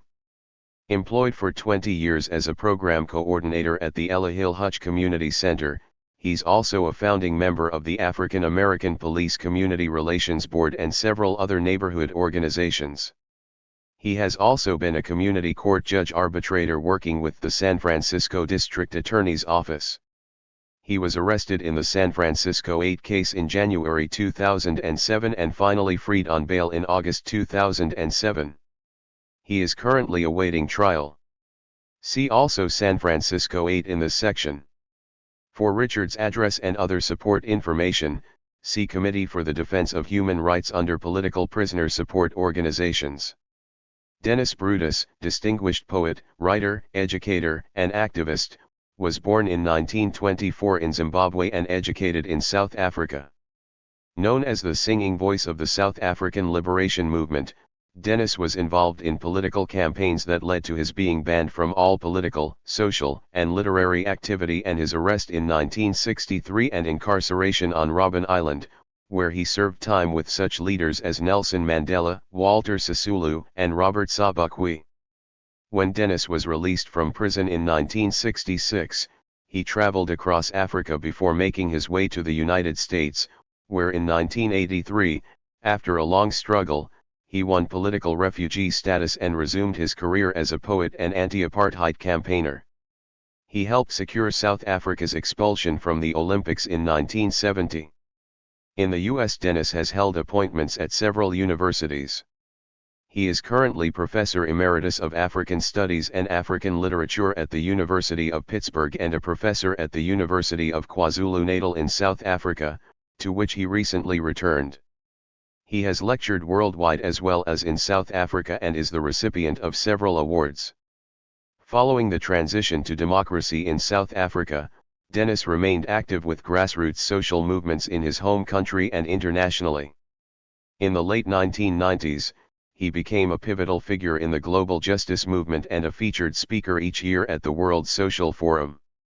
In the anti-racism, reparations, and economic justice movements, he continues to serve as a leading strategist, working closely with the Center for Economic Justice, 50 Years is Enough, and the Jubilee Anti-Debt Movement. In South Africa, he is a key figure in the social movements in DABA, the coalition of progressive activists who marched more than 25,000 people against the World Summit on Sustainable Development in 2002. He is the author of several books of poetry. His work has been collected in Poetry and Protest, a Dennis Brutus reader, edited by Lisa Starr and Aisha Karim. His website is www.dennisbrutus.com. Marilyn Buck, 60, is an anti-imperialist political prisoner, imprisoned for actions supporting national liberation, women's liberation, and social and economic justice. In the 1960s, Marilyn participated in protests against racism and the Vietnam War and joined Students for a Democratic Society. She joined a radical filmmaking collective and participated in international solidarity groups supporting the Vietnamese, the Palestinians, and the Iranian struggle against the Shah. She worked in solidarity with the Native American, Mexicano, and Black liberation struggles. In 1973, she was arrested and convicted of buying 2 boxes of bullets. Accused of being a member of the Black Liberation Army, she was sentenced to 10 years, the longest sentence ever given for such an offense at the time. In 1977 she was granted a furlough and did not return to prison. In 1985 she was captured and faced 4 separate trials. She was convicted of conspiracy, including the successful liberation of Assata Shakur from a New Jersey prison. Marilyn and her co-defendants, Dr. Mutulu Shakur and C. Kao Odinga, were also convicted of conspiracy to commit armed bank robbery in support of the new African independence struggle. In 1988 she was one of those charged in the resistance conspiracy case. In 1990, Marilyn, with Laura Whitehorn and Linda Evans, pled guilty to parts of the indictment in exchange for the dropping of charges against 3 other co-defendants, Alan Berkman, Tim Blunk, and Susan Rosenberg, all already serving lengthy sentences for related cases. Marilyn's total sentence is 80 years. She is scheduled for release in 2011.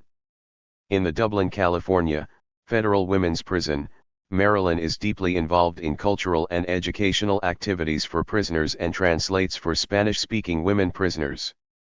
She participated in the call by political prisoners to organize for Mumia Abu-Jamal's life and contributed to art and writings against the death penalty. She writes poetry. In 2001 she won the Penn Prison Writing Program Poetry Prize. She has written numerous articles for progressive books, magazines, and journals. In prison Marilyn has earned BA and MS degrees and has written, "I am deeply interested in the psychology of repression and resistance, and the psychological results of both state and self-censorship. I intend to use my skills to help explain and transform prison conditions and existence." In 1998, Enemies of the State, a collection of interviews with Marilyn and others, was published by Resistance in Brooklyn. A collection of Marilyn's poems, Rescue the Word, was published in 2001. In 2004 the Freedom Archives released a CD, Wild Poppies, featuring more than 20 poets reading 46 poems, most written by Marilyn. In 2008, Marilyn's translation of the poetry of Uruguayan political exile Cristina Peri Rossi, State of Exile was published, with an introduction by Marilyn. Poetry and other writings by Marilyn are available at www.prisonactivist.org/pps+POW/Marilyn Buck. In Marilyn's words, just because we are prisoners does not mean that we have lost our reasoning, analytical powers. We still have a worldview based on long years of experience. Too many, even in our political movements, would prefer to relegate us to museum pieces, objects of campaigns perhaps, but not political subjects and comrades in an ongoing political struggle against imperialism, oppression, and exploitation. The state tries to isolate us, true, that makes it all the more important not to let it succeed in its proposition. We fight for political identity and association from here. It is important that political forces on the outside not lose sight of why the state wants to isolate and destroy us, and therefore fight to include us in political life, ideological struggle. Don't lock us into roles as objects or symbols. Marilyn Buck #00482-285. Unit B, 5701 8th Street Camp Parks. Dublin, California, 94568. See also Friends of Marilyn Buck under Support Organizations. Saifi Yabukari had a long history of revolutionary struggle. She was a deep-thinking and brilliant sister, a grassroots organizer, a political strategist, and a unifier around principled positions. Joining the Black Panther Party around 1969, when the state was doing everything it could to destroy the party, Saifi Ya later joined the Black Liberation Army. Safiya was devastated by the loss of her comrades, as one after another revolutionary was murdered by the police or captured and incarcerated. Ultimately, she, too, spent close to 9 years in prison, during which time she managed to make a daring escape. When released, Safiya immediately threw herself into political prisoner support work, dedicating herself to the freedom of all political prisoners, not just those from her own organizations.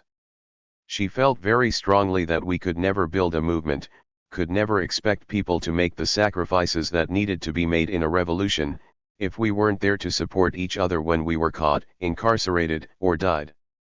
She followed every appeal, every parole hearing, and all of the prisoners' health conditions. She wrote prolifically about individual cases, designed and made political prisoner T-shirts, buttons, bumper stickers, mouse pads, and fact sheets. Safiya was an anchor of the campaign to free the New York Three and founded the Free Mumia Abu Jamal Coalition in New York City in 1992, establishing it as a significant force in the movement to free Mumia, as well as in the overall struggle to free political prisoners. She co-chaired it until her passing. In 1998 she, along with others, founded the Jericho movement to free all U.S. political prisoners and served as national co-chair until her passing. She also served as vice president of the Provisional Government of the Republic of New Africa, an organization working toward the formation of a separate black nation comprised of 5 southern states that were built on the backs of enslaved Africans. In her later years, Safiya took Islam as her religion and found great strength in the spirituality it embodied. Christos, born off reservation in San Francisco to a Menominee father and a Euro-immigrant mother, is a self-educated writer, artist, and activist who identifies as an urban Indian. From a feminist and lesbian perspective, Christos uses her poetry and activism to explore issues of class, genocide, colonialism, and gender and how these affect women and Indian peoples. Her work as a native land and treaty rights activist has been widely recognized, and politics are an essential part of her writing, though she refuses to be taken as a voice of Native women or as a spiritual leader. She worked toward freedom for imprisoned Indian activist Norma Jean Croy and continues to work for the freedom of Leonard Peltier. The other dominant aspect of her work is her identity as a lesbian, which she is outspoken about and personalizes in her love and lust poems. She is the author of the poetry books Not Vanishing, Dream On, In Her I Am, Fugitive Colors, and Fire Power. Her work has also appeared in such anthologies as This Bridge Called My Back, Writings by Radical Women of Color and Living the Spirit, a gay American Indian anthology. She was the winner of the Audre Lorde International Poetry Competition in 1994 and of the Sappho Award of Distinction from the Istria National Lesbian Action Foundation in 1995. John Henrik Clarke, Ph.D., historian, black nationalist, and Pan-Africanist, was a pioneer in the formation of African heritage and black studies programs around the United States. Principally a self-trained historian, Dr. Clarke dedicated his life to correcting what he argued was the prevailing view that people of Africa and of African descent had no history worthy of study. Over the span of his career, he became one of the world's most respected historians of African and African American history. Dr. Clarke was also known for his influence on several generations of African American leaders. Among his many scholarly titles, he was the first president of the African Heritage Studies Association and was a founding member of the Black Academy of Arts and Letters and the African American Scholars Council. He received over a dozen citations for excellence in teaching and served as chair and later professor emeritus of African World History in the Department of Africana and Puerto Rican Studies at Hunter College in New York. Dr. Clarke's political and community activism began in the 1930s with his opposition to the Italian invasion of Ethiopia and his membership in the Universal Ethiopian Students Association. A personal friend of Malcolm X, who paid tribute to his encyclopedic knowledge of Africa, he was instrumental in drafting the charter of the Organization of Afro-American Unity. A prolific writer, he was the author and editor of more than 20 books and wrote over 50 articles. Even though he had been legally blind since the mid-1980s, Dr. Clark wrote and read daily with the aid of a computerized reading machine. His more recent publications were New Dimensions of African History, African People in World History, and Malcolm X, The Man and His Times. His most ambitious work was Africa at the Crossroads, Notes for an African World Revolution, a collection of political essays and commentary. For an anthology of some of his writings, see Pan-African Nationalism in the Americas, The Life and Times of John Henrik Clark, edited by James L. Conyers, Jr., and Julius Eric Thompson. For more on Dr. Clark's life and work, go to www.africawithin.com/Clark/dr_Clark.htm. Kathleen Cleaver has spent most of her life participating in the human rights struggle. She dropped out of Barnard College in 1966 to work full-time with the Student Nonviolent Coordinating Committee. From 1967 to 1971, Kathleen served as the Communications Secretary of the Black Panther Party, the first woman on their Central Committee. After sharing years of exile with her former husband, Eldridge Cleaver, she returned to the United States and earned her BA in History from Yale College and a JD from Yale Law School. Professor Cleaver has taught at several universities, including the Cardozo School of Law in New York, the Graduate School at Yale University, and Emory University School of Law in Atlanta, where she teaches currently. She has served as a board member of the Atlanta-based Southern Center for Human Rights and was the co-founder of the International Black Panther Film Festival. She devoted many years to the defense of Geronimo G. Jaga, a former Black Panther Party leader who won his habeas corpus petition in 1997 after spending 27 years in prison for a murder he did not commit. She has also contributed to the efforts to free Mumia Abu-Jamal. Professor Cleaver is the co-editor, with George N. Kachafikas, of Liberation, Imagination, and the Black Panther Party, A New Look at the Panthers and Their Legacy, and the editor of Target Zero, A Life in Writing, a collection of essays by Eldridge Cleaver. She wrote the introduction to We Want Freedom, A Life in the Black Panther Party, by Mumia Abu-Jamal. Her writing has appeared in numerous magazines and newspapers, including Ramparts, The Black Panther, The Village Voice, The Boston Globe, and Transition, and she has contributed scholarly essays to the books Critical Race Feminism, Critical White Studies, and The Black Panther Party Reconsidered. The Schomburg Center for Research in Black Culture and the Center for Scholars and Writers of the New York Public Library gave her fellowships to complete the book of memoirs that she is working on, Memoirs of Love and War. Mark Cook was born and raised in Seattle, growing up in a poor family and moving frequently from school to school. At the age of 17, he was arrested and sent to a state mental hospital, where he was subsequently abused by the facility staff. While attending college, his frustration with not being able to find steady work led to his committing robberies, which resulted in convictions and long periods of incarceration. While in prison, he realized that the denial of labor rights was more severe in prison than the denial of labor rights in the outside world regarding non-union workers. This awareness attracted him to the Black Panther Party. He co-founded a chapter at Walla Walla State Penitentiary and became Lieutenant of Information. Upon his release in 1972, Mark founded Convention 73, an organization demanding labor rights and franchise rights for prisoners and ex-prisoners.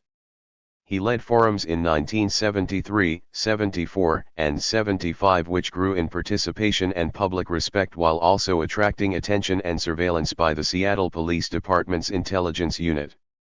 In 1976, he was arrested and convicted of both federal and state charges of conspiracy to rob banks and aid in prisoner escapes, actions that were claimed by the George Jackson Brigade. The brigade was a group of revolutionaries operating in the Northwest, engaging in armed attacks to support the struggles of workers, prisoners, and indigenous people, especially during the Siege of Wounded Knee. Mark was convicted primarily on the testimony of two paid informers, one of whom was his former companion. After doing 24 years in various cells throughout the prison industrial complex, Mark was finally paroled on April 4, 2000. An oral history interview with him by the Seattle Black Panther Party History and Memory Project is available at http://department-washington.edu/civil-r/cook.htm. Edwin Cortez was born in Chicago, Illinois, in 1955. He was one of 15 children. As a student leader, he participated in struggles in support of the Iranian and Palestinian people. Edwin was one of the founders of the Union for Puerto Rican Students, an organization that defended student rights, promoted the history and culture of Puerto Rico, and organized support for Puerto Rican independence. In 1978, Edwin graduated from the University of Illinois, Chicago Circle campus, receiving a bachelor's degree in political science. Edwin was also active in community struggles, particularly on the south side of Chicago, where he was born and raised. He helped found the Pedro Albizu Campos Collective, a group of independence activists who organized community and youth programs. He later helped establish the Latino Cultural Center. In June 1983, Edwin was arrested along with 2 other comrades, accused of participation in the Fuerzas Armadas de Liberación Nacional and charged with seditious conspiracy. During their trial, all 3 asserted their position as anti-colonial prisoners of war resisting the illegal U.S. occupation of their homeland. All were convicted and sentenced to 35 years. In prison, Edwin maintained his involvement in the independence movement through his writing, ceramics, and input into discussions. He was also involved in the creation of cultural and social programs for prisoners. During his 16 years of incarceration, he endured many violations of his human rights, including being held in isolation for his first 10 months in prison and later denials of needed medical care. Edwin was one of the 11 Puerto Rican political prisoners granted clemency by President Clinton in September 1999. Since his release, Edwin has lived in Aguadilla, Puerto Rico. He processes and tracks medical billing for physicians, coaches a youth basketball team, cares for his aging parents and father-in-law, and works actively advocating the release of the remaining Puerto Rican political prisoners. Angela Davis is known internationally for her ongoing work to combat all forms of oppression in the U.S. and abroad. Over the years she has been active as a student, teacher, writer, scholar, and activist/organizer. Professor Davis's political activism began when she was a youngster in Birmingham, Alabama, and continued through her high school years in New York. But it was not until 1969 that she came to national attention after being removed from her teaching position in the philosophy department at UCLA as a result of her social activism and her membership in the Communist Party USA. In 1970 she was placed on the FBI's 10 Most Wanted list on false charges and was the subject of an intense police search that drove her underground and culminated in one of the most famous trials in recent U.S. history. During her 16-month incarceration, a massive international Free Angela Davis campaign was organized, leading to her acquittal in 1972. Professor Davis's long-standing commitment to prisoners' rights dates back to her involvement in the campaign to free the Soledad brothers, which led to her own arrest and imprisonment. Today, she remains an advocate of prison abolition and has developed a powerful critique of racism in the criminal justice system. She is a member of the advisory board of the Prison Activist Resource Center. In 1997, Professor Davis helped found Critical Resistance, a national organization dedicated to dismantling the prison industrial complex, a concept she developed. During the last 25 years, Professor Davis has lectured in all of the 50 United States, as well as in Africa, Europe, the Caribbean, and the former Soviet Union. Her articles and essays have appeared in numerous journals and anthologies, and she is the author of 8 books, including the feminist classic, Women, Race and Class, Angela Davis, an autobiography, and Blues Legacies and Black Feminism, Gertrude Maroney, Bessie Smith, and Billie Holiday. The Angela Y. Davis Reader, a collection of Professor Davis's writings that spans nearly 3 decades, was published in 1998. Former California Governor Ronald Reagan once vowed that Davis would never again teach in the University of California system. From 1994 to 1997, She held the honor of an appointment to the University of California Presidential Chair in African American and Feminist Studies.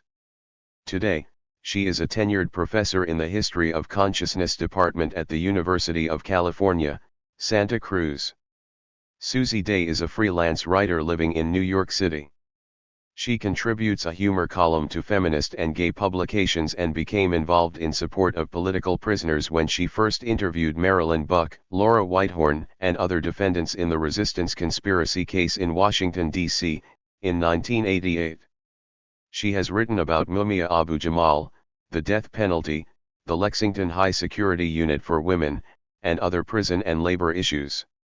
She thinks her girlfriend, Laura Whitehorn, is hot stuff. Links to many of her pieces can be found at mrzine.monthlyreview.org/day031207.html. Dave Dellinger was a longtime pacifist revolutionary and former political prisoner who frequently committed civil disobedience in opposition to U.S. militarism, beginning with resisting U.S. involvement in World War II, for which he spent 3 years in prison. After the war, Dave co-founded Direct Action magazine with 2 other Christian pacifists, A.J. Must and Dorothy Day. His first editorial criticized the dropping of the atomic bombs on Hiroshima and Nagasaki. He edited or published a number of magazines, most notably Liberation, which ran for 20 years. In the late 1960s, Dave was the chief architect of the major coalitions against the war in Southeast Asia, including the Mobilization Committee to End the War and the People's Coalition for Peace and Justice, both of which brought together national activist organizations with burgeoning youth and student anti-war efforts. He was one of the main organizers of the demonstrations in Chicago at the 1968 Democratic Convention and then became famous as a member of the Chicago Eight charged with conspiracy to riot at that convention, even though, in fact, a presidential commission concluded that it was a police riot. During the trial, Black Panther Bobby Seale was jailed on contempt charges and severed from the case. The remaining 7 were ultimately acquitted of the conspiracy charges, but Dave and 5 others were convicted of crossing state lines to incite a riot and sentenced to 5 years, convictions that were later overturned on appeal. After the war ended, Dave was one of a handful of activists who continued his solidarity with the Vietnamese people, traveling to the region many times. In the late 1970s, he also helped found the multi-issue Mobilization for Survival. In 1986 he moved to Vermont, where he founded the progressive magazine Toward Freedom. He maintains solidarity work with U.S. political prisoners, particularly Leonard Peltier, and participated in several long fasts for indigenous rights and for Leonard's release. Dave was a member of the War Resisters League for much of his life and in the 1940s and 50s was a member of its executive committee. His last appearance at a League action was at the 1998 Day Without the Pentagon Civil Disobedience, where he was arrested with members of the resistance in Brooklyn Affinity Group, linking the issues of U.S. militarism with U.S. imperial ambitions in Puerto Rico. His autobiography, From Yale to Jail, The Life Story of a Moral Dissenter, was published by Pantheon in 1993. Michael Deutsch has been a lawyer since 1969, representing political activists and victims of police and government civil rights violations. He has tried tens of civil and criminal cases in federal and state courts and has written and argued numerous appeals, including several in the United States Supreme Court. Michael was one of the lawyers for the Attica prisoners and helped to obtain an $8 million settlement for their class action suit resulting from New York State officials' violations of their civil rights. For many years, he has been with the People's Law Office in Chicago. He was also a past legal director of the New York-based Center for Constitutional Rights. Michael has represented many political prisoners and POWs, including the Puerto Rican Nationalist Party prisoners, William Morales, and the other Puerto Rican FALN prisoners, Puerto Rican Macheiro militants accused of the Wells Fargo depot robbery, Puerto Rican grand jury resistor Jose Lopez, Mexicano grand jury resistor Ricardo Romero, anti-imperialist activists Claude Marx and Donna Wilmot, death row prisoner Zolo Agona Azania, Palestinian activist Muhammad Salah, and political prisoners who were imprisoned at the Marion Prison Control Unit, including Leonard Peltier, Herman Bell, and Raúl Salinas. Bill Dunn has been a prisoner of war of class war, the war from which all other struggles arise, for almost 30 years. He has written, "I was made a prisoner of the state on October 14, 1979 in Seattle, Washington. Late that evening, I was picked up by paramedics while under the influence of police bullets near a shot-up and wrecked car containing some weapons and a dead jail escapee. According to the ensuing state and federal charges, I and a co-defendant and unknown other associates of a San Francisco anarchist collective had conspired to effect a comrade's armed liberation from a Seattle jail and attempted to execute the plot on October 14, 1979. The charges further alleged the operation was financed by bank expropriation and materially facilitated by illegal acquisition of weapons, explosives, vehicles, ID, and other equipment. After long subjection to atrocious jail conditions and 3 sensationalized trials, I got a 90-year sentence in 1980. I subsequently got a consecutive 15 years as a result of an attempted self-emancipation in 1983. The aggregate 105 years is a parole when they feel like it sort of sentence. Dunn's 5th U.S. Parole Commission hearing is scheduled for January 2009. Dunn has maintained and developed his revolutionary principles while in prison. In 1982, he was banished into internal exile in the federal prison system from the Washington state system for editing and writing for the Washington Prison News Service. In 1985, he was relegated to the notorious Control Unit prison of USP Marion. Early in his decade there, he initiated and edited the important newsletter, The Marionette, which exposed destructively oppressive conditions at the prison. The Marionette later became a section of the more broadly focused Prison News Service, which Dunn also inaugurated and edited. The Marionette ceased publication after Dunn was transferred from Marion to USP Terre Haute, though the Prison News Service continued for a few more editions. Dunn has been transferred several times since then. Over the years, he has assisted other prisoners in political, legal actions and vocational education. During his time in prison, Dunn has written a number of analytical, political essays beyond the WPNS and Marionette/PNs. He has written, "I am a happily atheist, anti-sexist, anti-racist, globalist, anti-authoritarian, environmentalist, democratic, socialist, partisan of class war, wherein the world proletariat necessarily seeks to overthrow the world bourgeoisie. None of those adjectives, however, sufficiently characterize my politics over the others that I can define myself by any of them alone. Rather than a gaggle of competitive identities, my vision of the road to revolution encompasses all of the fibers of a diverse humanity, as inherently synergistic strands we must weave into a new social fabric. Responsibility to those politics, and having fallen as the result of an armed confrontation with agents of the state in furtherance of class war, leads Dunn to assert prisoner of war status rather than ceding that status and thus strategic primacy to national liberation movements, where it is claimed that only nationals fallen in their movement's armed struggle can attain that status, and where armed struggle is claimed to be the highest expression of struggle." Bill Dunn #10916-086 USP Big Sandy. P.O. Box 2068. Inez, Kentucky 41224. J. Safiyat Elijah is the Deputy Director of the Criminal Justice Institute at Harvard Law School, where she teaches and oversees the day-to-day operation of Institute. She has a distinguished career as an attorney and law professor. She has represented a number of political prisoners and activists in the U.S., including Kwame Ture, Marilyn Buck, and Sundiata Acoli. She serves as a legal advisor to the San Francisco 8 former members and associates of the Black Panther Party facing 36-year-old murder and conspiracy charges. The prosecution is based on tortured confessions extracted from some of the defendants in 1973. Professor Elijah has also done extensive research on the U.S. criminal justice and prison systems and on the Cuban legal system. In 2006 she co-authored the National Lawyers Guild's amicus curiae brief in support of Mumia Abu-Jamal's appeal. Bruce Ellison is a South Dakota criminal defense attorney who represented Leonard Peltier for many years. Bruce left New York City in the 1970s to join the Wounded Knee Legal Defense Committee, a group of legal workers defending Native activists persecuted on the Pine Ridge Indian Reservation.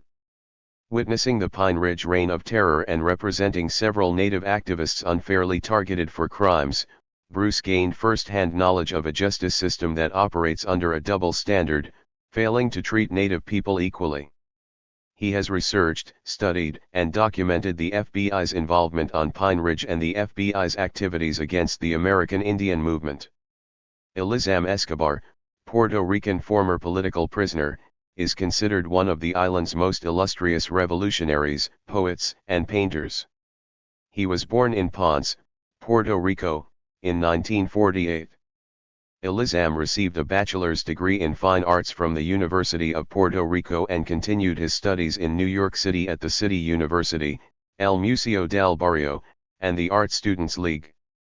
During 1979–80, Elizam was part of the faculty of El Museo del Barrio's art school.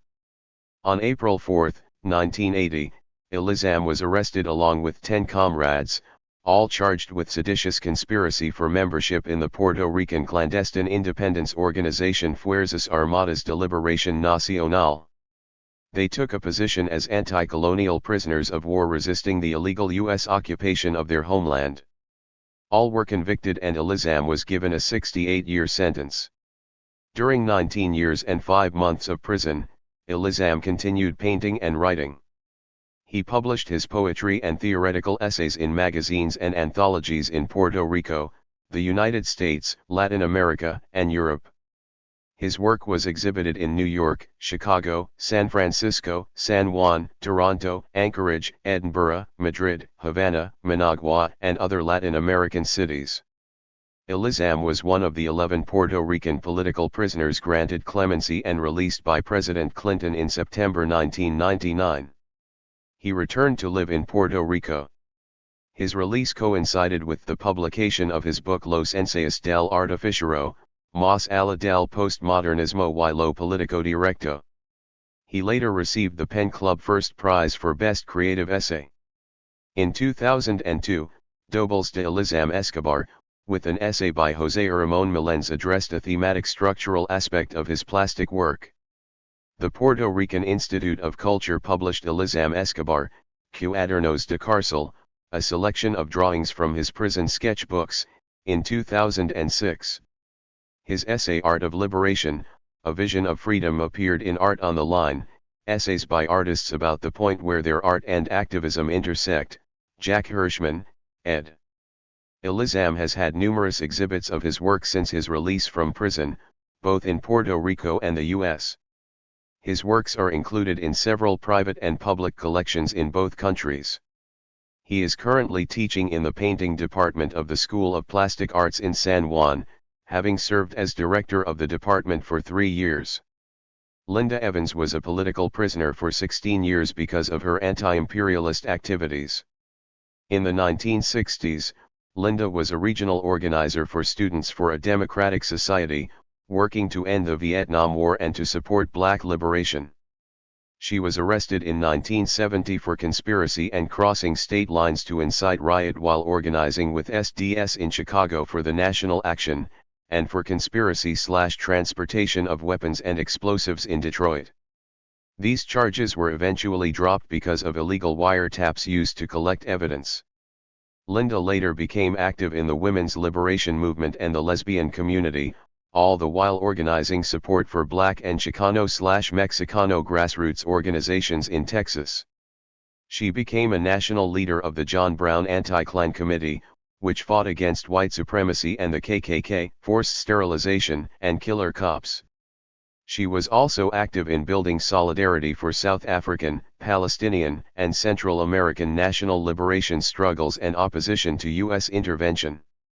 She also organized support for Black/New African, Native, and Puerto Rican political prisoners/POWs.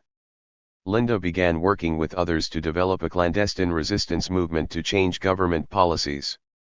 Linda was arrested in 1985 and charged with acquisition of weapons, ID, safe houses, finances, political and military training, and actions to bring the war against U.S. imperialism home, later indicted with others in the resistance conspiracy case.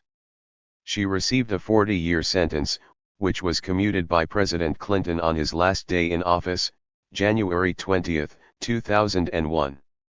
While in prison she was a founding member of Pleasanton AIDS Counseling and Education, an inmate-to-inmate AIDS peer counseling organization, and of the Council Against Racism, an inmate organization that worked against institutional racism and to lessen racial tensions inside the prison. She also helped to initiate an art show by political prisoners in support of Mumia Abu-Jamal. Linda is currently an organizer with All of Us or None, a national organization of prisoners, formerly incarcerated people, and families. All of Us or None is fighting the many forms of discrimination people face because of past imprisonment or a conviction history. Linda lives with her partner, Eve Goldberg. Chaka Fattah is a Democratic member of the U.S. House of Representatives first elected in 1994. He represents the 2nd Congressional District of Pennsylvania, which includes parts of Philadelphia. He had served as a representative in the Pennsylvania House of Representatives from 1983 to 1988 and a state senator from 1988 to 1994. Born and raised in Philadelphia, Chaka Fattah was influenced by the community activism of his parents, Queen Mother Falaka Fattah and David Fattah, who co-founded the House of Umoja, a residential program for teenaged boys aimed at reducing gang violence. As a Congress member, Chaka Fattah played a leading role in organizing members of the Congressional Black Caucus to issue public statements in 1995 and 1999 supporting a new trial for Mumia Abu-Jamal. In 2006, after announcing his candidacy for Philadelphia mayor, he came under fire from the Fraternal Order of Police for his stand. Later that year, when House Resolution 1808, which condemned the town of Saint Denis, France for renaming a street after this alleged cop killer, Congress member Fattah was publicly threatened on the FOP's unofficial website, saying they would be present at the vote and watching carefully how he voted. He abstained. Herman Ferguson, Chairman Emeritus of the Malcolm X Commemoration Committee, a long-distance runner in the battle for national liberation, has been a judge and district representative of the Republic of New Africa, a nation striving for self-determination and sovereignty within the borders of these United States. A member of the Organization of Afro-American Unity founded by Malcolm X in 1964, Baba Herman was chairman of that organization's Education Committee, which organized liberation schools for the OAAU. As a part of the legacy left us by Brother Malcolm, Baba Herman organized the Black Brotherhood Improvement Association. He held street corner rallies and political education classes and formed the Jamaica Rifle and Pistol Club Incorporated. He became a target of the U.S. government's counterintelligence program. He was arrested in 1967 and convicted by an all-white, all-male jury of various made-up charges, including conspiracy to assassinate leaders of the NAACP and the National Urban League. Both men were sentenced to 3.5 to 7 years. They appealed, arguing that they had been targeted and entrapped by the FBI because of their association with radical organizations. While out on appeal, Baba Herman, who continued to work as a public school educator, became active in the struggle for community control of schools. He became a mentor to many of the young people who became leaders of the New York City chapter of the Black Panther Party. Following the exhaustion of their appeals in 1970, Baba Herman and Arthur Harris went into exile. Baba Herman spent 19 years in Guyana and Arthur continued on to Sweden. Eventually Baba Herman joined the Guyana Defense Force, and when he retired he held the rank of lieutenant colonel. In 1989, Baba Herman voluntarily returned to the United States and was immediately remanded to prison. Upon his release in 1996, he continued his work within the nationalist community. He formed the Malcolm X Commemoration Committee, along with friends and associates of Brother Malcolm, Yuri Kochiyama, Gene Reynolds, Butch Alexander, and Preston Wilcox. He also became a leader of the Free Mumia Abu-Jamal Coalition, along with Saifi Yabukari. In 1998, he became a founding member, along with Saifi Yabukari and Jalil Muntakim, of the Jericho movement and remains active in that work today. He was publisher of the New African Liberation Front's quarterly digest, Nation Time, and has served as co-chair of the Queens New York chapter of the National Coalition of Blacks for Reparations in America. Elizabeth Fink has been a Brooklyn-based civil rights attorney for more than 2 decades. For 25 years, she was one of the lead attorneys in the class action suit by 1,281 former Attica prisoners tortured and or shot by New York State authorities during the murderous 1971 assault, ultimately resulting in an $8 million settlement in 2000. She also led the legal battle that shut down the federal Lexington Women's Control Unit in 1988. She was also one of the 2 attorneys who won the release of Doraba Binwahat in 1990 after 19 years of unjust imprisonment. In 1999, Liz successfully concluded negotiations with the U.S. and Italian governments that allowed Silvia Berardini, an Italian national held as a political prisoner in the U.S., to be returned to Italy. She has also represented the Ohio 7, Catherine Wilkerson, and numerous grand jury resistors. More recently, she represented Lynn Stewart and the activists who were mass arrested at the Republican National Convention protests in New York City in 2004, and currently represents David Gilbert. Joan P. Gibbs is a longtime activist, attorney, and teacher who lives and works in Brooklyn, New York. Joan was born in Harlem but spent her growing years in Swan Quarter, North Carolina, a small town on the eastern coast, where she witnessed the violence and segregation that accompanied Jim Crow. She first became involved in the movement for peace and social and economic justice in 1968, as a high school student. Joan received her JD from Rutgers University School of Law in Newark, New Jersey, in 1985. She is presently the General Counsel of the Center for Law and Social Justice at Medgar Evers College, City University of New York, and the project director of the Medgar Evers College Immigration Center. Prior to joining the staff of CLSJ, Joan was a staff attorney at the Center for Constitutional Rights and the ACLU Women's Rights Project and was the Marvin Karpatkin Fellow in American Civil Liberties in the National Office of the ACLU. As a lawyer, Joan has devoted herself to the defense of political activists, victims of discrimination on the basis of race, gender, and sexual orientation. Over the years, her clients have included Herman Ferguson, Sundiata Acoli, ACT UP, Dignity, and many others fighting for freedom and justice.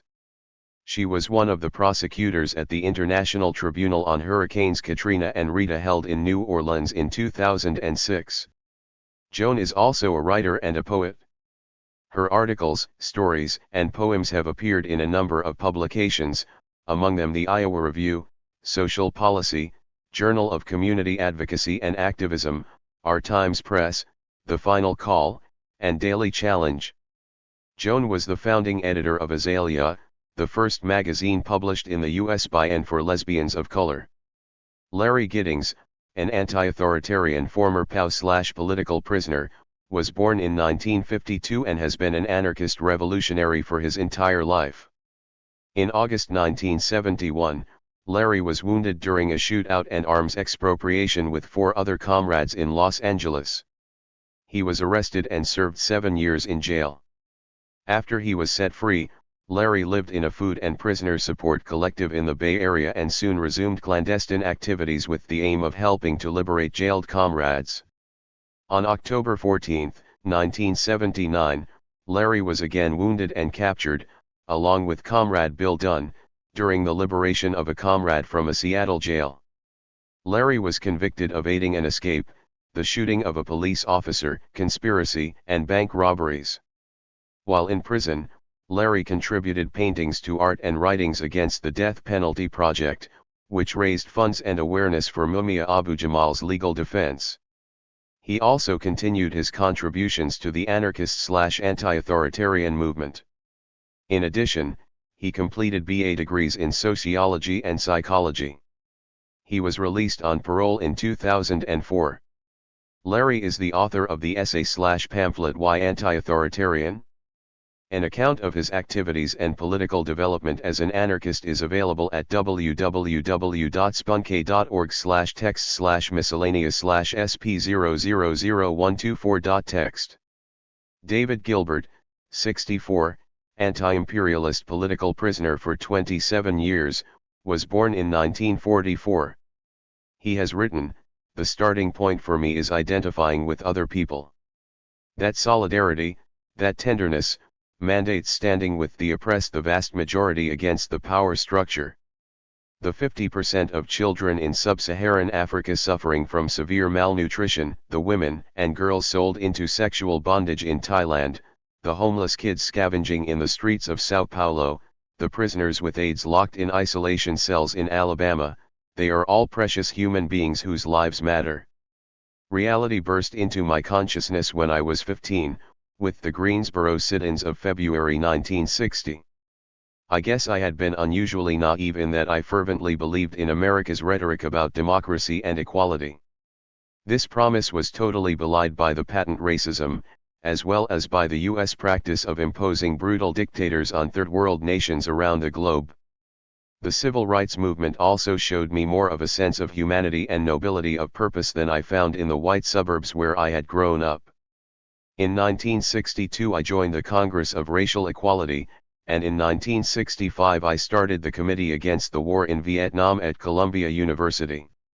I was one of the founding members of the SDS chapter there, and in 1967 I wrote the first national SDS pamphlet that named the system as U.S. imperialism. I participated in the Columbia Strike of 1968.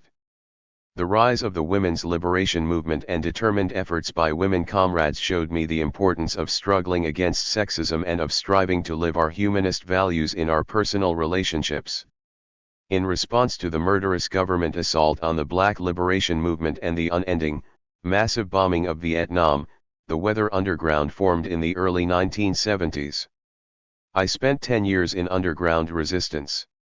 On October 20, 1981, I was captured when a unit of the Black Liberation Army and allied white revolutionaries attempted to take funds from a Brinks truck, with the unfortunate result of a shootout in which a guard and 2 policemen were killed.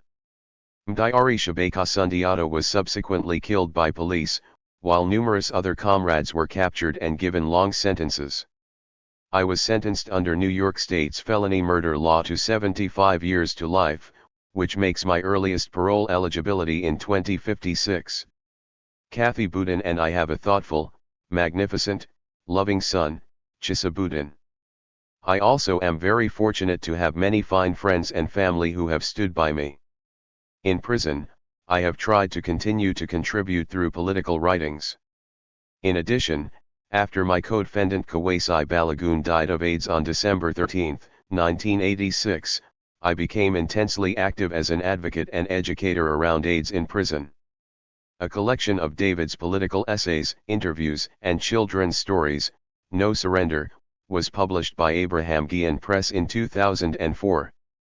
David is also the author of a number of essays, many of which have been published as booklets. His expose of the racist and far-right underpinnings of many conspiracy theories about AIDS was published as AIDS Conspiracy Theories Tracking the Real Genocide by Cooperative Distribution Service in 1997. In 1998, a booklet of interviews with David and his comrades Marilyn Buck and Laura Whitehorn, titled Enemies of the State, was published by Resistance in Brooklyn. A DVD of a 1998 interview, David Gilbert, A Lifetime of Struggle, is available from the Freedom Archives. David Gilbert #83A6158. Clinton Correctional Facility. Box 2001. Dannemora, New York 12929. Monty Gilliard is chair of the Malcolm X Commemoration Committee. He has a long history of tenants organizing and support for political prisoners. Eve Goldberg has worked as a filmmaker and writer for over 20 years. Her credits include Cover Up, Behind the Iran-Contra Affair and Dorothy Healy, An American Red. She is the partner of Linda Evans. Bashir Hamid, 67, a Black Liberation Army political prisoner, was born and raised in New Jersey. In 1968, Bashir joined the Black Panther Party while residing in Oakland, California. Once he returned to New Jersey, he became deputy chairman of the New Jersey chapter of the BPP. FBI documents obtained during the 1970s reveal that during this time, Bashir became a COINTELPRO target.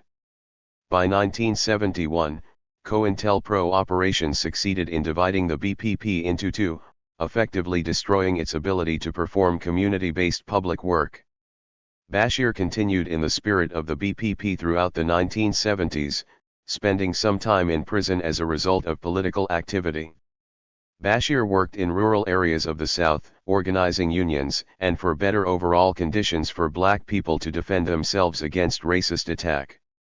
In 1982, Bashir and a former BPP comrade, Abdul Majid, were charged and later convicted of the murder and the attempted murder of two police officers, a case known as the Queen's Two. These convictions came as a direct result of their political activity. Bashir and Abdul were tried 3 times. Their first trial ended in a hung jury, divided along racial lines. The second trial was declared a mistrial by the judge immediately after the jury rendered a decision that acquitted Bashir on the murder charge. At a third trial, they were eventually convicted of murder. Bashir is currently serving a sentence of 25 years to life.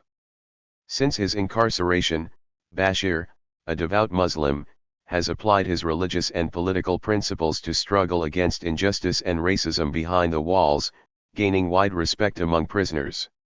In 1987, Bashir was thrown into solitary confinement for 3 years, falsely targeted for allegedly organizing a strike but actually due to his political and religious beliefs. Because of frequent false charges of involvement in actions wherever he is incarcerated, he has been repeatedly transferred and harassed by prison guards. He has had serious medical problems in prison, and in 2006, after considerable outside pressure, he underwent triple bypass open heart surgery. At this time, obtaining proper health care remains an ongoing struggle for him with prison authorities. Bashir Hamid #82A6313 Great Meadow Correctional Facility, Box 51, Comstock, New York 12821. For updated information and support, see New York Jericho under Support Organizations. Alvaro Luna Hernandez, 56, is a Chicano-Mexicano political prisoner. In 1976, Alvaro was sent to prison in Texas for a murder he did not commit, a fact exposed by various media outlets, leading to his eventual release. In the 1980s, Alvaro was brutally beaten by police in Alpine, Texas. He responded by successfully suing the sheriff's department and began a career as an activist. Alvaro became an organizer with the Prisoners' Solidarity Committee, Stop the Violence Youth Committee and National Movement of La Raza. In the 1990s, Alvaro was the national coordinator of the defense committee that successfully led the struggle to free Mexican national Aldapi Guerra from Texas death row. Guerra had been framed by Houston police for allegedly killing a cop. Alvaro was a public speaker invited by many colleges, universities, and conferences. In 1993, as a non-governmental organization delegate before the United Nations Human Rights Commission in Geneva, Switzerland, he condemned the U.S. government's human rights violations against political prisoners. His human rights work has been recognized in Italy, France, Spain, Switzerland, Mexico, and other countries. As an anti-police brutality and prison abolition activist, Alvaro was a popular target of police in West Texas. In July 1996, a sheriff attempted to arrest Alvaro at his home without a warrant. When Alvaro questioned the legality of the arrest, the sheriff drew his gun. The unarmed Alvaro successfully disarmed the sheriff and fled.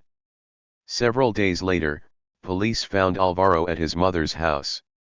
Without identifying themselves, they opened fire on the house and refused to accept Alvaro's attempts to surrender for several hours. A police officer was wounded by a ricocheting police bullet. In June 1997, Alvaro was convicted of threatening the sheriff, but acquitted of shooting the police officer. The trial evidence clearly showed Alvaro was the victim of a police-orchestrated conspiracy to frame or eliminate him, and a judge later dismissed the original robbery charge for which the sheriff had attempted to arrest him. Nonetheless, Alvaro was sentenced to 50 years. He is appealing his conviction. Alvaro Luna Hernandez, number 255735. Hughes Unit, RT2, Box 4400. Gatesville, Texas, 76597. See also Committee to Free Alvaro Luna Hernandez under Support Organizations.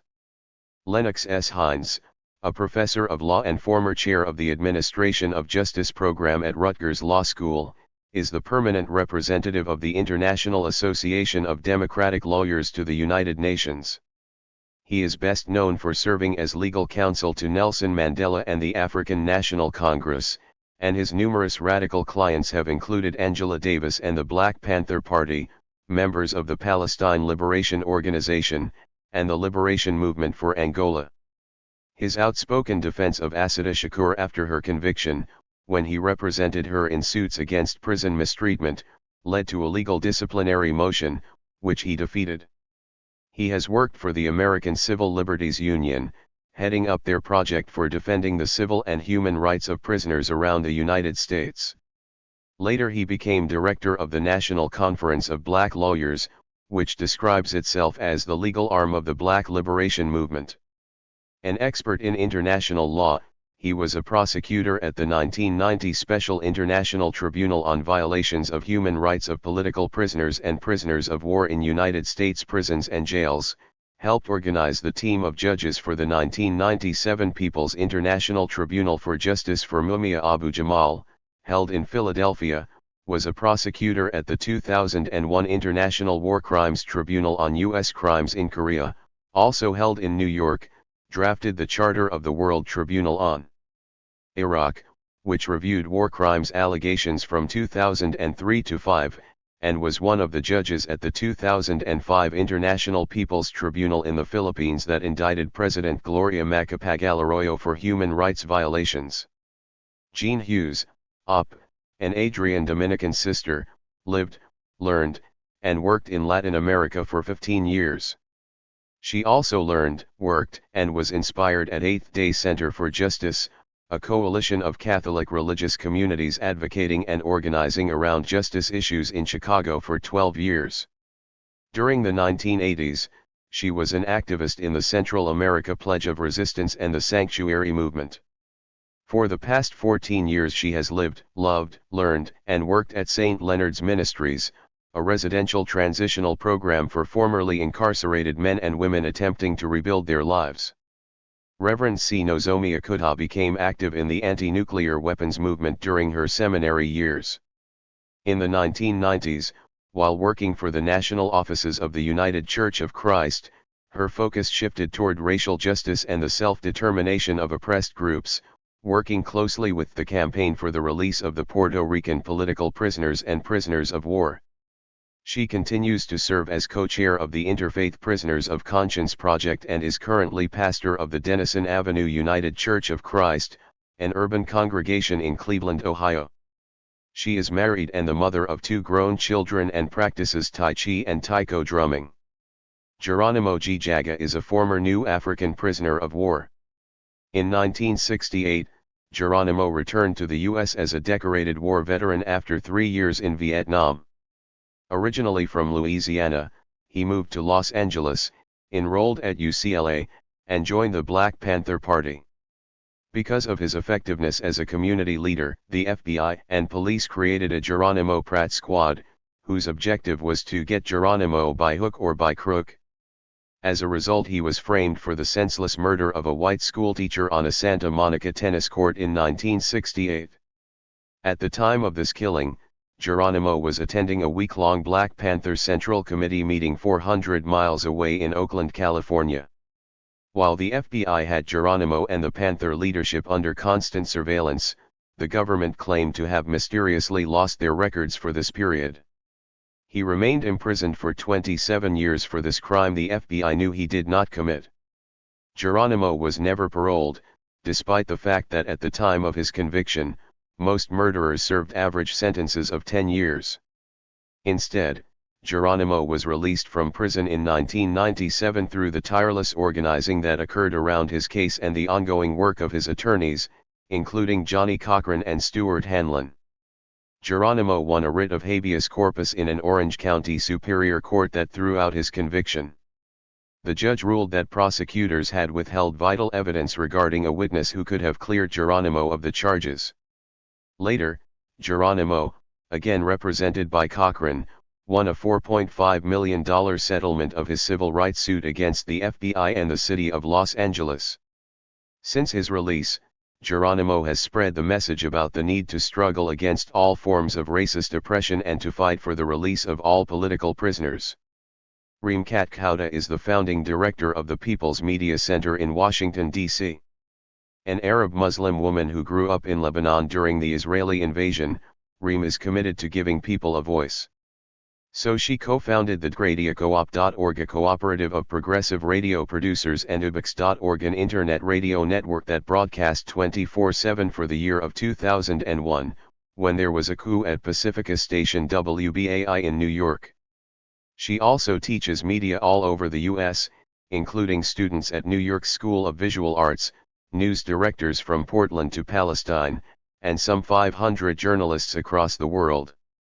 She has been a senior producer and news editor at Pacifica Radio/WPFW in Washington, D.C., since 2003 and is the executive producer of the weekly news magazine Voices with Vision, airing Thursdays at 11 a.m. at 89.3 FM in DC and WPFW.org.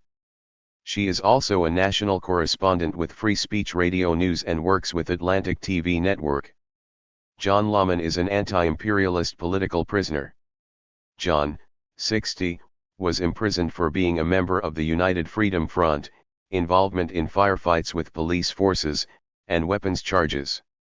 In the 1960s, John had worked in Students for a Democratic Society, fought against the war and racism, and did labor and community organizing.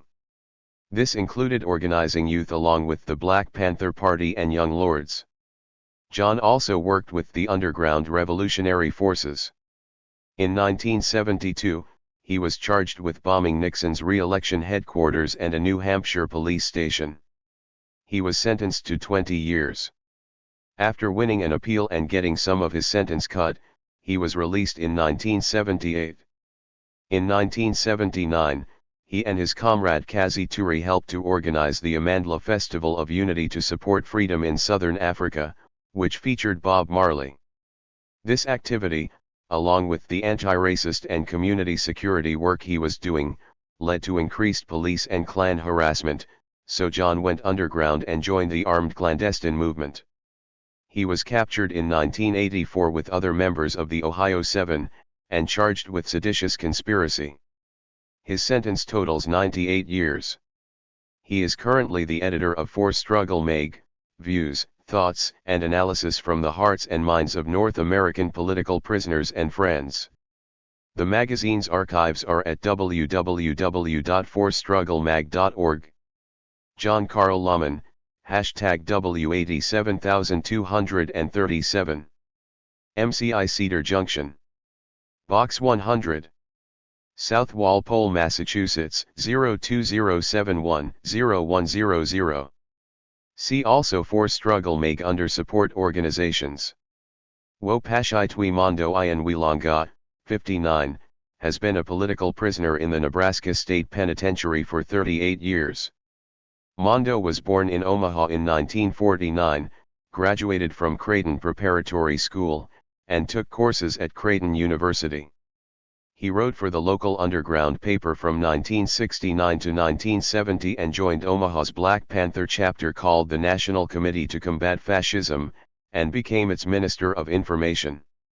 Caught up in the then-secret FBI COINTELPRO operation against the Black Panthers, Mondo and fellow Panther Ed Poindexter were convicted in 1970 and received life sentences for the bombing murder of Omaha policeman Larry Menard. Both have consistently denied any connection with the crime, and the confessed bomber got off with a reduced charge. Amnesty International, after reviewing the many inconsistencies in the trial transcript, as well as FBI files obtained through the Freedom of Information Act, has called for either a new trial or immediate release. In the years since his conviction, Mondo has continued his education, and is a mentor and exemplar to young inmates coming into the system. He has created many works of art, has written short stories, poetry, and journalistic pieces. He had 5 books of poetry published between 1973 and 1978 and has contributed poems and stories to such literary journals and magazines as Prairie Schooner, The Black Scholar, Argo, Black American Literary Forum, Shooting Star Quarterly Review, Pacific Review, Obsidian, Black Books Bulletin, and many others.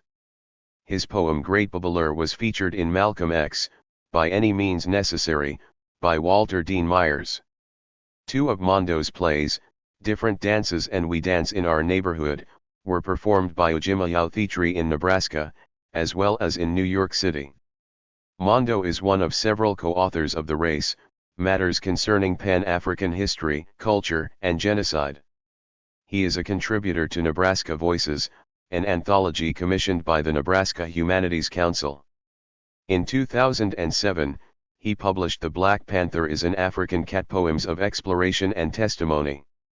In that book, Mondo writes, as David Rice, I was proud of being a Panther then and, as Wopashai Twi Mondo Ian Wilanga, I am proud now that I was a Panther. The poems and raps I selected for this book express what it means to me to be an African and how the meaning of this influences how I see and interpret things. At the same time, though, I'm an African who was born and brought up in the US and continues to be influenced by its institutions, and I'm an African who's been locked up. Mondo Wilanga, number 27768. Nebraska State Penitentiary. P.O. Box 2500. Lincoln, Nebraska, 68542. See also Nebraska's 2 political prisoners under support organizations. Bob Lederer is a longtime anti-racist, anti-imperialist, and lesbian/gay/bisexual/transgender liberation activist and also a health journalist, program host, and board member of WBAI/Pacifica Radio. From 1977 to 1992, he was a member of the Free Puerto Rico Committee, a North American solidarity organization. In 1985, he served 3 months in federal prison for refusing to collaborate with a grand jury investigating North American anti-imperialist organizations. In 1992, Bob became a co-founder, and remains a member today, of the Anti-Imperialist Collective Resistance in Brooklyn. From 1988 to 2000, he was an active member of ACT UP, the AIDS Coalition to Unleash Power, and participated in several acts of civil disobedience.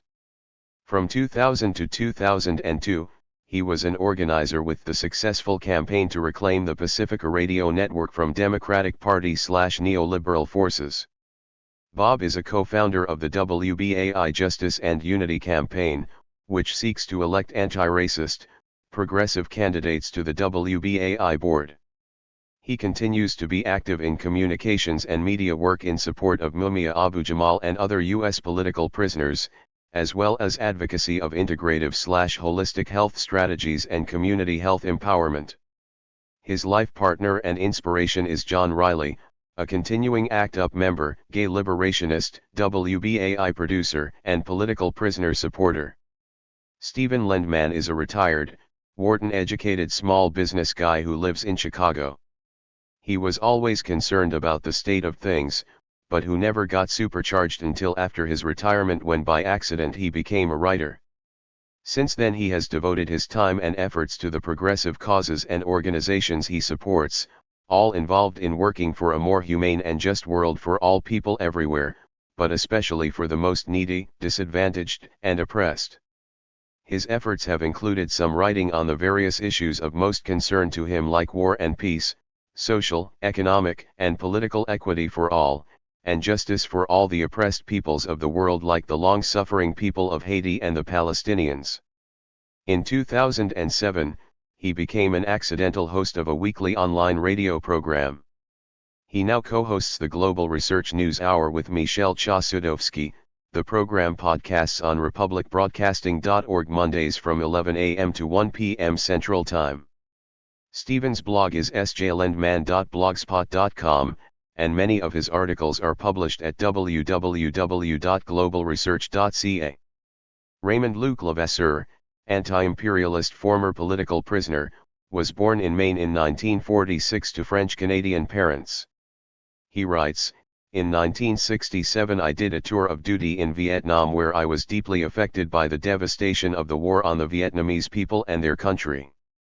In 1968 I began my first political activism with the Southern Student Organizing Committee in Tennessee. Our work centered on bringing an end to the war, supporting the formation of labor unions, and support work for black liberation. Police repression ensued, and from 1969 through 1971 I spent most of my time in segregation cells of the Tennessee State Penitentiary. When released in 1971 I became a state organizer for Vietnam veterans against the war. In 1973 I left VOV and began working with prisoners, ex-prisoners, and their families. I became an organizer with a community-based group called SCAR.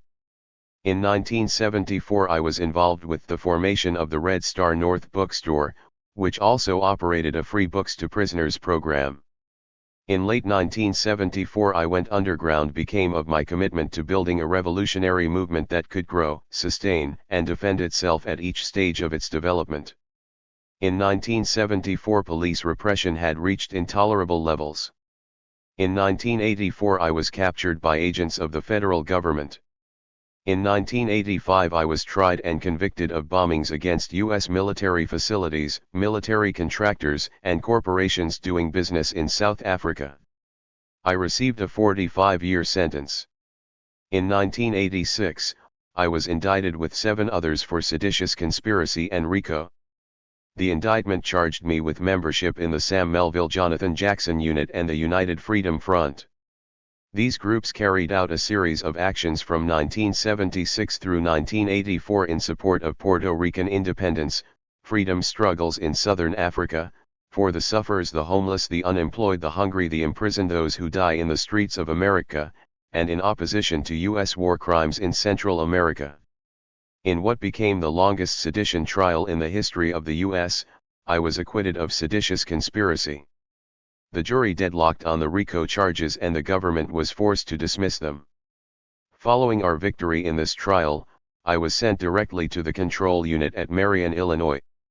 In 1995 I was transferred to the government's highest security prison, Administrative Maximum, Florence, Colorado.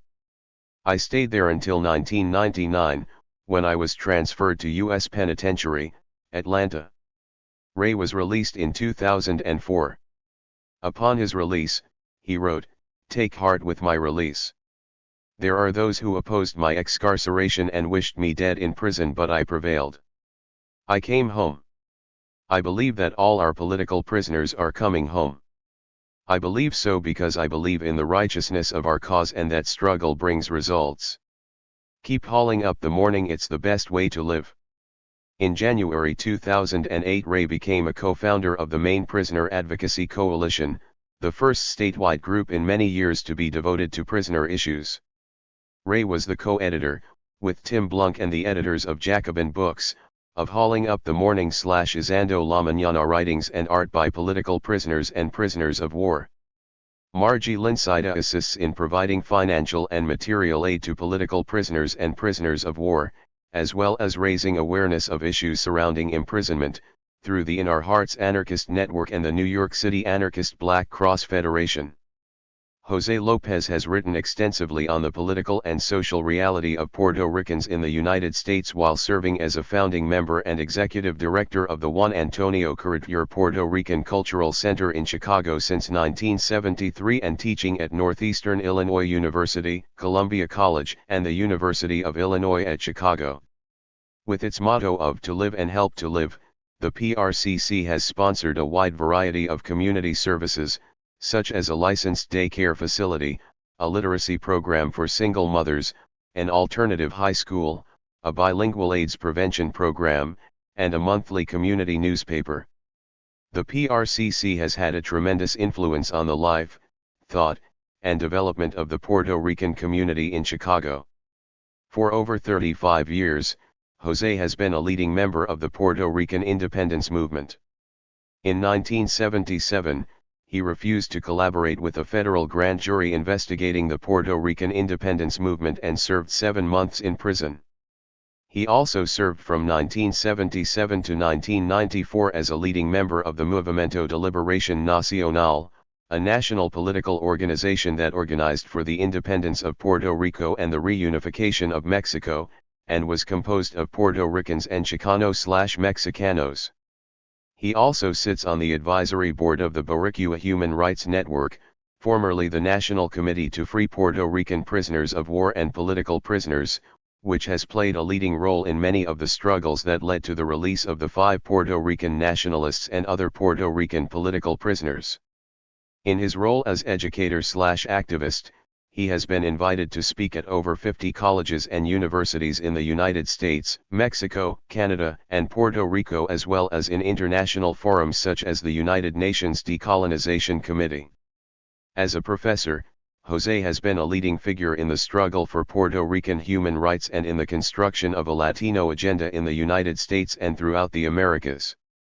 He has articulated numerous theories regarding the impact and intersection of racism, globalization, colonialism, the prison industrial complex, and gentrification on oppressed communities in the United States.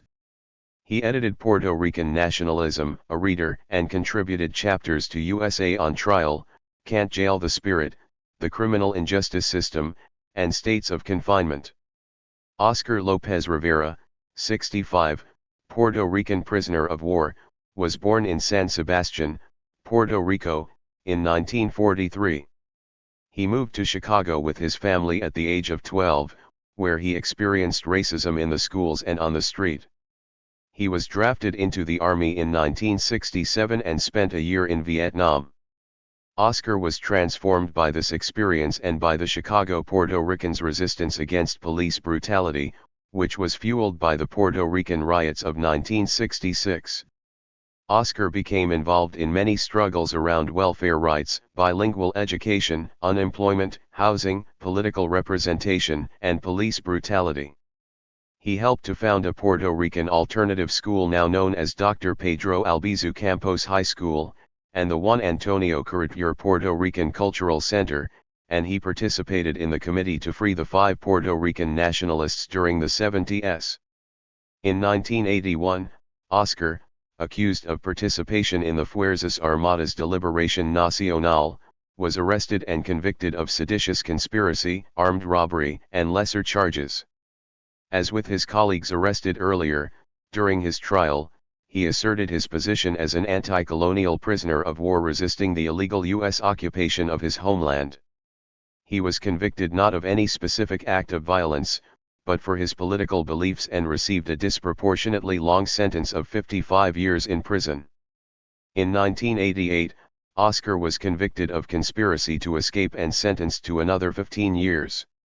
After much hard work and struggle by Puerto Rican activists and supporters, Oscar was offered a limited clemency by President Clinton in 1999, along with 11 other Puerto Rican political prisoners. Oscar rejected the offer because it would leave other Puerto Rican political prisoners behind and because he would have to renounce his political beliefs. His projected release date is 2027. From 1987 to 1999, in Marion, Illinois, and the Administrative Maximum Unit in Florence, Colorado, Oscar withstood 12 years of psychological torture, locked in his cell in complete isolation for 22.5 hours per day. Despite the harsh and inhuman conditions endured, he remains a man of dignity, hope, and aesthetic sensibility. In 2005-06, Oscar and political prisoner comrade Carlos Alberto Torres contributed their artwork to a touring exhibit called Not Enough Space. It showcased how both have discovered art as a means for their self-development and self-expression from their conditions of confinement. Oscar Lopez Rivera #87651-024 FCI Terre Haute P.O. Box 33 Terre Haute, Indiana 47808 See also Puerto Rican support organizations in the section Support Organizations. Married Corrigan Maguire founded the Community of Peace People in Belfast in 1976 along with Betty Williams and Siren McKeown. Married was the aunt of the 3 Maguire children who were hit by a getaway car after its driver was shot by a soldier. The deaths prompted a series of marches throughout Northern Ireland and further afield, all demanding an end to the violence. Married and Betty went on to win the Nobel Peace Prize in 1976. She was also one of the co-founders of the Committee of the Administration of Justice, a non-sectarian group heavily involved in the debate over changes in the legal system in Northern Ireland. In 2006, she was one of 6 Nobel Peace Laureates who founded the Nobel Women's Initiative to work for peace, justice, and women's rights worldwide. In 2007, while participating in a protest against the construction of the West Bank barrier outside the Palestinian village of Bil, Israeli security forces intervened and Married was hit by a rubber-coated steel bullet and inhaled tear gas, requiring medical attention. Rosemary Mealy is a freelance radio journalist, essayist, poet, author, and teacher. She is also a facilitator and trainer in media analysis, conflict resolution, and youth empowerment. A former Black Panther, Rosemary has lived and worked in Cuba, where she collaborated with Assata Shakur on several projects in support of U.S. political prisoners. She is also an activist in the international human rights and political prisoner movements. Her current efforts are focused on contributing to the organizing campaigns to win freedom for Mumia Abu-Jamal. She has been honored for her community involvement on numerous occasions and was the recipient of the prestigious Claudia Jones Fellowship in the African New World Studies program at Florida International University, where she taught critical race theory analysis. She has also taught at several schools of the City University of New York. Rosemary is the author of Fidel and Malcolm X Memories of a Meeting and Lift These Shadows from Our Eyes.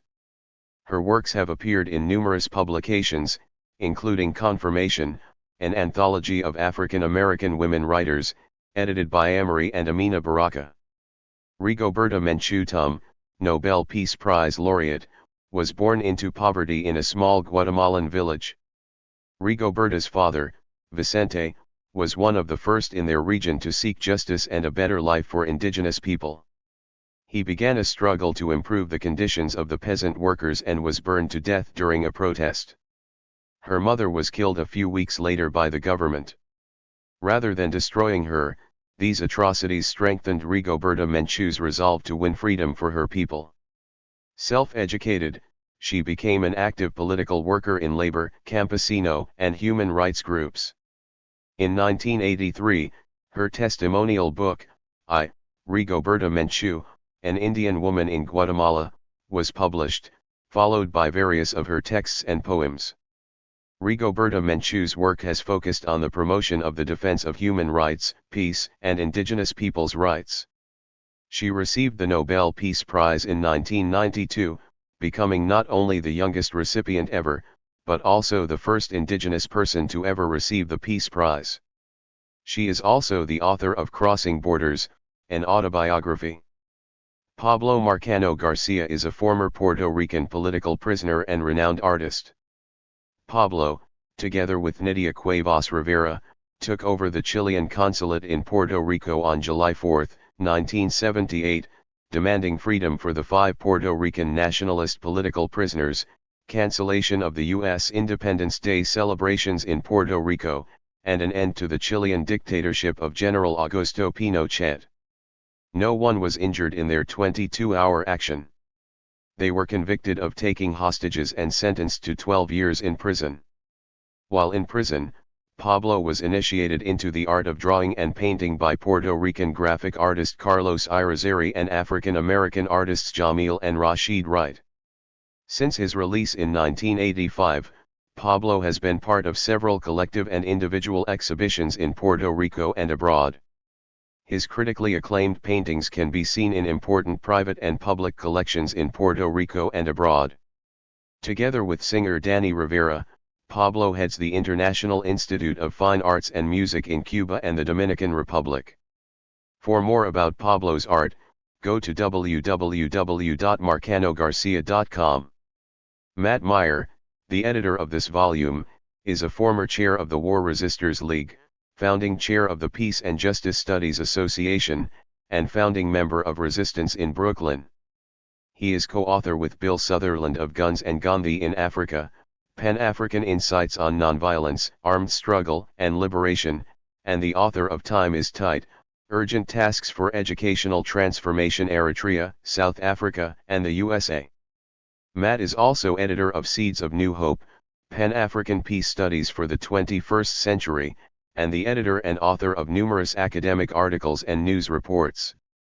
Through Resistance in Brooklyn, the War Resisters League, the Free Puerto Rico Committee, and other organizations, Matt has for many years been dedicated to campaigns to free U.S. political prisoners and end the U.S. occupation of Puerto Rico, including major involvement in several international tribunals and organizing of petitions by Nobel laureates seeking amnesty for political prisoners.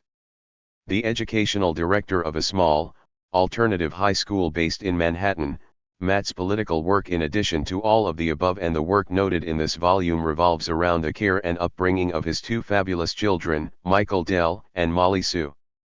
Matt can be contacted at mmmsrnb@igc.org or c/o The War Resisters League, 339 Lafayette Street, New York, New York, 10012. Betsy Mickle joined Resistance in Brooklyn, an anti-imperialist collective, shortly after its formation in 1992. Her political work began in 1970 with the Women's Bail Fund, a project to raise funds and awareness for women prisoners in New York City.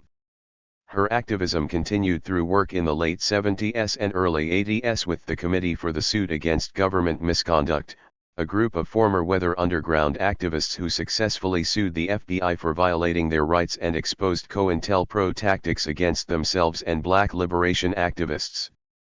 She was active in the successful campaign in the late 80s to close the Lexington Control Unit for women. She was also a member of the Free Puerto Rico Committee for several years until it disbanded in 1992. For more than a decade, Betsy has been active in the Free Mumia Abu Jamal Coalition in New York City. She has been a copy editor for over 40 years. Naji Mujahid is an inheritor of the black liberation struggle, and it is from this perspective that he approaches all of his work. He was born in Washington, D.C., in 1981. His youth was troubled because of his natural inclination toward challenging authority, but as an adult that characteristic has become one of his greatest assets. In the tradition of Mumia Abu Jamal, he fights with the media on one front of the struggle. A member of the DC Radio Co-op, he is the co-host/producer of Voices with Vision, a weekly radio news magazine on WPFW Pacifica. He reports regularly from Capitol Hill for Free Speech Radio News and does freelance reporting. Naji is also the co-founder and chairman of the Black August Planning Organization, which works to propagate the plights of political prisoners and share the histories of the black liberation struggle. He lives in Washington, D.C., with his two daughters. Jalil Abdul Muntakim, 57, is a former member of the Black Panther Party who has been a political prisoner and prisoner of war for 37 years. He is one of the longest held in the U.S. Born in 1951, Jalil spent his early years in San Francisco. He participated in NAACP youth organizing during the Civil Rights Movement, and in high school he became a leading member of the Black Student Union. After the assassination of Dr. King, Jalil began to believe a more militant response to racism and injustice was necessary. He began to look toward the Black Panther Party for self-defense for leadership and joined at age 18. On August 28, 1971, Jalil was captured along with Albert Na Washington in a midnight shootout with San Francisco police.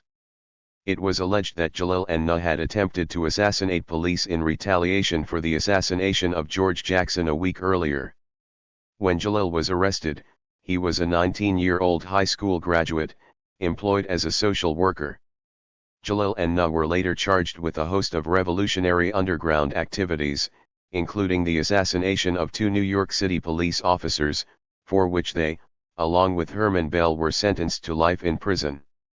In 1976, Jalil launched the National Prisoners Campaign to petition the United Nations to recognize the existence of U.S. political prisoners. Progressives nationwide joined this effort, and the petition was submitted in Geneva, Switzerland. This led to Lennox Hines and the National Conference of Black Lawyers having the United Nations International Commission of Jurists tour U.S. prisons and speak with specific political prisoners. The International Commission of Jurists then reported that political prisoners did in fact exist in the U.S. Jalil put out the call for the Jericho March on Washington in spring 1998, demanding recognition of an amnesty for U.S. political prisoners. He became a co-founder, along with Herman Ferguson and Saifi Yabukhari, of the National Jericho Movement. He was also instrumental in the formation of the New African Liberation Front. In 1994, Jalil received a B.S. in psychology and a B.A. in sociology. He has worked as an educator of other inmates and practices organizing and advocacy to ensure humane treatment for all people. He has filed numerous lawsuits on behalf of prisoners. He has been repeatedly punished for these activities, through physical abuse, formal discipline, and numerous prison transfers. Jalil wrote and submitted a New York State legislative bill for prisoners with life sentences to receive good time off their minimum sentences. Since his incarceration, Jalil has authored numerous essays of analysis and strategy concerning the Black liberation movement. He established the first revolutionary prisoners' national newspaper called Arm the Spirit and wrote an unpublished novel and teleplay.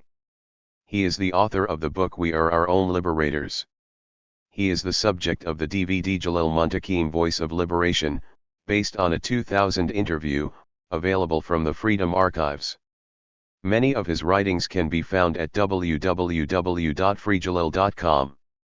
During his imprisonment, Jalil has become a father and a grandfather. Now, after more than 35 years of imprisonment, Jalil faces new charges. He and 7 other elder black activists and former Panthers were falsely charged in January 2007 with conspiracy in a police killing that took place nearly 40 years ago in San Francisco.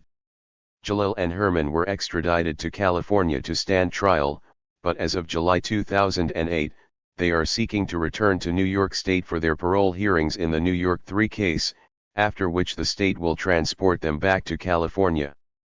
Jalil Muntakim, number 2311826. 850 Bryant Street, San Francisco, California 94103.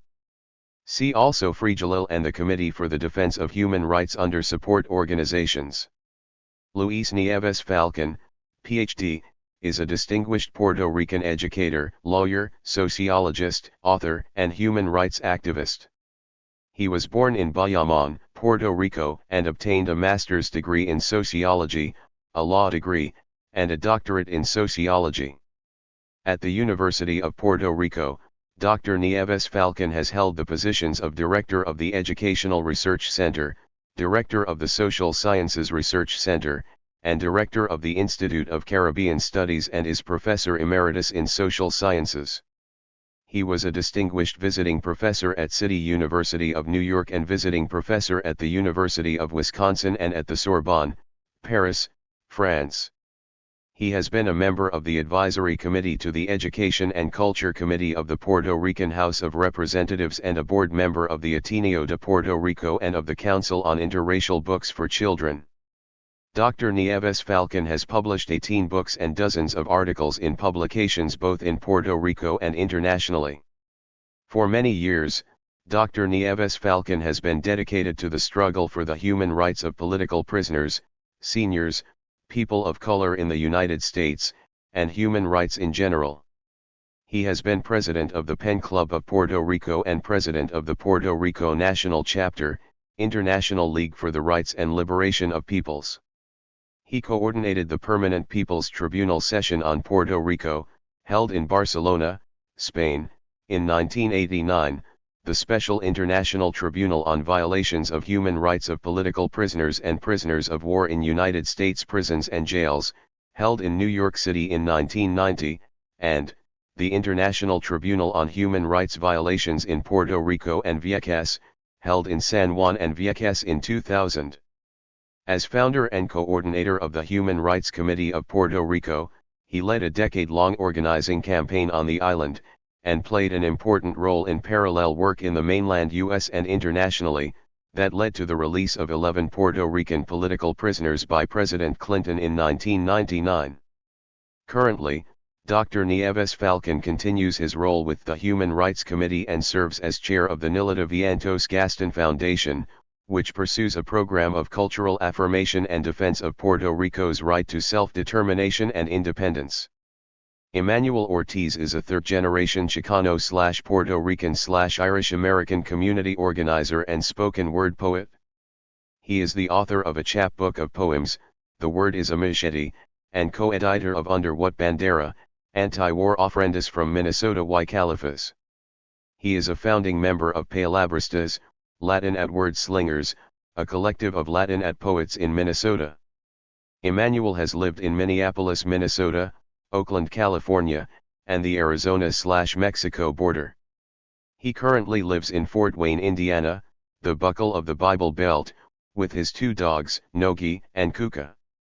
In his spare time, he enjoys guacamole, soccer, and naps. Leonard Peltier, 64, a great-grandfather, artist, writer, and indigenous rights activist, is a citizen of the Anishinaabe and Dakota/Lakota nations who has been unjustly imprisoned since 1976. A participant in the American Indian movement, in the mid-70s he went to assist the Oglala Lakota people on the Pine Ridge Reservation facing intense persecution orchestrated by the FBI's COINTELPRO, where a tragic shootout occurred on June 26, 1975. Accused of the murder of 2 agents of the Federal Bureau of Investigation, Leonard fled to Canada believing he would never receive a fair trial in the United States. On February 6, 1976, Peltier was apprehended. The FBI knowingly presented the Canadian court with fraudulent affidavits, and Peltier was returned to the U.S. for trial. Key witnesses were banned from testifying about FBI misconduct, and testimony about the conditions and atmosphere on the Pine Ridge Reservation at the time of the shootout was severely restricted. Important evidence, such as conflicting ballistics reports, was ruled inadmissible. Still, the U.S. prosecutor failed to produce a single witness who could identify Leonard as the shooter. Instead, the government tied a bullet casing found near the bodies of their agents to the alleged murder weapon, arguing that this gun had been the only one of its kind used during the shootout and that it had belonged to Leonard. Later, Leonard's attorneys uncovered, in the FBI's own documents, that more than one weapon of the type attributed to him had been present at the scene, and the FBI had intentionally concealed a ballistics report that showed the shell casing could not have come from the alleged murder weapon. Other troubling information emerged. The agents undoubtedly followed a red pickup truck onto the land where the shootout took place, not the red and white van driven by Leonard, and compelling evidence against several other suspects existed and was concealed. At the time, however, the jury was unaware of these facts. Peltier was convicted and sentenced to 2 consecutive life terms. For more details of the government's abusive tactics against Leonard, see the American Indian Movement section of the article, The Real Dragons, A Brief History of Political Militancy and Political Incarceration, 1960s to 2000s, in this book. The campaign for Leonard's freedom has gained the support of numerous political, religious, and social leaders and millions of individuals worldwide. Amnesty International has written that it considers Leonard Peltier to be a political prisoner whose avenues of redress have long been exhausted. Amnesty International recognizes that a retrial is no longer a feasible option and believes that Leonard Peltier should be immediately and unconditionally released.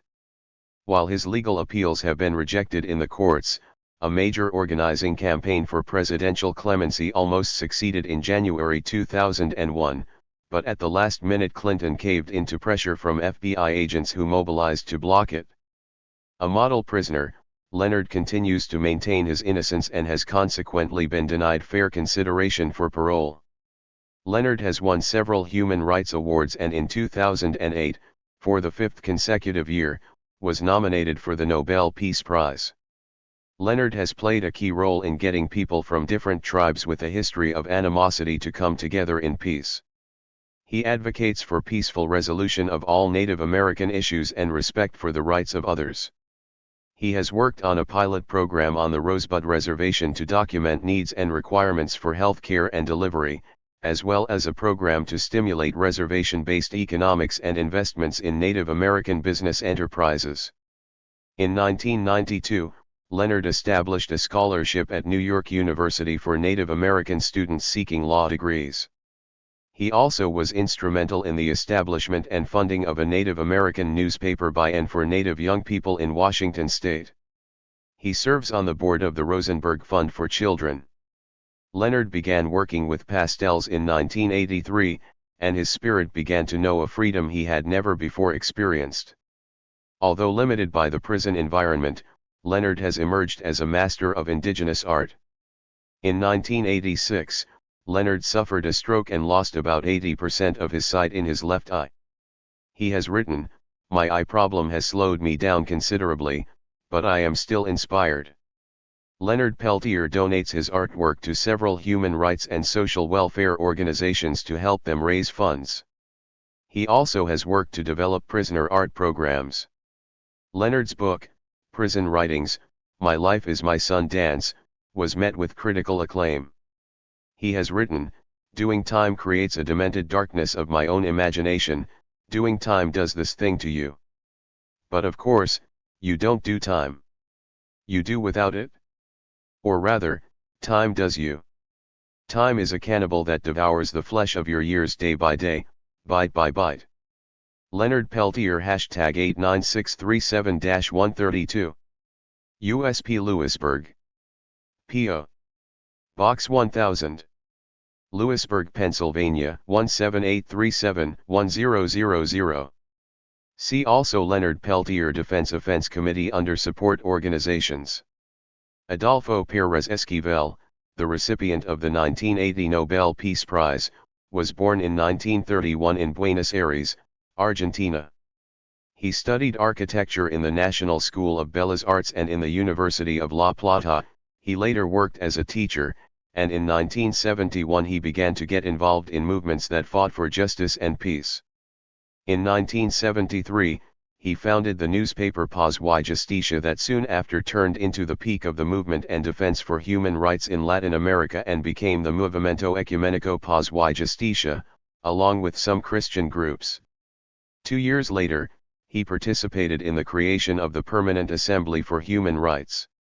In 1976 he traveled the world and designed programs meant to develop and help indigenous communities in Latin America, working-class movements, and other groups in need. During 1977 and 1978, he was imprisoned in Argentina by the military dictatorship headed by President Videla, and during this period he received the Juan XXIII Memorial Peace Prize granted by International Pax Christi. In 1980 he won the Nobel Peace Prize for his fight for human rights, and soon after he was designated as member of the Executive Committee of the United Nations Human Rights Permanent Assembly. He has contributed to numerous international missions like the Ship for Peace to Nicaragua, Ship for Solidarity to Poland, and campaigns for resolution of conflicts in South Africa, Afghanistan, the Middle East, and Tibet, among others. Among his literary highlights is Caminando Junto al Pueblo, where he describes his experiences in the struggle for the ideal of nonviolence in Latin America. Today, he commits his time to the Fundación Servicio, Paz y Justicia, and to the Village of Children for Peace project that helps numerous minors in social risk conditions. Alberto Rodriguez, former Puerto Rican political prisoner, was born in 1953 in the Bronx, New York, and was raised in Chicago. While he was in high school, he became part of a new generation of Puerto Ricans in the United States who demanded that their history and culture be recognized. He joined the national liberation struggle, becoming part of a group of Latino students who, using the tactics of sit-ins and civil disobedience, forced the Chicago Board of Education to be more responsive to the needs of Latino students. Alberto entered the University of Illinois in 1972 and immediately became involved in the struggle for a Latin American Studies program and for recruitment of Latino students. Upon graduation in 1976, he began to work for community programs that provided opportunities for working adults to pursue educational goals. He also worked in various community organizations such as the Workers' Rights Center, El Comité Pro Orientación Comunal, El Desfile del Pueblo, the Latino Cultural Center, the Committee to Stop the Grand Jury, the Committee to Free the 5 Nationalist Prisoners, and the National Committee to Free Puerto Rican Prisoners of War. In June 1983, when he was working as an academic counselor at Northeastern Illinois University and completing his thesis requirements for a graduate degree from Governor's State University, Alberto he was arrested along with 2 other comrades. They were accused of participation in the Fuerzas Armadas de Liberación Nacional and charged with seditious conspiracy. During their trial, all 3 asserted their position as anti-colonial POWs resisting the illegal U.S. occupation of their homeland. All were convicted and sentenced to 35 years. During Alberto's 16 years of incarceration, he faced many violations of his human rights. His first 10 months in prison were in solitary confinement, where, he has written, I had to search within myself to find the spiritual strength to persevere. Alberto was one of the 11 Puerto Rican political prisoners granted clemency by President Clinton in September 1999. Alberto has lived in Chicago since his release. After working for 7 years as a paralegal at the People's Law Office, he left to help raise his young son and work with his wife's wedding photography business. He also helps care for his aging parents. Ninach Carrasca, who grew up in the Philippines, is a writer and an internationally known activist for human rights. She has been involved in the Philippine National Democratic Movement since the 1960s. A political prisoner under the Marcos regime, she was forced into exile when threatened with a second arrest and is currently a New Yorker. She was a founder and the first national chair of Gabriela, the preeminent women's rights organization of the Philippines, and co-founded Gabriela Network USA, a Philippine U.S. women's solidarity organization, and the Philippine Workers' Support Committee. She is the international spokesperson for Gabriela's Purple Rose campaign against the trafficking of women, with an emphasis on Filipinas. She has participated in numerous world forums and conferences for human rights. She serves on the board of the Survivors Committee, a network of former political prisoners and human rights activists. She has also been in leadership positions with Amnesty International and the PEN American Center. She considers the issues of freedom of expression, women's rights, and human rights as crucial to the struggle against neocolonialism and certainly crucial to the advancement of humanity. Ninachka is the author of 6 books. Her short story collections include Bitter Country and Monsoon Country. Her 2 novels are State of War and Twice Blessed, and her books of nonfiction are Endgame, The Fall of Marcos and Jose Maria Sisson, At Home in the World, Portrait of a Revolutionary. Her short stories have been included in several anthologies, and she is a frequent contributor to numerous periodicals. She is a 2-time recipient of the New York Foundation for the Arts Fellowship and has received numerous awards for literature, including the American Book Award. Her blog is www.ninachcarrasca.blogspot.com.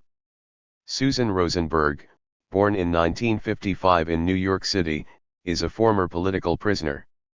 While still in high school in the early 1970s, she worked with and was greatly influenced by the Black Panther Party and the Young Lords Party. She later worked in support of political prisoners, against COINTELPRO, and in support of national liberation movements in Africa and Latin America. In the mid-1970s, she worked at Lincoln Hospital in the Bronx with the first U.S.-based acupuncturists led by members of the Black Liberation Movement. She received her acupuncture doctorate from the Montreal Institute of Chinese Medicine. Targeted by the FBI, Susan went underground in 1982 rather than face a biased community in defending against federal RICO conspiracy charges. Arrested and charged with weapons possession in New Jersey in November 1984 along with activist Tim Blunk, the 2 were sentenced to 58 years in federal prison, the longest sentence in U.S. history for weapons possession. The judge cited their political ideology as the reason for the lengthy prison term. Charges against her for the 1981 Brinks robbery by the Revolutionary Armed Task Force and the 1979 escape from prison of Assata Shakur were dropped for lack of evidence. In 1990, charges were also dropped in the resistance conspiracy case. Susan was one of 3 women political prisoners placed in the Lexington High Security Unit in 1986. With broad community and legal support, they successfully fought against the psychological torture of this experimental unit. In over 10 years of isolation and maximum security conditions, Susan continued to organize, teach, and write. She obtained her master's degree in writing from Antioch in 2000 and worked as an HIV/AIDS prisoner peer educator. After 16 years in prison, Susan received clemency from President Clinton on his last day in office, January 20, 2001. An international human and prisoner rights activist since her release, she has written a memoir, has taught literature at the John Jay School of Criminal Justice, City University of New York, and is working for an international development organization.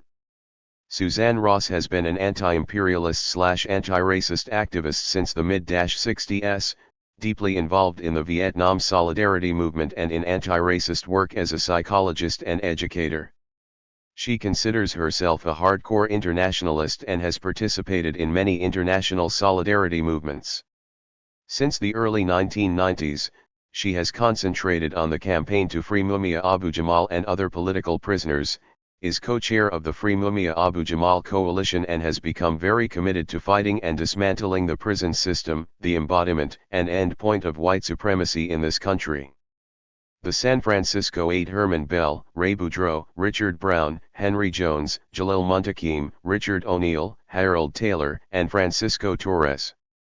In January 2007, the FBI dredged up a 35-year-old unsolved murder of San Francisco Police Sergeant John V. Young and arrested 8 former members and associates of the Black Panther Party, 2 of them already in prison for over 30 years on other political charges. In 1973, New Orleans police had arrested 13 alleged Black Panthers. Over the next several days, 3 of them, including Harold Taylor, were tortured, Abu Ghraib-style stripped naked, beaten, blindfolded, covered in blankets soaked with boiling water, and endured placing electric probes on their genitals, among other horrors. The next year, a judge threw out charges based on confessions made under this torture. But in recent years the FBI has dusted off these old, coerced confessions and is determined to use them to make examples out of these black men, who are now aged 55 to 72 and respected community leaders. The San Francisco 8 now face many years in prison, and a strong defense campaign is underway. See also Committee for the Defense of Human Rights under support organizations. Jane Siegel is a lifelong activist. For the past 20 years, her political work has focused on women political prisoners and the prison industrial complex. She, along with B. J. Mullins and Judith Merkinson, founded Out of Control Lesbian Committee to support women political prisoners. She lives in San Francisco and is an educator, a mother, an artist, and a dog lover. Jane loves California landscapes, the outdoors, listening to live jazz and playing with her dog. Assata Shakur, a 61-year-old African woman, is a social justice activist, a poet, a mother, and a grandmother. She has written, "I am a 20th-century escaped slave. Because of government persecution, I was left with no other choice than to flee from the political repression, racism, and violence that dominate the U.S. government's policy toward people of color. I am an ex-political prisoner, and I have been living in exile in Cuba since 1984. I have been a political activist most of my life, and although the U.S. government has done everything in its power to criminalize me, I am not a criminal, nor have I ever been one. In the 1960s, I participated in various struggles, the Black Liberation Movement, the Student Rights Movement, and the movement to end the war in Vietnam. I joined the Black Panther Party. By 1969 the Black Panther Party had become the #1 organization targeted by the FBI's COINTELPRO program. Because the Black Panther Party demanded the total liberation of black people, J. Edgar Hoover called it the greatest threat to the internal security of the country and vowed to destroy it and its leaders and activists. In May 1973, while Asada and 2 companions were traveling on the New Jersey Turnpike, state police spotted and identified them as people they believed to be members of the Black Panther Party and the Black Liberation Army, and proceeded to ambush them. When the smoke cleared, one police officer and one of Asada's companions, Zaid Shakur, lay dead. Asada, shot with her hands in the air and dragged from the car, lay wounded. Only belatedly taken to the hospital, Asada was then chained to her bed, tortured, and questioned while injured. In fact, she never received adequate medical attention even though she had a broken clavicle and a paralyzed arm.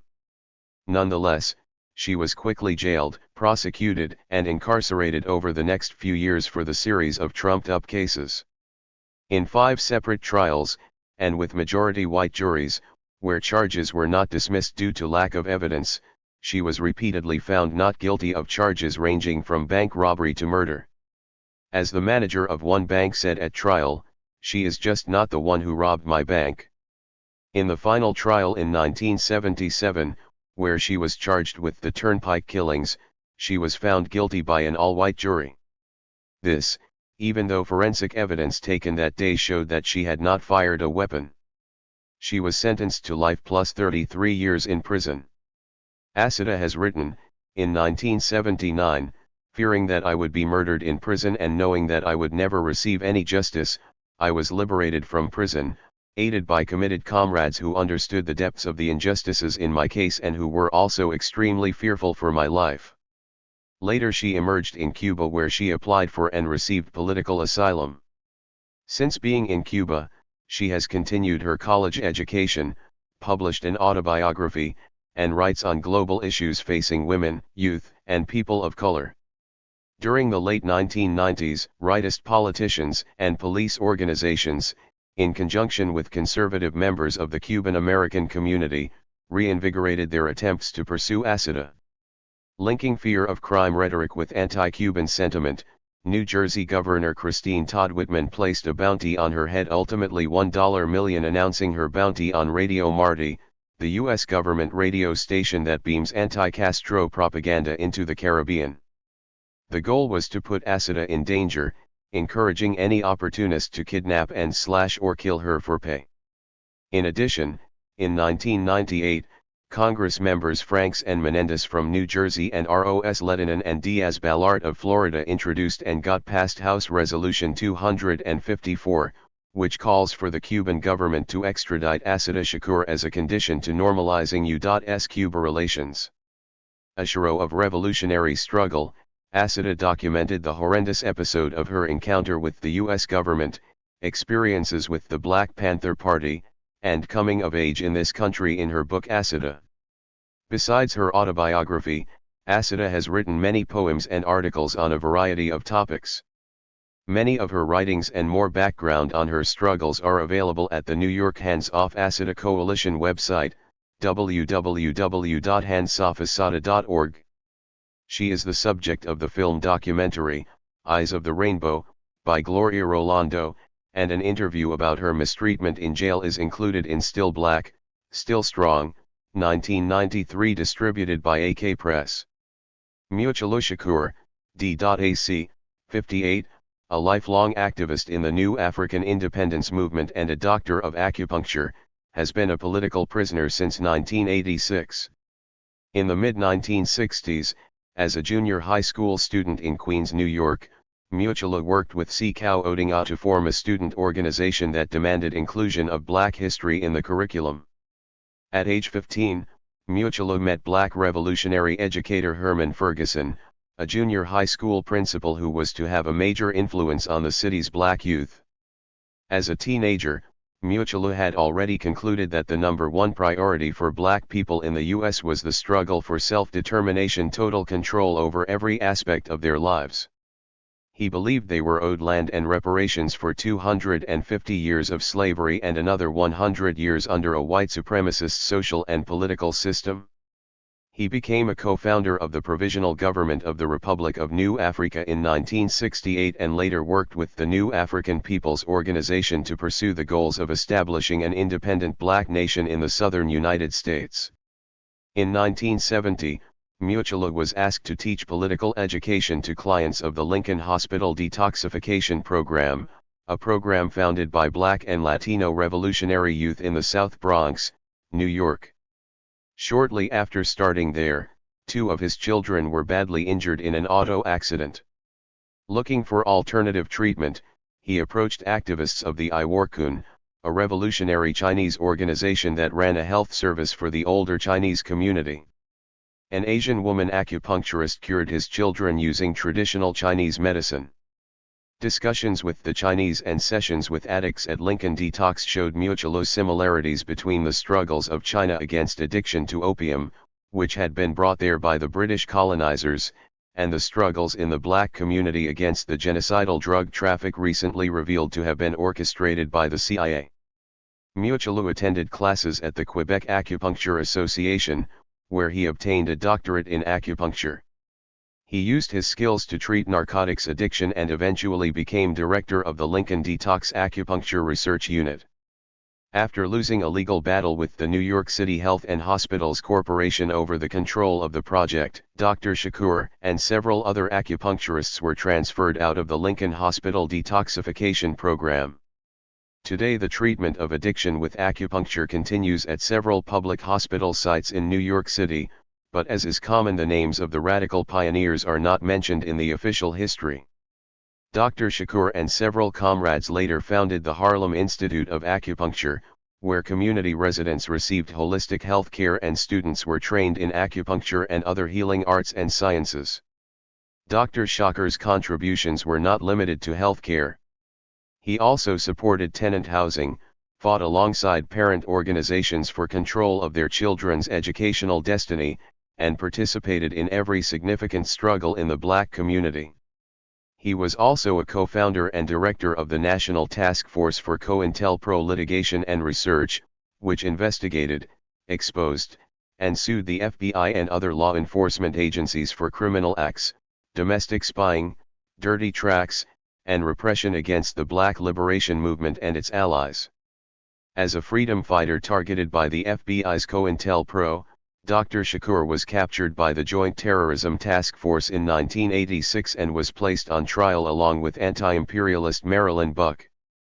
Both were charged with being part of an armed underground unit that conspired to free Assata Shakur from prison and with conspiring to carry out several armored car and bank robberies, the proceeds of which, the governments alleged, were used to support political activities. Both were convicted under questionable circumstances, and Dr. Shakur was sentenced to 60 years in federal prison. His revolutionary nationalist spirit remains strong despite continuing efforts by prison officials to crush him. Dr. Shakur is the father of 6 children. The Federal Bureau of Prisons made every effort to keep him separated from his son, legendary rapper Tupac Shakur, who was assassinated in 1996. He has solid evidence that the murder was a continuation of COINTELPRO. Dr. Shakur has worked to promote education among other prisoners and has participated in efforts to promote unity between prisoners from different regions and religious, ethnic, and cultural affiliations. He was a key organizer of the historic gang truce between the Bloods and the Crips at Lompoc Penitentiary. At each institution where Dr. Shakur has been incarcerated, he has worked with other prisoners, staff, and community artists, activists, and intellectuals to create educational and cultural programs to encourage positive development for the incarcerated, particularly Black and Latino youth. In 2002, the Parole Commission denied parole to Dr. Shakur. In 2004, his attorneys filed a habeas corpus petition to challenge the 6-year delay in his parole hearing, but his appeals lost at each level, and the U.S. Supreme Court declined to hear the case in 2006. He was again denied parole in January 2008. His release date is 2017. Muchalushakur #83205-012. USP Florence Admax. PO Box 8500 Florence, Colorado 81226. See also Family and Friends of Dr. Muchalushakur under Support Organizations. Gilda Sherrod Ali, a graduate of the Rutgers University School of Law, is an attorney who has practiced criminal and family law for many years in Washington, D.C. She has served as the co-chair of the Criminal Justice Conference of the National Conference of Black Lawyers and was for several years director of the Jericho Legal Defense Fund, working for Amnesty for U.S. political prisoners. She has worked on the cases of political prisoners Muchalushakur and Robert Seth Hayes. She also does defense work in mass protest cases with the National Lawyers Guild, and represented activists arrested in the Supreme Court civil disobedience in 2000 in support of Mumia Abu-Jamal. Russell Maroon Shoatz, New African political prisoner of war, 66, was a dedicated community activist and founding member of the Philadelphia-based organization Black Unity Council, which in 1969 merged with the Black Panther Party. In 1970, Maroon and 5 other activists were accused of an attack on a police station during which an officer being killed. This attack was carried out in response to the rampant police brutality in the black community. For 18 months Maroon functioned underground as a soldier in the Black Liberation Army. In 1972 he was captured and convicted for the attack on the police station and was sentenced to multiple life sentences. Twice he escaped, once in 1977 and again in 1980, but both times he was recaptured. Most of his time in prison, including today, has been spent in control units in which he is locked in his cell for 22 to 24 hours a day. Has written, "I remain a committed new African freedom fighter, who will not rest until the new African peoples are free from oppression and a free and self-governing nation." An extensive interview with Maroon, as well as his essays Black Fighting Formations, 21st Century Political Prisoner, Real and Potential, and Liberation or Gangsterism, Freedom or Slavery, has been published by South Chicago ABC Zine Distro. His short texts Death by Regulation and Message from a Death Camp have been published by Kerspli Badeb in 2008, as has his essay The Real Resistance to Slavery in North America. Russell Maroon Shoatz #AF3855. Cy Green. 175, Progress Drive. Waynesburg, Pennsylvania, 15370. See also Russell Maroon Shoatz support under support organizations. Meg Starr is an educator, author, founding member of the anti-racist, anti-imperialist Collective Resistance in Brooklyn, an active member of the group's Women's Caucus that organizes an annual women-only cultural event. She was a solidarity activist with the Free Puerto Rico Committee from 1982 until its dissolution in 1992, and has also been active in women's movements against misnamed welfare reform. Meg has been part of many campaigns to free U.S. political prisoners and was one of the main organizers of the John Brown 2000 conference organized by Resistance in Brooklyn and other groups. She has written and spoken extensively on issues of self-determination, white supremacy, and the role of women in revolutionary struggle. An early childhood education specialist, she is author of the popular children's book Alicia's Happy Day, and has designed workshops and teacher training courses for City College of the City University of New York and Touro College. Lynn Stewart, 69, has been a criminal defense lawyer for over 30 years. In addition to representing many people marginalized by the criminal justice system and victims of the war on drugs and the prison industrial complex, she has represented such well-known political prisoners as David Gilbert, Richard Williams, and Sekou Odinga, as well as Larry Davis and Sheikh Abdel Rahman. Lynn Stewart was arrested on April 9, 2002, along with paralegals and translators Mohammed Yusri, Ahmed Sadr, and Yasir al-Sirai, after their indictment on charges of materially aiding a terrorist organization in Lynn's case, through a press conference and allowing access by others as part of her representation of Sheikh Rahman. The indictments were trumpeted in a press conference by then Attorney General John Ashcroft. In July 2003, Federal District Court Judge John Coeltel dismissed the most serious charges as unconstitutionally void for vagueness. 4 months later, Lynn and two of her co-defendants were indicted on 5 counts of aiding and abetting a terrorist organization under the 1996 Anti-Terrorism Act. Lynn and her co-defendants had a 9-month trial in which prosecutors used the most inflammatory evidence, including irrelevant videos of Osama bin Laden, and painted Lynn as a traitor with radical views supporting armed revolution. On February 10, 2005, all 4 defendants were convicted on all counts. Lynn thus became the first lawyer in the United States to be convicted of aiding terrorism. She was automatically disbarred. Prosecutors asked for a 30-year sentence. Nationally, many defense attorneys along with thousands of supporters rallied to Lynn's cause. Hundreds wrote the judge, decrying the injustice of the charges and testifying to her dedication to representing society's most persecuted. On October 16, 2006, Judge Coeltel sentenced Lynn to 28 months in prison, a major defeat for the feds. Lynn remains free pending appeal, which was argued before the Second Circuit Court of Appeals on January 29, 2008. Since her conviction, Lynn has struggled with breast cancer, which fortunately was successfully treated, and has continued to tirelessly campaign not only for justice in her case but also for freedom of all U.S. political prisoners. By targeting and indicting Lynn Stewart, the U.S. Justice Department hopes to make an example of an attorney with a long history of progressive political beliefs as well as a reputation for vigorously advocating on behalf of those whose lives have been entrusted to her. Her prosecution is meant as a signal to the defense bar to cease and desist zealous representation of persons criminalized by the government. See also Lynn Stewart Defense Committee under Support Organizations. Brendan Story moved to Brooklyn in 2003 and went to work editing for the Argentina Autonomista Project, writing for queeringdiabetes.org, and organizing letter-writing sessions to political prisoners and prisoners of war. The letters led to some activists participating in emergency campaigns, primarily for new African POWs. Threats of eroding health care at the day job eventually propelled him into labor organizing with the New York City Industrial Workers of the World.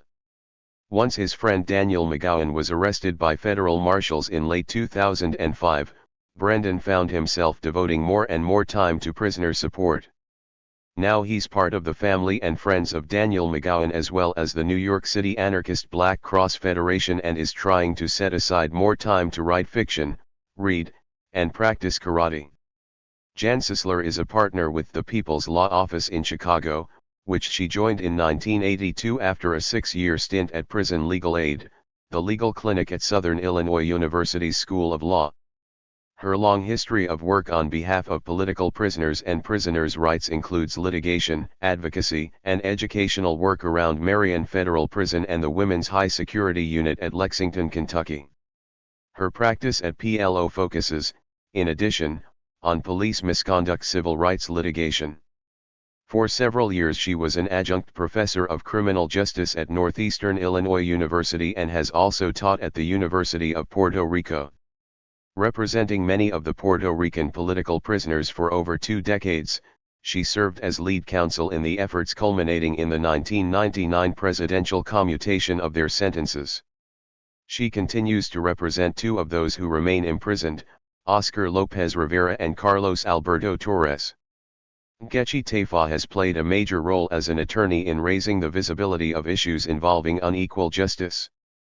She has been widely published on issues involving sentencing and justice reform. She is an adjunct professor at Howard University Law School, teaching a seminar on racial disparities in the criminal justice system. She has served as the director of the Equal Justice Program at Howard University School of Law, Legislative Counsel for the American Civil Liberties Union, Public Policy Counsel for the Women's Legal Defense Fund, and staff attorney for the National Prison Project. She also spent many years as a criminal defense attorney in private practice. Professor Taifa serves on the board of several organizations, including the Washington Council of Lawyers, the Bureau of Rehabilitation, and D.C. Prisoner Legal Services Incorporated. She is an active member in several associations, including the American Bar Association's Race and Racism Committee, the National Association of Blacks in Criminal Justice, the National Conference of Black Lawyers, the National Bar Association, and the Washington Bar Association. Currently she is a senior policy analyst in the Washington office of the Open Society Institute. In this role, she works to advance reforms in the areas of law enforcement, sentencing, prison conditions, and reentry. Professor Taifa has worked on issues involving COINTELPRO and political prisoners since 1975. She has been the co-chair of the Legislative Commission of NCABRA.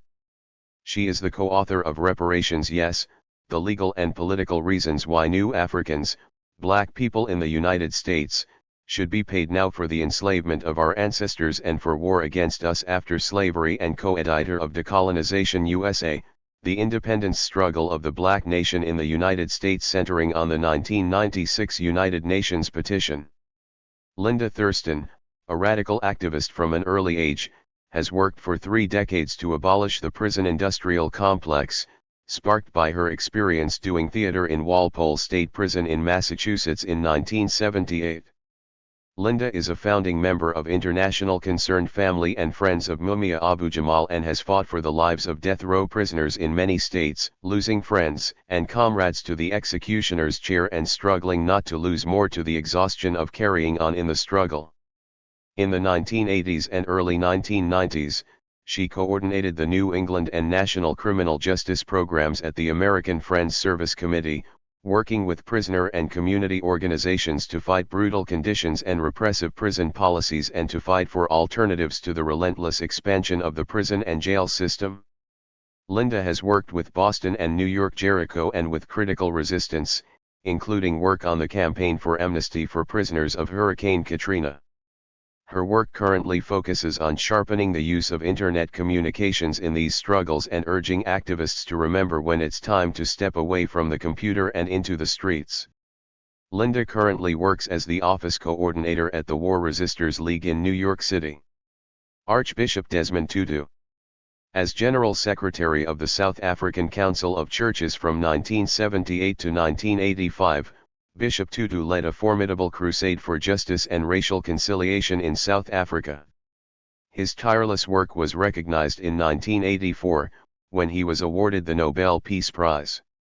Then, following a short stint as the Bishop of Johannesburg, he was elected Archbishop of the Church of the Province of Southern Africa in 1986, an office he held until his retirement in 1996. Once the African National Congress and other political organizations were unbanned, Bishop Tutu became a key mediator and conciliator in the difficult transition toward democracy. In 1996, he was appointed by President Nelson Mandela to chair the Truth and Reconciliation Commission, the body set up to probe gross human rights violations during apartheid. Following the presentation of the Commission's report to the President in 1998, Bishop Tutu has been visiting professor at several overseas universities, and has published several books, the latest of which is God Has a Dream. For more on Bishop Tutu, go to www.tutufundationook.org.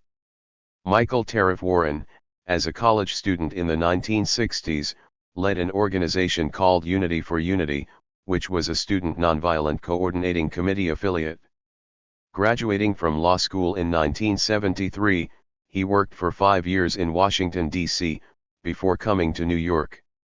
Tariff has served as legislative aide to Congressman Louis Stokes, Associate Director of the National Conference of Black Lawyers Juvenile Defense Project, Assistant General Counsel for the NAACP Special Contributions Fund, and Staff Attorney for the National Committee Against Discrimination in Housing. He is currently in private practice in Brooklyn, specializing in criminal, police misconduct, and human rights cases. Tariff has represented numerous political prisoners and currently represents Dr. Mutulu Shakur, a longtime activist in the New African Liberation Movement. He also served on the defense team in the 2002 capital murder trial of Jamil Abdullah Al-Amin in Atlanta. In 1984, he represented the family of Michael Stewart, a young black man murdered by the New York police. He represented rapper Tupac Shakur in 1994, served as lead counsel in the 1998 Million Youth March case in Harlem, and was lead counsel in the Central Park 5 case, in which the 1990 convictions of 5 young men wrongfully convicted of raping the Central Park jogger were set aside.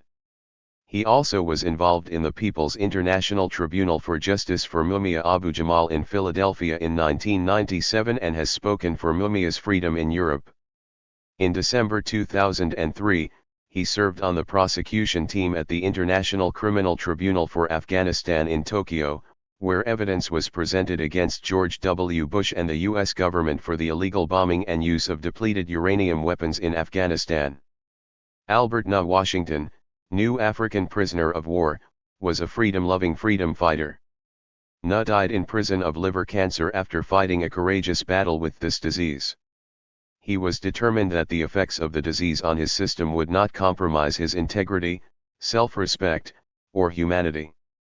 His life and death leave a rich legacy to be learned from and cherished. N. was a teacher, friend, loyal comrade, leader, spiritual advisor, father figure, and much more. N. was exposed to international politics early in life through meeting some immigrants from Africa who rented rooms from his grandmother. In 1969, he joined the Denver, Colorado, chapter of the Black Panther Party, working with the Free Breakfast program.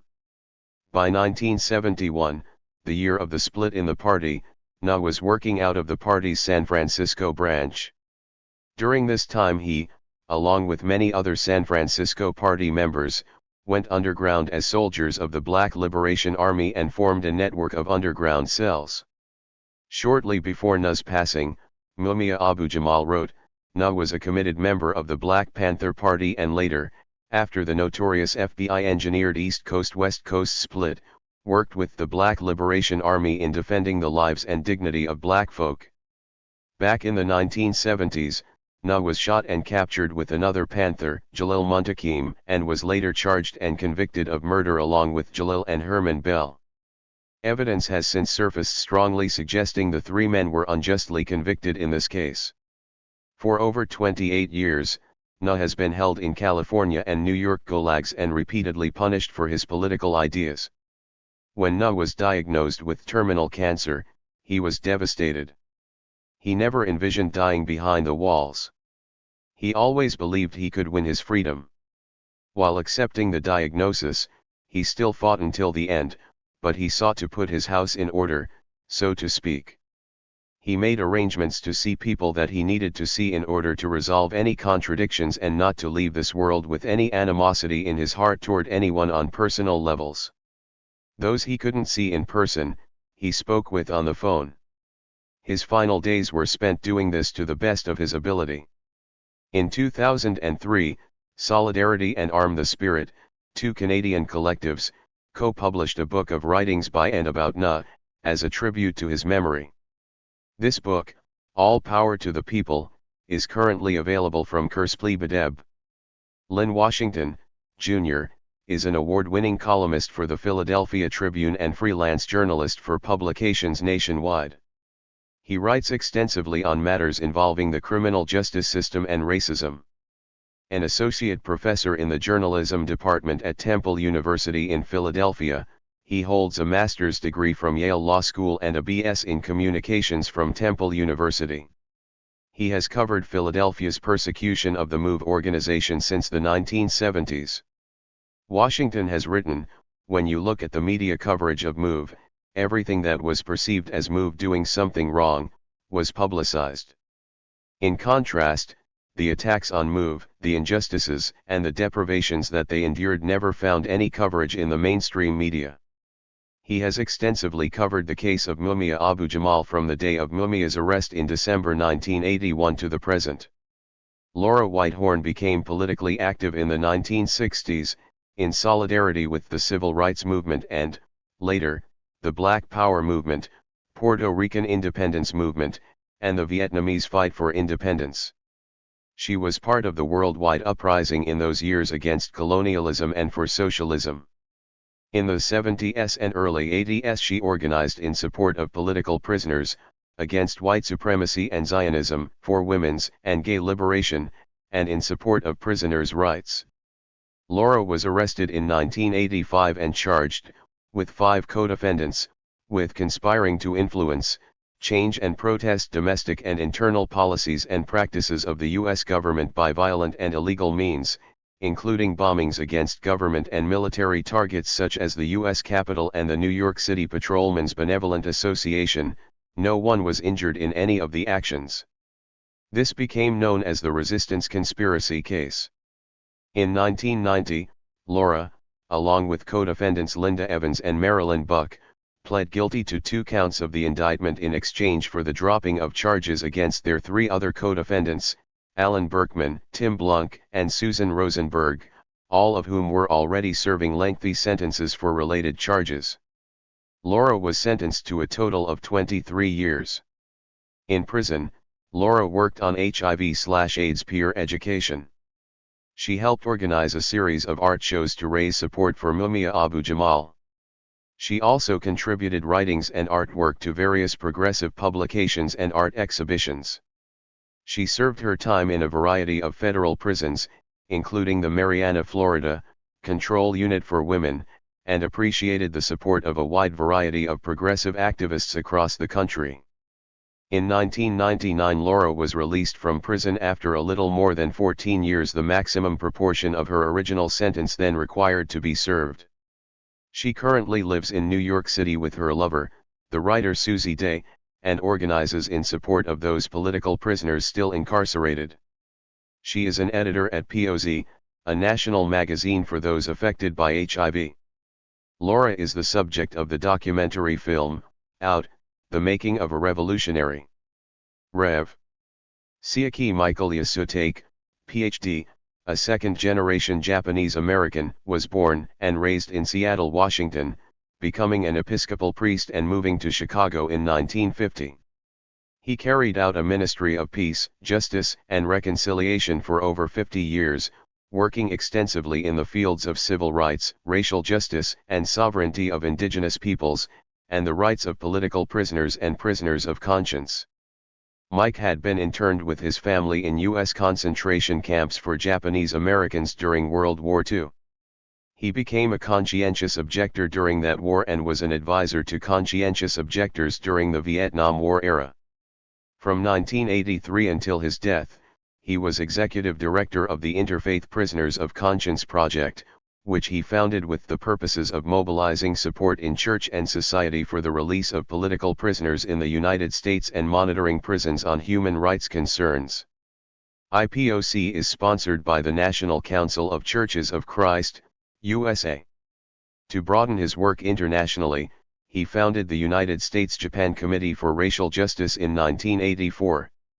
In a 1996 tribute, the Chicago-based Committee to End the Marion Lockdown wrote, "Mike is now retired and in this capacity he does as much as 100 people.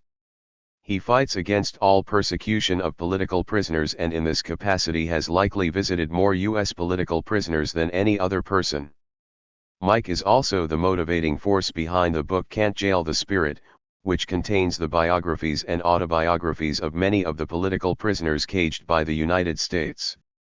In the late 1970s, after a hiatus of 53 years, he took up kendo again for exercise and discipline and achieved the rank of 5th degree black belt when he was 73 years old. A fuller biography can be found in the archives of the Episcopal Church, under www.episcopalarchives.org/yasutake.html. Barbara Zeller, M.D., graduated from the Columbia University College of Physicians and Surgeons in 1971 and completed a residency in primary care internal medicine. She was one of the first to serve as a medical volunteer during anti-war and anti-racist protests and demonstrations.